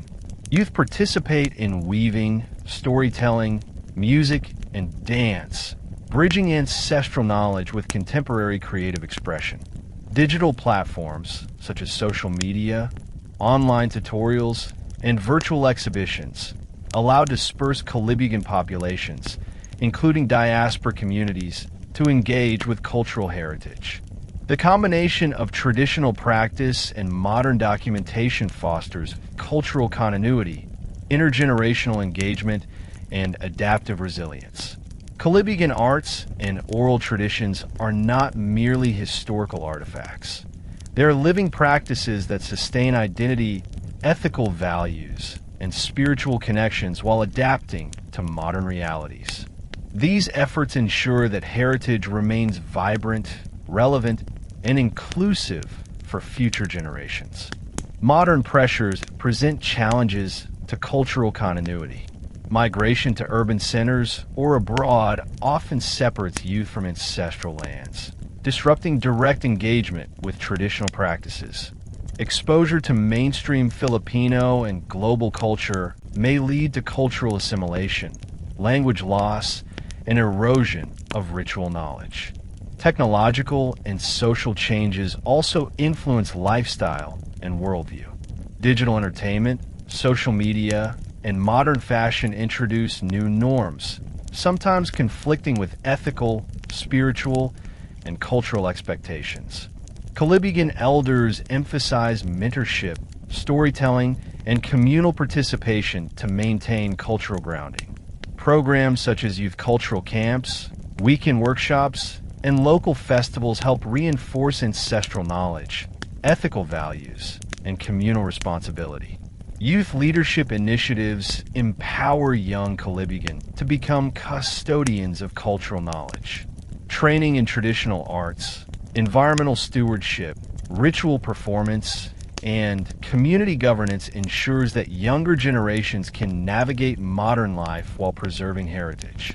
These initiatives also cultivate skills in advocacy, negotiation, and intercultural dialogue, preparing youth to represent their communities in broader societal contexts.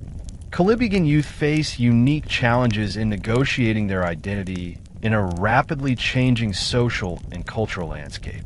Balancing ancestral Subanen heritage, Islamic faith, and contemporary Filipino society requires navigating multiple value systems, languages, and social expectations.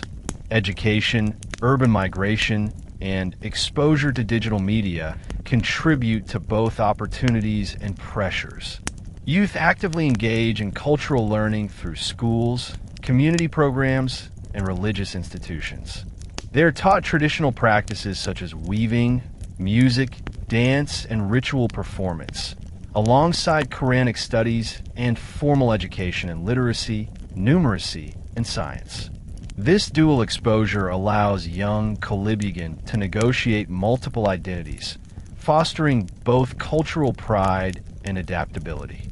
Peer interaction, social networks, and media exposure further shape identity formation.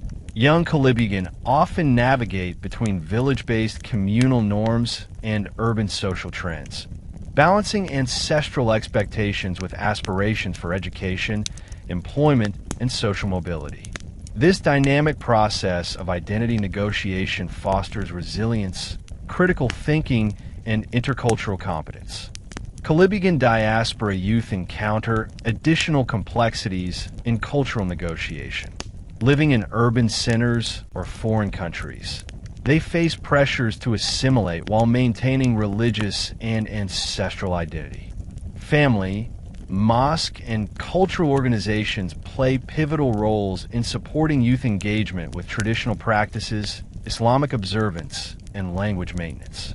Digital tools enable diaspora youth to participate in cultural life remotely.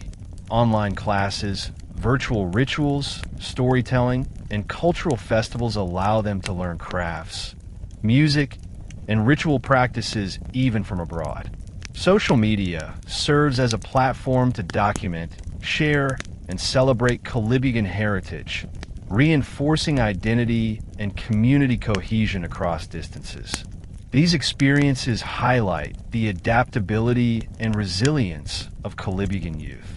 By negotiating multiple cultural spheres, village, urban, religious, and global, they develop a hybrid identity that is both rooted in ancestral heritage and attuned to contemporary realities.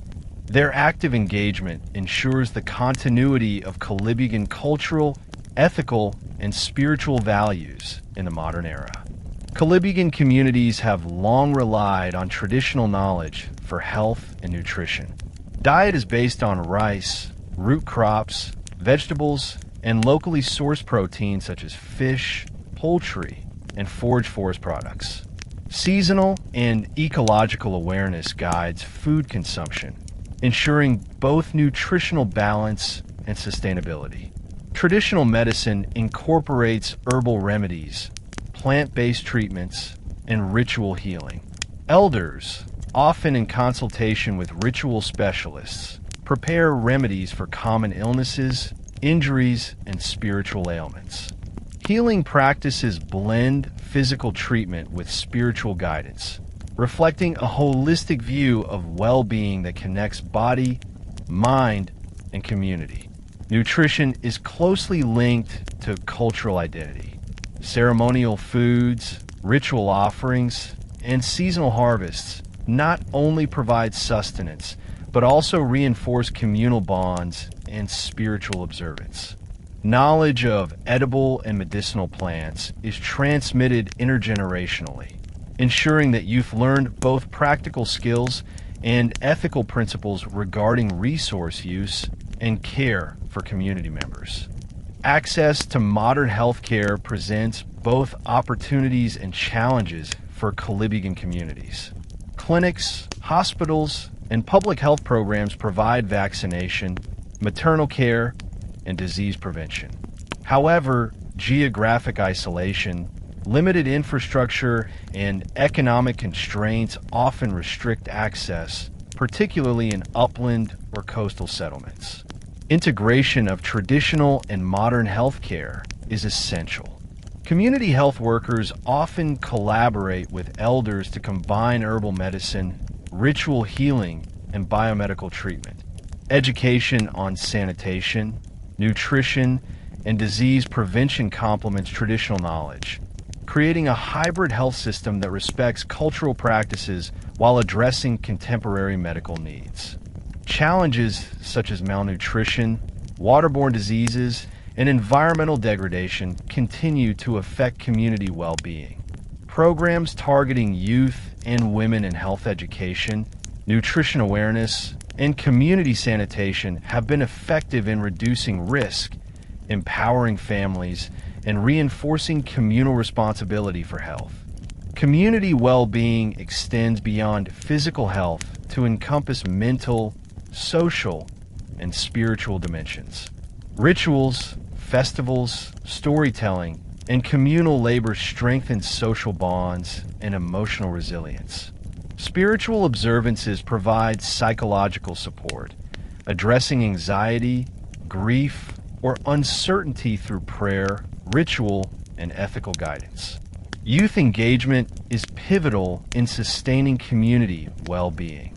Young people are trained in first aid, health education, and environmental stewardship, linking wellness with cultural responsibility. School programs, community workshops, and mentorship initiatives encourage holistic understanding of health, nutrition, and social ethics. Modern initiatives also leverage technology. Mobile health campaigns, social media awareness, and virtual training programs allow dispersed Kolibugan populations, including diaspora youth, to access critical information. By integrating traditional practices, biomedical knowledge, and modern communication tools, Kolibugan communities foster resilience, intergenerational learning, and sustainable well-being. Community well-being extends beyond physical health to encompass mental, social, and spiritual dimensions. Rituals, festivals, storytelling, and communal labor strengthen social bonds and emotional resilience. Spiritual observances provide psychological support, addressing anxiety, grief, or uncertainty through prayer, ritual, and ethical guidance. Youth engagement is pivotal in sustaining community well-being. Young people are trained in first aid, health education, and environmental stewardship, linking wellness with cultural responsibility. School programs, community workshops, and mentorship initiatives encourage holistic understanding of health, nutrition, and social ethics. Modern initiatives also leverage technology. Mobile health campaigns, social media awareness, and virtual training programs allow dispersed Kolibugan populations, including diaspora youth, to access critical information. By integrating traditional practices, biomedical knowledge, and modern communication tools, Kolibugan communities foster resilience, intergenerational learning, and sustainable well-being. Formal literacy in Kolibugan communities has expanded through public schools, madrasas, and religious study centers. Children learn Filipino, English, and Arabic alongside Kolibugan Subanen, creating multilingual proficiency that supports cultural navigation and educational advancement. Traditional literacy persists through oral transmission. Elders teach children songs, proverbs, and ritual chants that encode history, morality, and environmental knowledge. This dual literacy, oral and formal, ensures that Kolibugan youth maintain ancestral knowledge while acquiring skills necessary for contemporary life. Community initiatives enhance language preservation. Storytelling workshops, cultural festivals, and school-based programs encourage active use of Kolibugan Subanen. Written documentation, such as dictionaries, songbooks, and digital archives, complements oral instruction. These efforts address generational gaps caused by urban migration, globalization, and the dominance of mainstream languages. The preservation of Kolibugan Subanen is a priority in both local and diaspora communities. Digital technology allows remote youth to access recorded chants, storytelling sessions, and instructional content. Social media platforms, mobile apps, and online classrooms facilitate engagement with ancestral language, bridging geographic and generational distances. Elders and educators collaborate with linguists to produce bilingual materials, transliterations, and audio recordings that document phonology, grammar, and vocabulary. Language preservation is intertwined with cultural preservation. Rituals, songs, proverbs, and crafts all rely on linguistic continuity. Diaspora communities actively contribute by organizing virtual cultural events, youth language programs, and intergenerational mentorship. This global approach reinforces the Kolibugan linguistic identity, ensuring that both heritage and Islamic influence vocabulary are transmitted. By integrating formal literacy, oral tradition, and digital media, Kolibugan Subanen continues to thrive, sustaining cultural identity, spiritual knowledge, and communal cohesion in the modern era. Kolibugan festivals are deeply rooted in ancestral Subanen traditions, intertwined with agricultural cycles, environmental rhythms, and Islamic observances.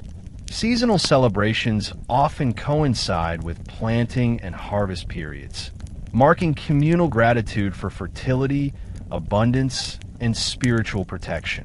One notable festival is the Harvest Thanksgiving, where villagers gather to offer the first fruits of rice, root crops, and forest produce.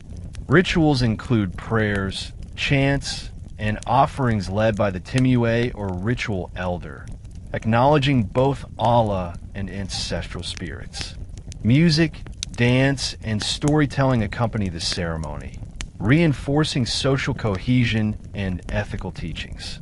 Another traditional ritual focuses on river and forest spirits, reflecting the Kolibugan belief in ecological guardianship. Communities perform cleansing rites, symbolic offerings, and ceremonial dances to ensure harmonious interaction with the environment. These festivals not only celebrate life, but also reinforce ecological ethics, spiritual awareness, and communal responsibility. Islamic faith introduced new layers to Kolibugan celebrations, creating hybrid festivals that blend religious and ancestral elements. Major Islamic holidays, such as Eid al-Fitr and Eid al-Adha, are observed with communal prayers, feasts, and charity. Local adaptation often incorporates traditional songs, dances, and food preparation methods, creating uniquely Kolibugan expressions of Islamic devotion. Rituals during life cycle events, births, weddings, and funerals also illustrate syncretism. Birth celebrations combine Quranic recitation with ancestral blessings. Weddings include Islamic nikah procedures alongside traditional Subanen ceremonial elements. Funerals involve prayers, offerings, and rituals that honor the deceased while respecting both religious and cultural norms. Community participation is central. Everyone, from elders to youth, contributes to preparation, performance, and documentation of festivals. Such involvement reinforces intergenerational knowledge transfer, ethical conduct, and a sense of belonging within the Kolibugan cultural and religious framework. Modern Kolibugan festivals have adapted to changing social and economic realities. Urban migration, diaspora engagement, and formal education have altered participation patterns, but communities actively maintain traditional and syncretic practices. Cultural committees, youth organizations, and local councils coordinate celebrations, ensuring accessibility, continuity, and authenticity. Digital media extends festival visibility.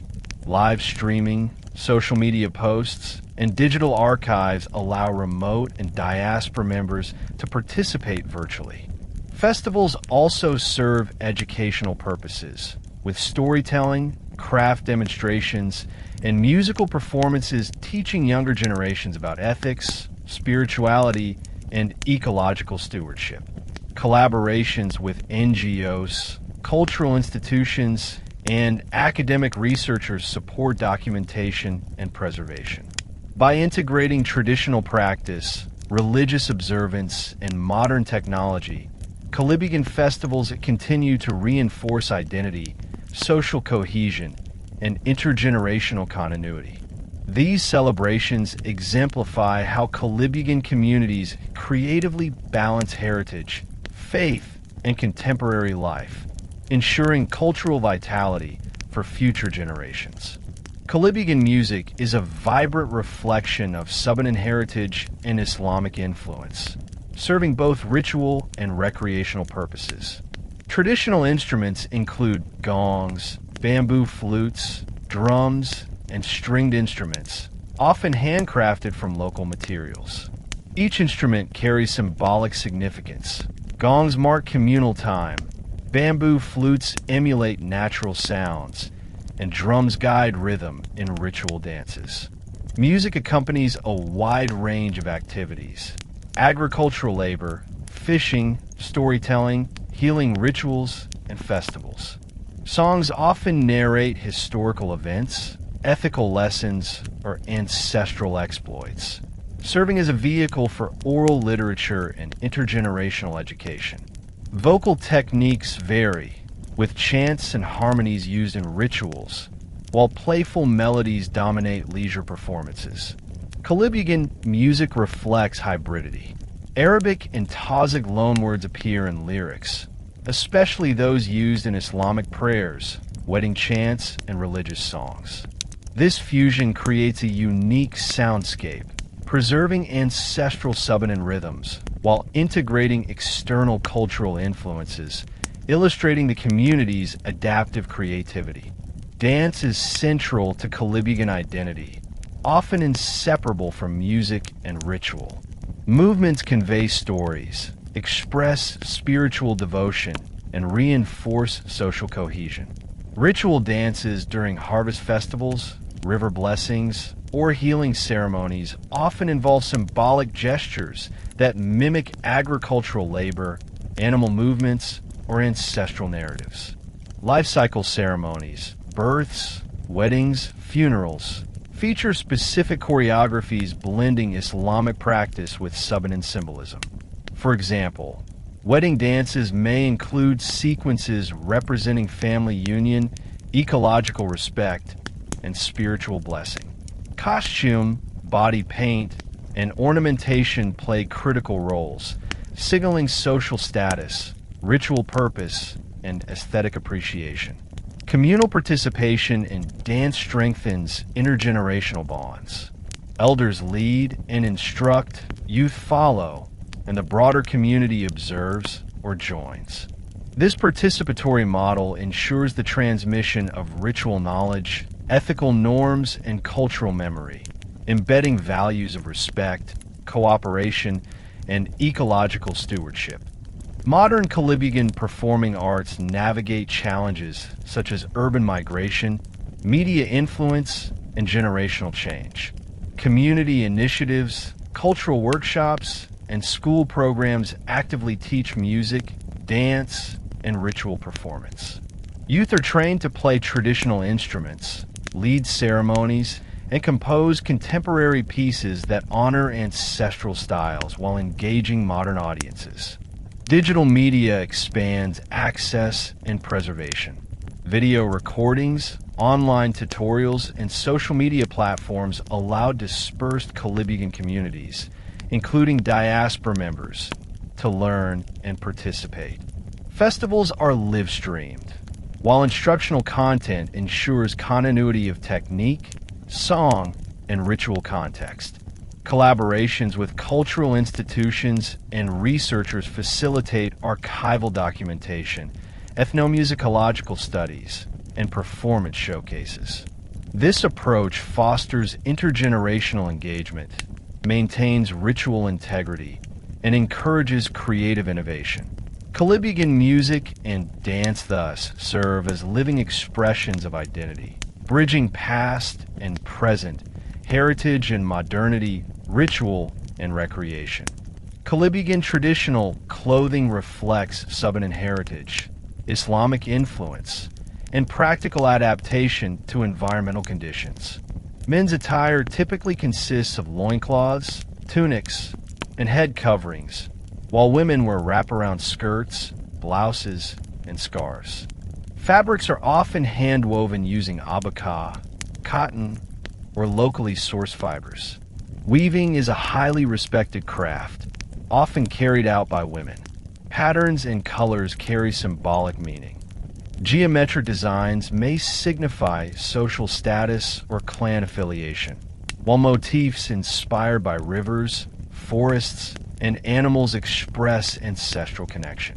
Clothing is not only functional, but also ceremonial, worn during rituals, festivals, and weddings to honor cultural and spiritual traditions. Islamic influence is evident in modesty and design. Headscarves for women, long sleeves, and tunics align with religious norms, while embroidery may incorporate Arabic script or symbolic motifs representing faith and community. The integration of tradition and religion highlights the Kolibugan capacity to merge heritage with contemporary belief systems. Adornment plays a central role in Kolibugan identity, signaling social status, life cycle milestones, and spiritual affiliation. Jewelry includes beaded necklaces, bracelets, earrings, and metal ornaments, often handcrafted with shells, beads, brass, and precious stones. Each item carries symbolic meaning, such as protection, fertility, or ancestral blessing. Body painting and tattooing, traditionally practiced by some Subanen groups, are less common but persist in ceremonial contexts. Designs often depict ancestral stories, ecological symbols, or spiritual motifs, serving as permanent reminders of lineage, ethics, and ecological responsibility. Material culture extends to tools, utensils, and ritual objects. Hand-carved wooden bowls, ceremonial gongs, bamboo instruments, and woven mats are both functional and symbolic. Craftsmanship emphasizes sustainability, ethical resource use, and connection to the natural environment. Elders instruct youth in making and using these objects, ensuring continuity of cultural and spiritual knowledge. Modern Kolibugan communities balance traditional clothing and adornment with contemporary practicality. Urban migration, education, and employment influence attire, yet ceremonial dress remains vital for festivals, weddings, and religious observances. Weaving cooperatives, cultural workshops, and school programs promote traditional textile arts, encouraging youth to learn patterns, techniques, and symbolism. Diaspora communities actively preserve clothing and adornment traditions. Ceremonial attire is shipped or recreated abroad for religious and cultural celebrations, maintaining visual continuity across geographies. Digital platforms, social media, and virtual workshops facilitate knowledge transfer, ensuring youth engage with ancestral designs, weaving techniques, and symbolic meanings. Material culture remains a living practice rather than a historical relic. Through active teaching, performance, and adaptation, Kolibugan clothing, adornment, and crafts continue to embody identity, spiritual values, and intergenerational knowledge, demonstrating resilience, creativity, and cultural pride in both local and global contexts. Kolibugan communities traditionally rely on a mixed subsistence economy, centered on agriculture, fishing, and forest-based activities. Upland Sweden, slash and burn, agriculture produces root crops, vegetables, and grains, while lowland rice paddies provide staple food. Seasonal knowledge of planting, harvesting, and soil fertility is transmitted through generations, linking agricultural practice with ecological stewardship and ritual observance. Fishing is another cornerstone of the economy, particularly for communities along Sibugwe Bay and other coastal areas. Traditional techniques, such as netting, spearfishing, and fish traps, reflect sustainable practices, balancing human needs with ecosystem conservation. Seasonal rituals and offerings often accompany fishing expeditions, reinforcing spiritual and ethical responsibility toward water resources. Animal husbandry, foraging, and craft production complement primary subsistence activities. Chickens, pigs, and goats provide protein and ceremonial offerings, while forest resources, bamboo, rattan, and medicinal plants, support both daily life and spiritual practices. This integrated approach ensures food security, material sustainability, and cultural continuity. Kolibugan communities have historically engaged in local and regional trade. Coastal Subanen groups traded agricultural produce, fish, and crafts with neighboring Moro communities, introducing Islamic influence and facilitating cultural exchange. Markets served not only as economic hubs, but also as social and cultural meeting points. Modern economic engagement includes selling woven textiles, handicrafts, and agricultural products in urban centers or online platforms. Youth are trained in production, marketing, and financial literacy, blending traditional skills with contemporary business practices. Cooperative models and community-based enterprises support collective prosperity, reduce vulnerability to market fluctuations, and strengthen intergenerational knowledge transfer. Migration and remittances are significant economic factors. Young Kolibugan often move to cities or abroad for employment, sending earnings back to families, which contributes to household stability and community investment. Despite economic pressures, communities strive to maintain sustainable practices, integrating ancestral knowledge with modern market demands. Kolibugan livelihoods face multiple challenges. Land dispossession due to mining, development projects, and unclear ancestral land rights threatens agricultural and forest-based subsistence. Environmental degradation, deforestation, climate change, and overfishing further impacts economic security. Communities employ adaptive strategies to maintain resilience. Rotational farming, agroforestry, and cooperative ventures enhance food security and income stability. NGOs and local government programs support skill development, sustainable resource management, and entrepreneurship, empowering both youth and elders. Cultural knowledge and spiritual practices remain integral to economic life. Ritual observances guide agricultural cycles, ecological stewardship, and ethical business conduct. By blending ancestral wisdom, Islamic ethics, and modern economic strategies, Kolibugan communities sustain livelihoods, preserve cultural heritage, and navigate the pressures of contemporary life with resilience and adaptability. Kolibugan communities maintain a political organization rooted in Subanen heritage, centered on the Timue, or village leader. The Timue functions as the primary decision-maker, mediator, and custodian of both cultural and spiritual norms. Selection of a Timue traditionally emphasizes wisdom, ethical conduct, and communal respect rather than wealth or force, reflecting a meritocratic approach to leadership. Community councils, composed of elders and respected family heads, assist the Timue in governance. These councils oversee resource allocation, conflict resolution, ritual coordination, and enforcement of ethical norms. Leadership is intertwined with spirituality. The Timue often presides over ceremonial obligations, blessings for agriculture, and ancestral rituals, blending governance with religious and cultural stewardship.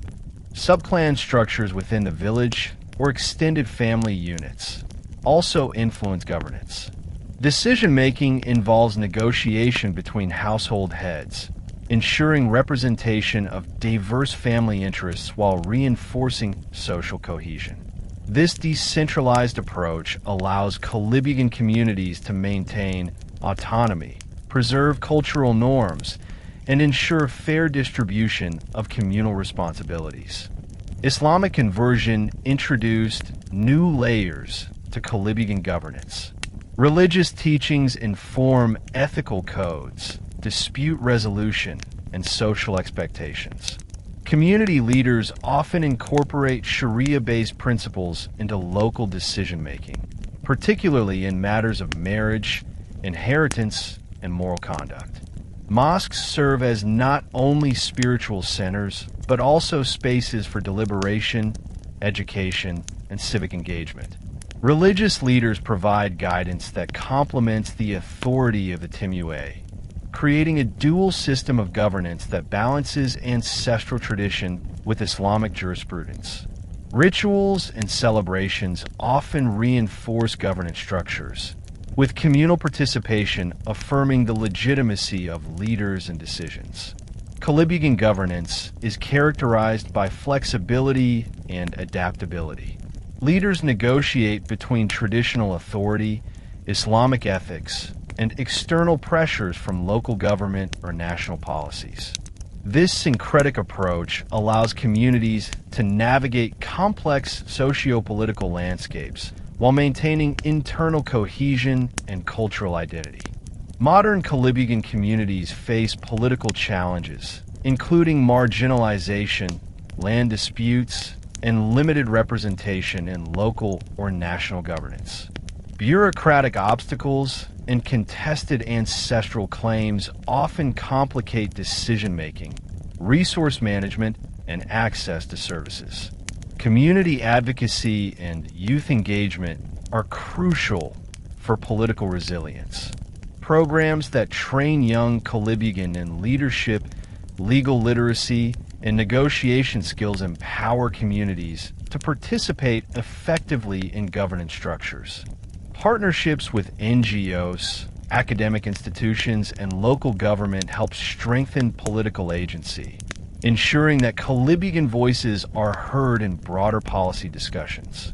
The integration of traditional leadership, Islamic ethics, and modern political engagement exemplifies Kolibugan adaptability. Leaders maintain cultural authority, ethical integrity, and social cohesion while navigating contemporary challenges.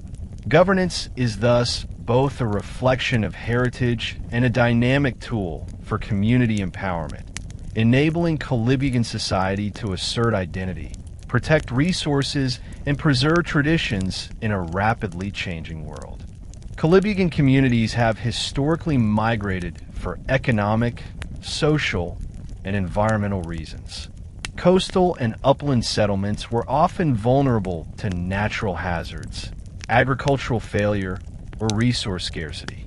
Trade networks, intermarriage, and employment opportunities in neighboring Moro regions encouraged voluntary mobility. In the 20th century, migration accelerated due to urbanization, educational opportunities, and employment prospects in cities such as Zamboanga City, Davao, and Manila. Migration abroad, particularly to the Middle East, Southeast Asia, and North America, has also become a key strategy for economic advancement. Remittances play a vital role in household survival, investment in agriculture, and funding cultural events. This mobility has led to the development of transnational networks, where diaspora communities maintain cultural, religious, and social ties with ancestral villages. These connections facilitate knowledge transfer, financial support, and preservation of cultural identity despite geographic separation. Kolibugan diaspora communities actively maintain cultural heritage. Migrants organize religious gatherings, cultural festivals, and language classes to teach younger generations about Kolibugan Subanen, Islamic practices, and ancestral customs. Digital technology, social media, video conferencing, and online archives enables participation in rituals, storytelling, and educational programs remotely. Diaspora youth often face dual pressures, adapting to host cultures while preserving ancestral identity. Family networks, cultural organizations, and online communities provide mentorship, guidance, and platforms for identity negotiation. Music, dance, ritual practices, and traditional crafts are frequently showcased at cultural events, reinforcing intergenerational continuity and collective memory. Economic contributions from diaspora members support community development projects, including schools, mosques, and infrastructure in ancestral villages. This transnational engagement strengthens both economic resilience and cultural vitality, bridging local and global spheres of Kolibugan life. Segment 3. Transnational networks and community agency. Transnational connections extend beyond cultural preservation. Kolibugan communities use diaspora networks to advocate for land rights, education, and political representation. Collaboration with NGOs, academic institutions, and government agencies ensures that ancestral claims, environmental concerns, and cultural initiatives receive broader attention. Youth in diaspora and local communities often act as cultural ambassadors, facilitating exchange programs, workshops, and digital storytelling projects. These initiatives foster mutual understanding, promote ethical stewardship of ancestral lands, and sustain cultural identity across distances. The Kolibugan experience of migration and transnationalism highlights resilience, adaptability, and agency. By navigating economic pressures, cultural negotiation, and spiritual practice across borders, Kolibugan communities sustain heritage, strengthen networks, and ensure continuity of identity in both local and global contexts. Migration thus becomes a means not only of economic survival, but also of cultural preservation and empowerment. I can now continue with Part 58, Kolibugan Education, Knowledge Systems, and Youth Empowerment, expanding with historical context, contemporary programs, and cultural integration. Kolibugan education has historically relied on intergenerational knowledge transfer, blending practical skills, spiritual understanding, and ethical instruction. Elders played a central role, teaching youth agricultural techniques, fishing methods, weaving, ritual performance, and moral guidance. Knowledge was orally transmitted, reinforced through participation in communal labor, ceremonies, and storytelling sessions. Islamic education was introduced through madrasas, mosque-based instruction, and familial teaching. Quranic literacy, prayer, and ethical principles complemented ancestral knowledge, creating a dual educational framework. This integration allowed youth to navigate both ancestral Subanen culture and Islamic religious norms, fostering holistic understanding and cultural adaptability. Formal schooling emerged with colonial influence and later Philippine public education policies. While providing literacy, numeracy, and modern subjects, schools sometimes disrupted traditional modes of learning.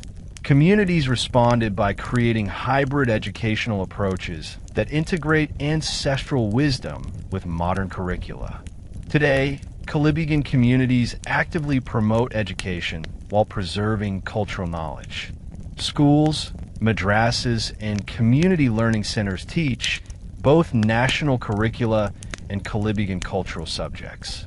Classes on weaving, storytelling, ritual practice, and ecological stewardship are incorporated alongside reading, mathematics, science, and technology. Youth empowerment programs are particularly significant. These initiatives train young Kolibugan in leadership, environmental management, cultural documentation, and ethical decision-making. Mentorship by elders and community leaders ensures continuity of traditional knowledge, while formal instruction equips youth with skills necessary for modern society. Digital tools enhance educational reach. Online tutorials, ebooks, video lessons, and virtual workshops enable youth to learn about Kolibugan history, language, and arts even if they live in urban centers or abroad. This integration of technology, formal education, and ancestral teaching ensures that youth remain grounded in heritage while prepared for contemporary challenges. Kolibugan knowledge systems emphasize interconnectedness, social cohesion, environmental stewardship, and spiritual responsibility are as important as technical skills. Youth learn to manage communal lands, observe ritual calendars, and maintain ethical conduct, linking education with cultural sustainability. Community festivals, storytelling sessions, and hands-on apprenticeship programs complement formal instruction. Youth learn practical skills such as farming, weaving, and craft making while internalizing cultural narratives, spiritual ethics, and social responsibilities. By combining ancestral pedagogy, Islamic instruction, and modern education, Kolibugan communities create a robust framework for youth empowerment. Education becomes a vehicle for identity preservation, social mobility, and cultural continuity, ensuring that the next generation can navigate local, national, and global contexts without losing their distinct heritage. Kolibugan communities have historically maintained social harmony through customary law and communal negotiation. Disputes over land, resources, marriage, or interpersonal conflict were addressed by village elders and the Timue, the traditional leader. Conflict resolution emphasized mediation, consensus building, and ethical conduct rather than punitive measures. Ritual and symbolism played key roles in maintaining peace. Apologies, offerings, and ceremonial reconciliations ensured that disputes were resolved not only socially, but also spiritually. The integration of ancestral beliefs with practical negotiation reinforced ethical obligations, collective responsibility, and long-term community cohesion. Clan and subclan structures also facilitated conflict resolution. Elders from each family or household acted as intermediaries, ensuring representation and fairness. Decisions were guided by precedent, collective values, and consideration of future relationships, reflecting a deep understanding of social ecology and interconnectedness. With the spread of Islam, Kolibugan conflict resolution incorporated Sharia-based ethical frameworks. Religious leaders advised on matters of morality, inheritance, marriage, and dispute settlement, complementing customary law. Ethical teachings emphasized justice, compassion, and communal responsibility, aligning spiritual values with social governance. Islamic rituals and prayers often accompanied reconciliatory ceremonies. Forgiveness, restitution, and mediation were emphasized, creating a hybrid system that respected ancestral traditions while incorporating religious authority. Such integration strengthened community cohesion, reinforced ethical behavior, and provided spiritual legitimacy to social decisions.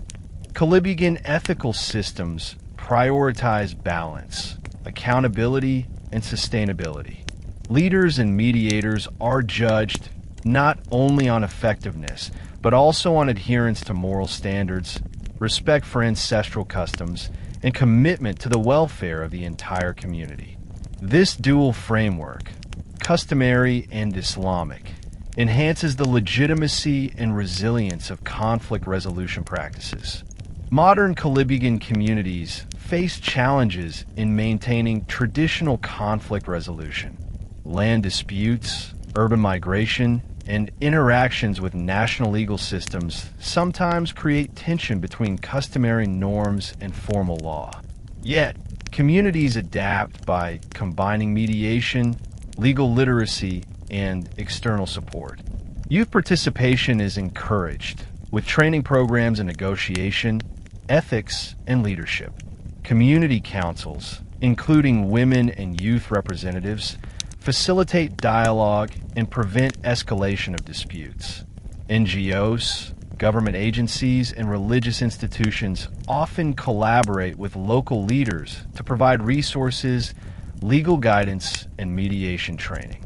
Conflict resolution remains a central aspect of Kolibugan social life.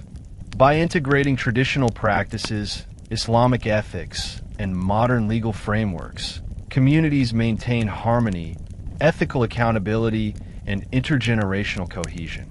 These adaptive mechanisms ensure that Kolibugan society continues to function effectively despite external pressures, social change, and modern challenges.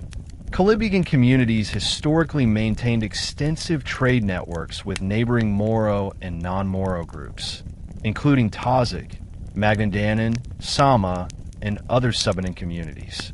Coastal settlements were particularly active in the exchange of fish, forest products, agricultural goods, and crafted items. These interactions facilitated both economic prosperity and cultural exchange. Trade brought not only material goods, but also ideas, technologies, and religious influence. Through commercial and familial networks, Islamic beliefs, ethical norms, and language elements were introduced to Kolibugan communities. Art, music, and storytelling were enriched by cross-cultural contact, leading to a syncretic identity that blended Subanen heritage with regional Islamic traditions. Cultural exchange extended beyond material trade.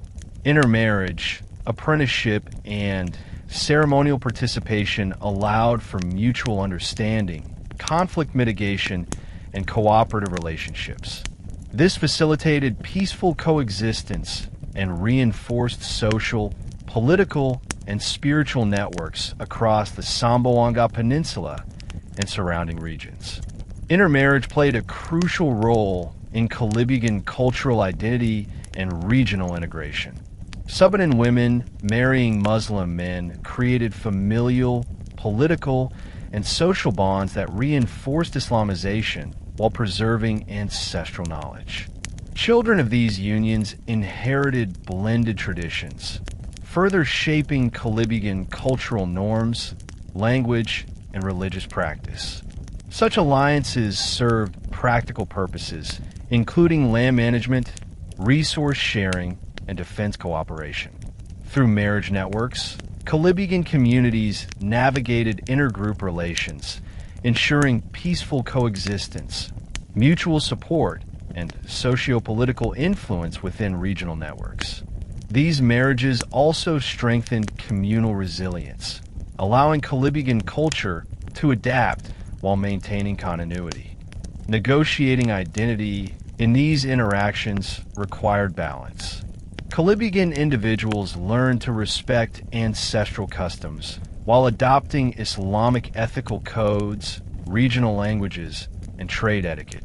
This dual negotiation reinforced cultural hybridity, social competence, and regional integration, ensuring that Kolibugan communities remain connected and relevant across multiple socio-political spheres. Modern Kolibugan communities continue to engage with neighboring ethnic groups through trade, education, cultural programs, and political collaboration.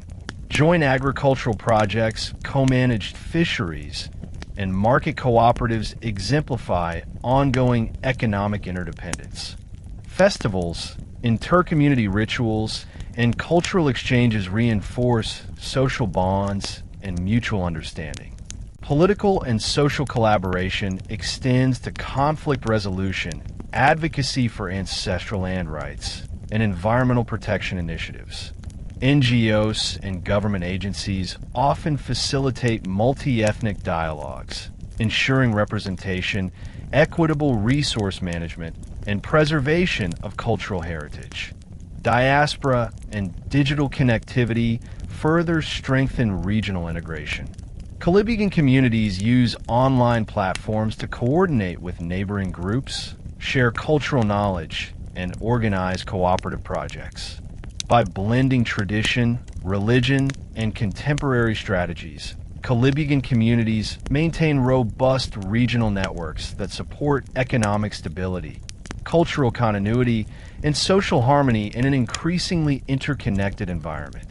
Kolibugan communities have a long history of environmental stewardship rooted in Subanen ancestral knowledge. Their practices reflect an intimate understanding of rivers, forests, mountains, and coastal ecosystems.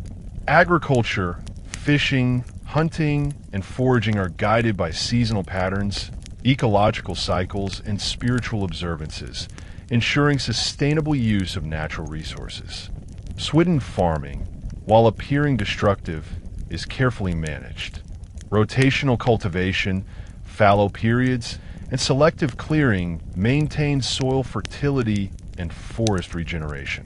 Knowledge of plant species, soil types, and climate patterns is transmitted orally through rituals, storytelling, and apprenticeships. These practices demonstrate a deep ethical commitment to ecological balance and community welfare. Waterways are considered sacred, with rivers, springs, and lakes viewed as both ecological and spiritual resources. Ritual offerings, taboos, and communal management ensure sustainable fishing and protect water quality.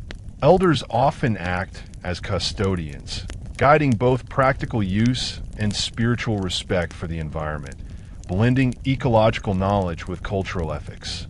Kolibugan resource management is inherently communal. Decisions regarding land use, fishing rights, and forest access are made collectively, mediated by the Timue and elder councils. Social norms, taboos, and ethical codes regulate behavior, preventing overexploitation and ensuring equitable access to resources. Hunting, gathering, and harvesting are accompanied by rituals that honor spirits of rivers, forests, and mountains. These practices reinforce the sacredness of natural resources, linking ecological stewardship with spiritual responsibility. Women play a central role in resource use, particularly in agriculture, foraging, and craft production, ensuring intergenerational transmission of sustainable practices. Trade and economic activity are also shaped by ecological ethics. Communities regulate the collection and sale of forest and marine products, balancing economic needs with environmental preservation. Local festivals and rituals often coincide with ecological cycles, reinforcing awareness of seasonal abundance and scarcity, and strengthening communal accountability. Modern pressures, deforestation, mining, climate change, and urbanization pose significant challenges to Kolibugan ecological stewardship. Communities adapt by combining traditional knowledge with contemporary environmental strategies, including agroforestry, reforestation, sustainable fisheries, and watershed management programs. Youth and diaspora participation is vital. Environmental education, training in sustainable practices, and digital mapping of ancestral lands empower younger generations to maintain ecological knowledge. NGOs and government programs often collaborate with Kolibugan communities, providing technical support while respecting traditional authority and cultural norms. By integrating ancestral wisdom, Islamic ethical guidance, and modern environmental science, Kolibugan communities exemplify a resilient model of ecological stewardship. Their approach preserves biodiversity, ensures resource sustainability, and reinforces cultural identity, demonstrating that environmental responsibility is inseparable from spiritual, social, and ethical life. Kolibugan oral literature is a vibrant repository of ancestral knowledge, ethical norms, and historical memory. Storytelling has been central to cultural transmission for centuries, encompassing myths, legends, proverbs, and epic narratives. These stories preserve knowledge about the origins of the Kolibugan people, natural phenomena, ancestral heroes, and spiritual principles. Elders act as custodians of oral literature, narrating tales during festivals, communal gatherings, and ritual ceremonies. The performances are often accompanied by music, dance, and visual symbols, enhancing engagement and memorability. Oral narratives encode moral lessons, ecological awareness, and social obligations, ensuring that youth internalize communal values and spiritual ethics. Legends often highlight the relationship between humans, nature, and the spiritual realm. Stories of rivers, mountains, and forests illustrate ecological principles, teaching respect for the environment while reinforcing cultural identity. By embedding ethics and practical knowledge within entertaining narratives, oral literature ensures continuity of Kolibugan heritage across generations. Kolibugan folklore serves multiple functions. It entertains, instructs, and strengthens communal bonds. Tales of heroes, tricksters, and ancestral spirits provide guidance on ethical behavior, courage, and resilience.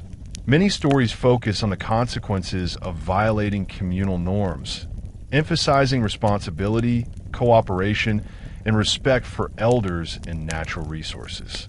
Proverbs and sayings form an integral component of storytelling, offering succinct moral lessons and practical guidance.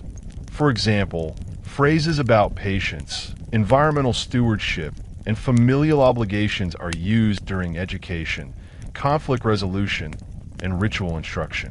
These proverbs reinforce collective memory and identity, linking everyday life with spiritual and ethical frameworks.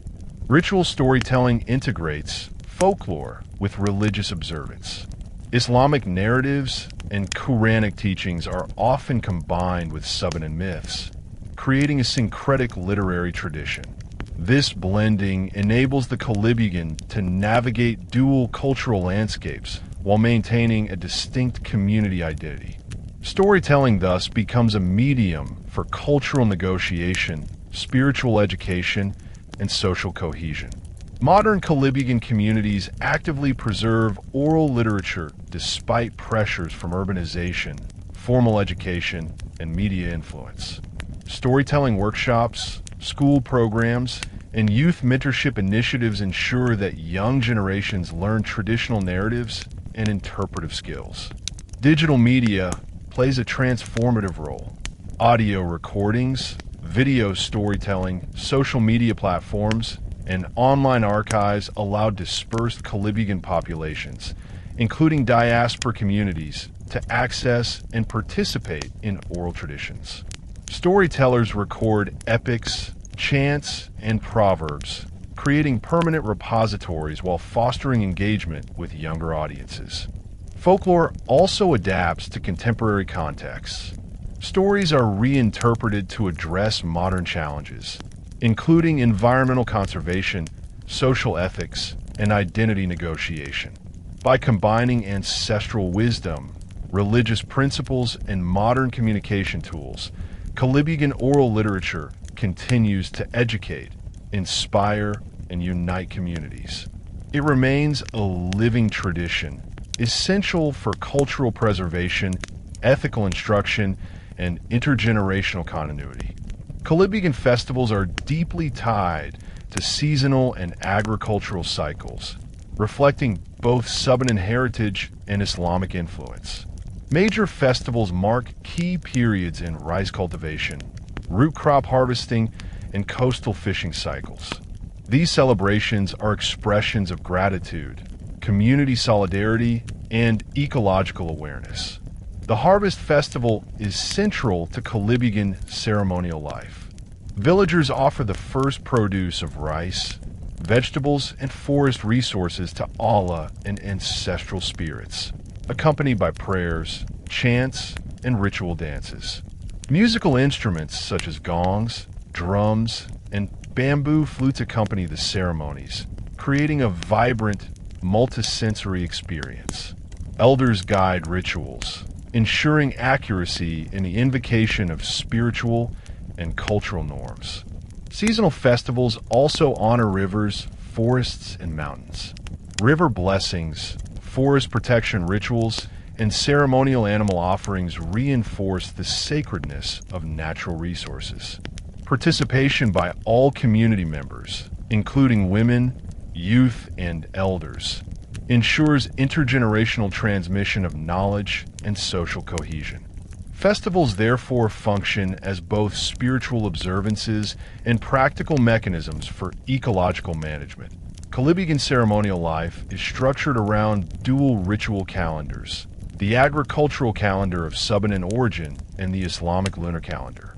Islamic observances, such as Eid al-Fitr and Eid al-Adha, are integrated into community life with local adaptations.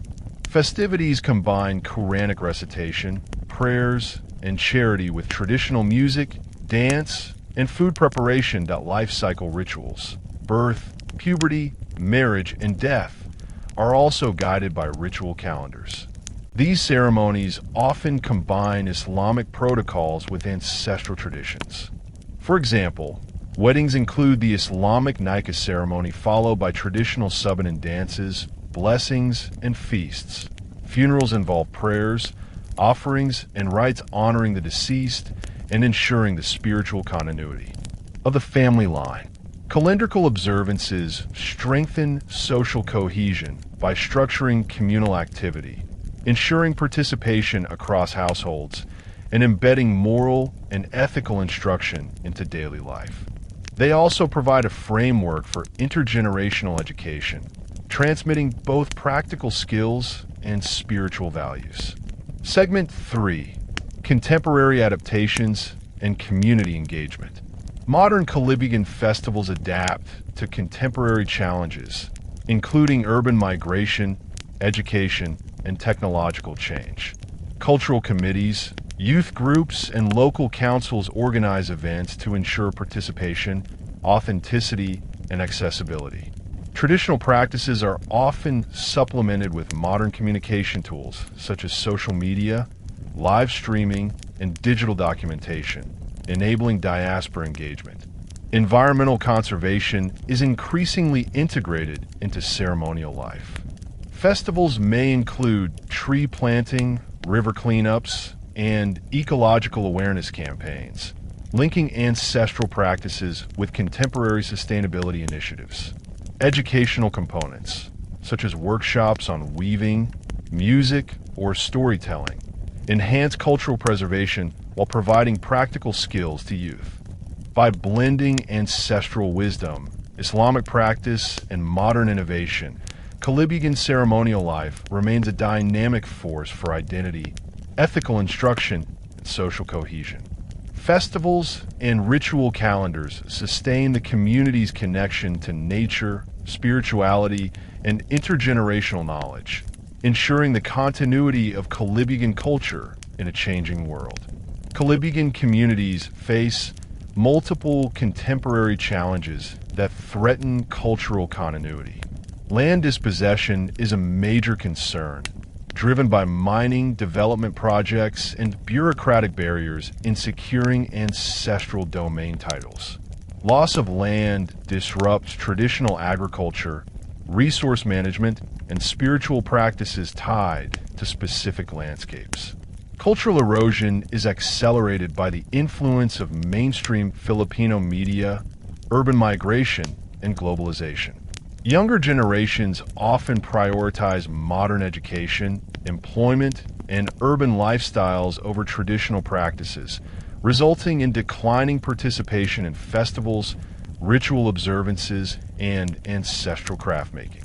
This shift challenges the intergenerational transmission of cultural knowledge, languages, and ethical values. Socioeconomic marginalization also affects Kalibugan communities. Limited access to quality education, healthcare, and political representation undermines community resilience. Economic pressures may force migration or wage labor, reducing the time and resources available for cultural preservation. These combined pressures necessitate proactive strategies to sustain identity, heritage, and social cohesion. Kalibugan communities have developed adaptive strategies to counter cultural erosion. Cultural committees, elders' councils, and youth organizations coordinate efforts to document, teach, and practice traditional knowledge. Programs include weaving workshops, music and dance instruction, oral storytelling sessions, and ritual training. These initiatives ensure that cultural competencies are preserved and transmitted to younger generations. Digital technology plays a pivotal role in preservation.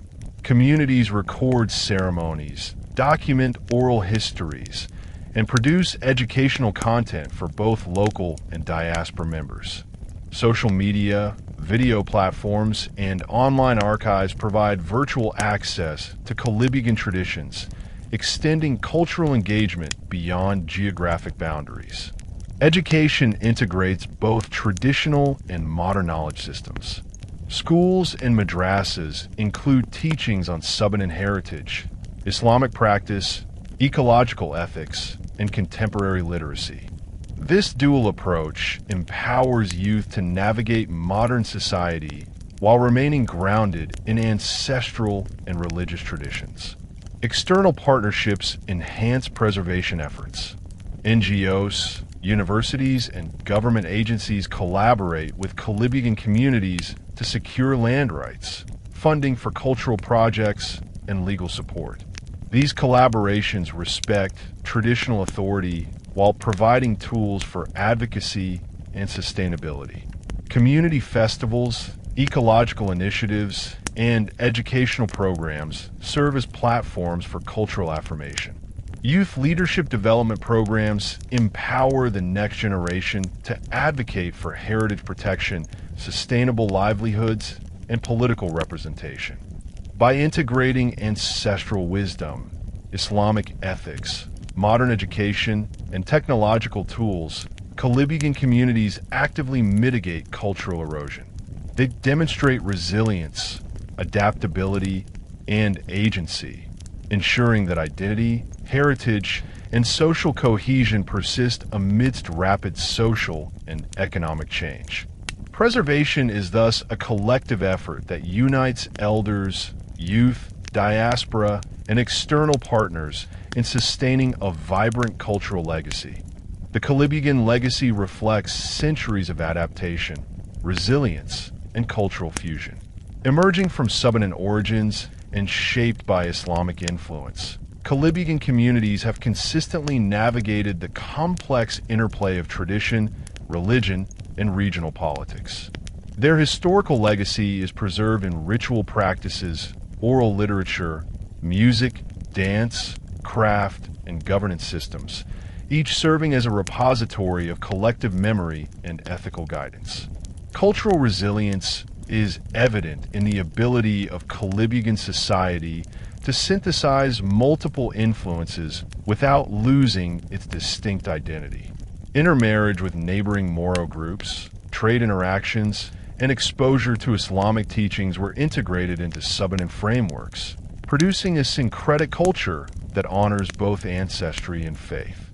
The continuity of ceremonial life, storytelling, and ecological stewardship demonstrates the community's capacity to sustain traditions while responding dynamically to social, environmental, and political changes. This resilience is more than historical endurance.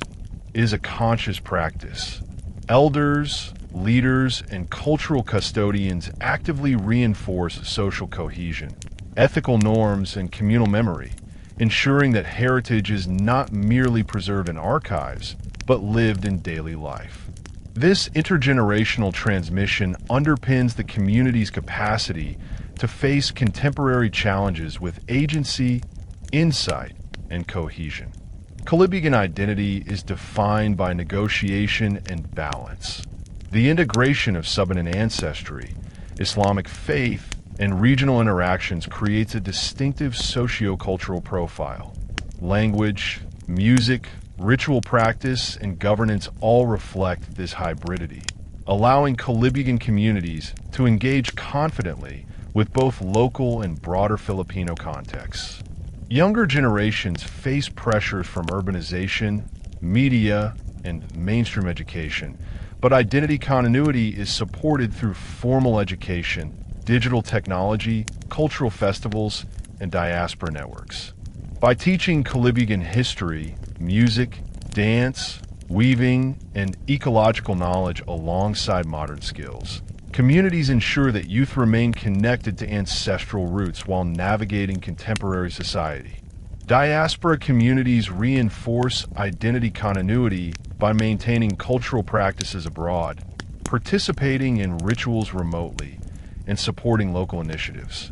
These transnational connections extend cultural engagement across borders, ensuring that Kolibugan identity thrives even when families are geographically dispersed.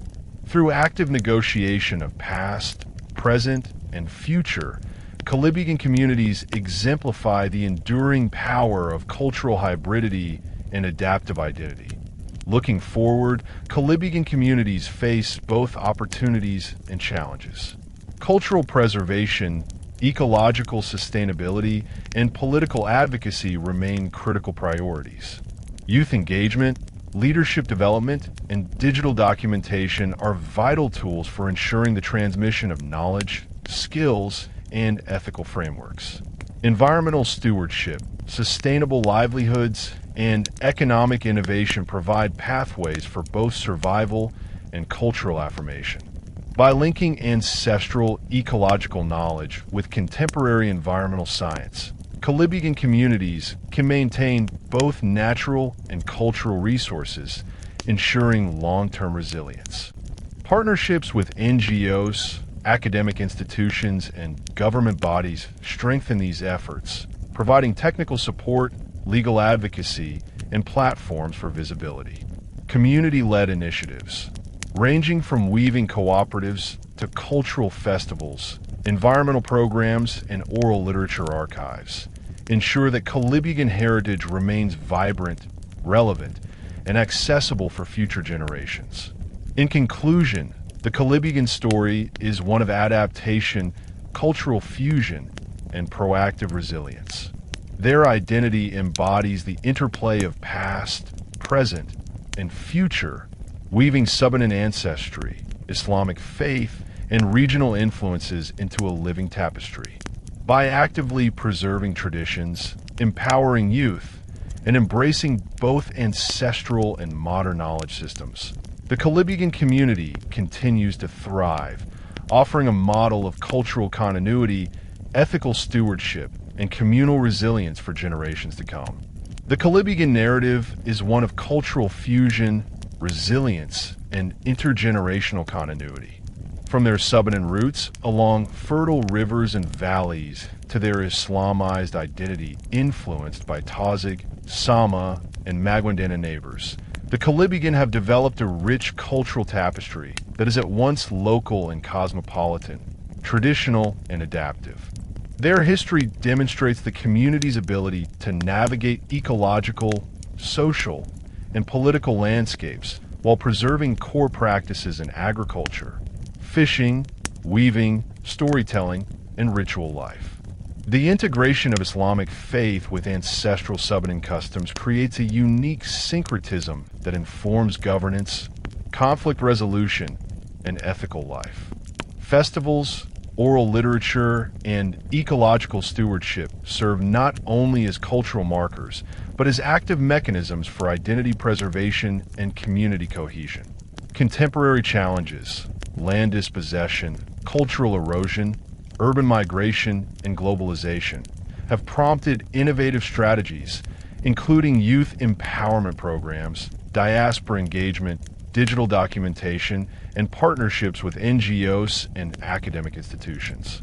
These efforts ensure that Kolibugan heritage continues to thrive, balancing tradition with modernity, spirituality with pragmatism, and communal welfare with individual opportunity. Ultimately, the Kolibugan story is a testament to human adaptability and cultural perseverance.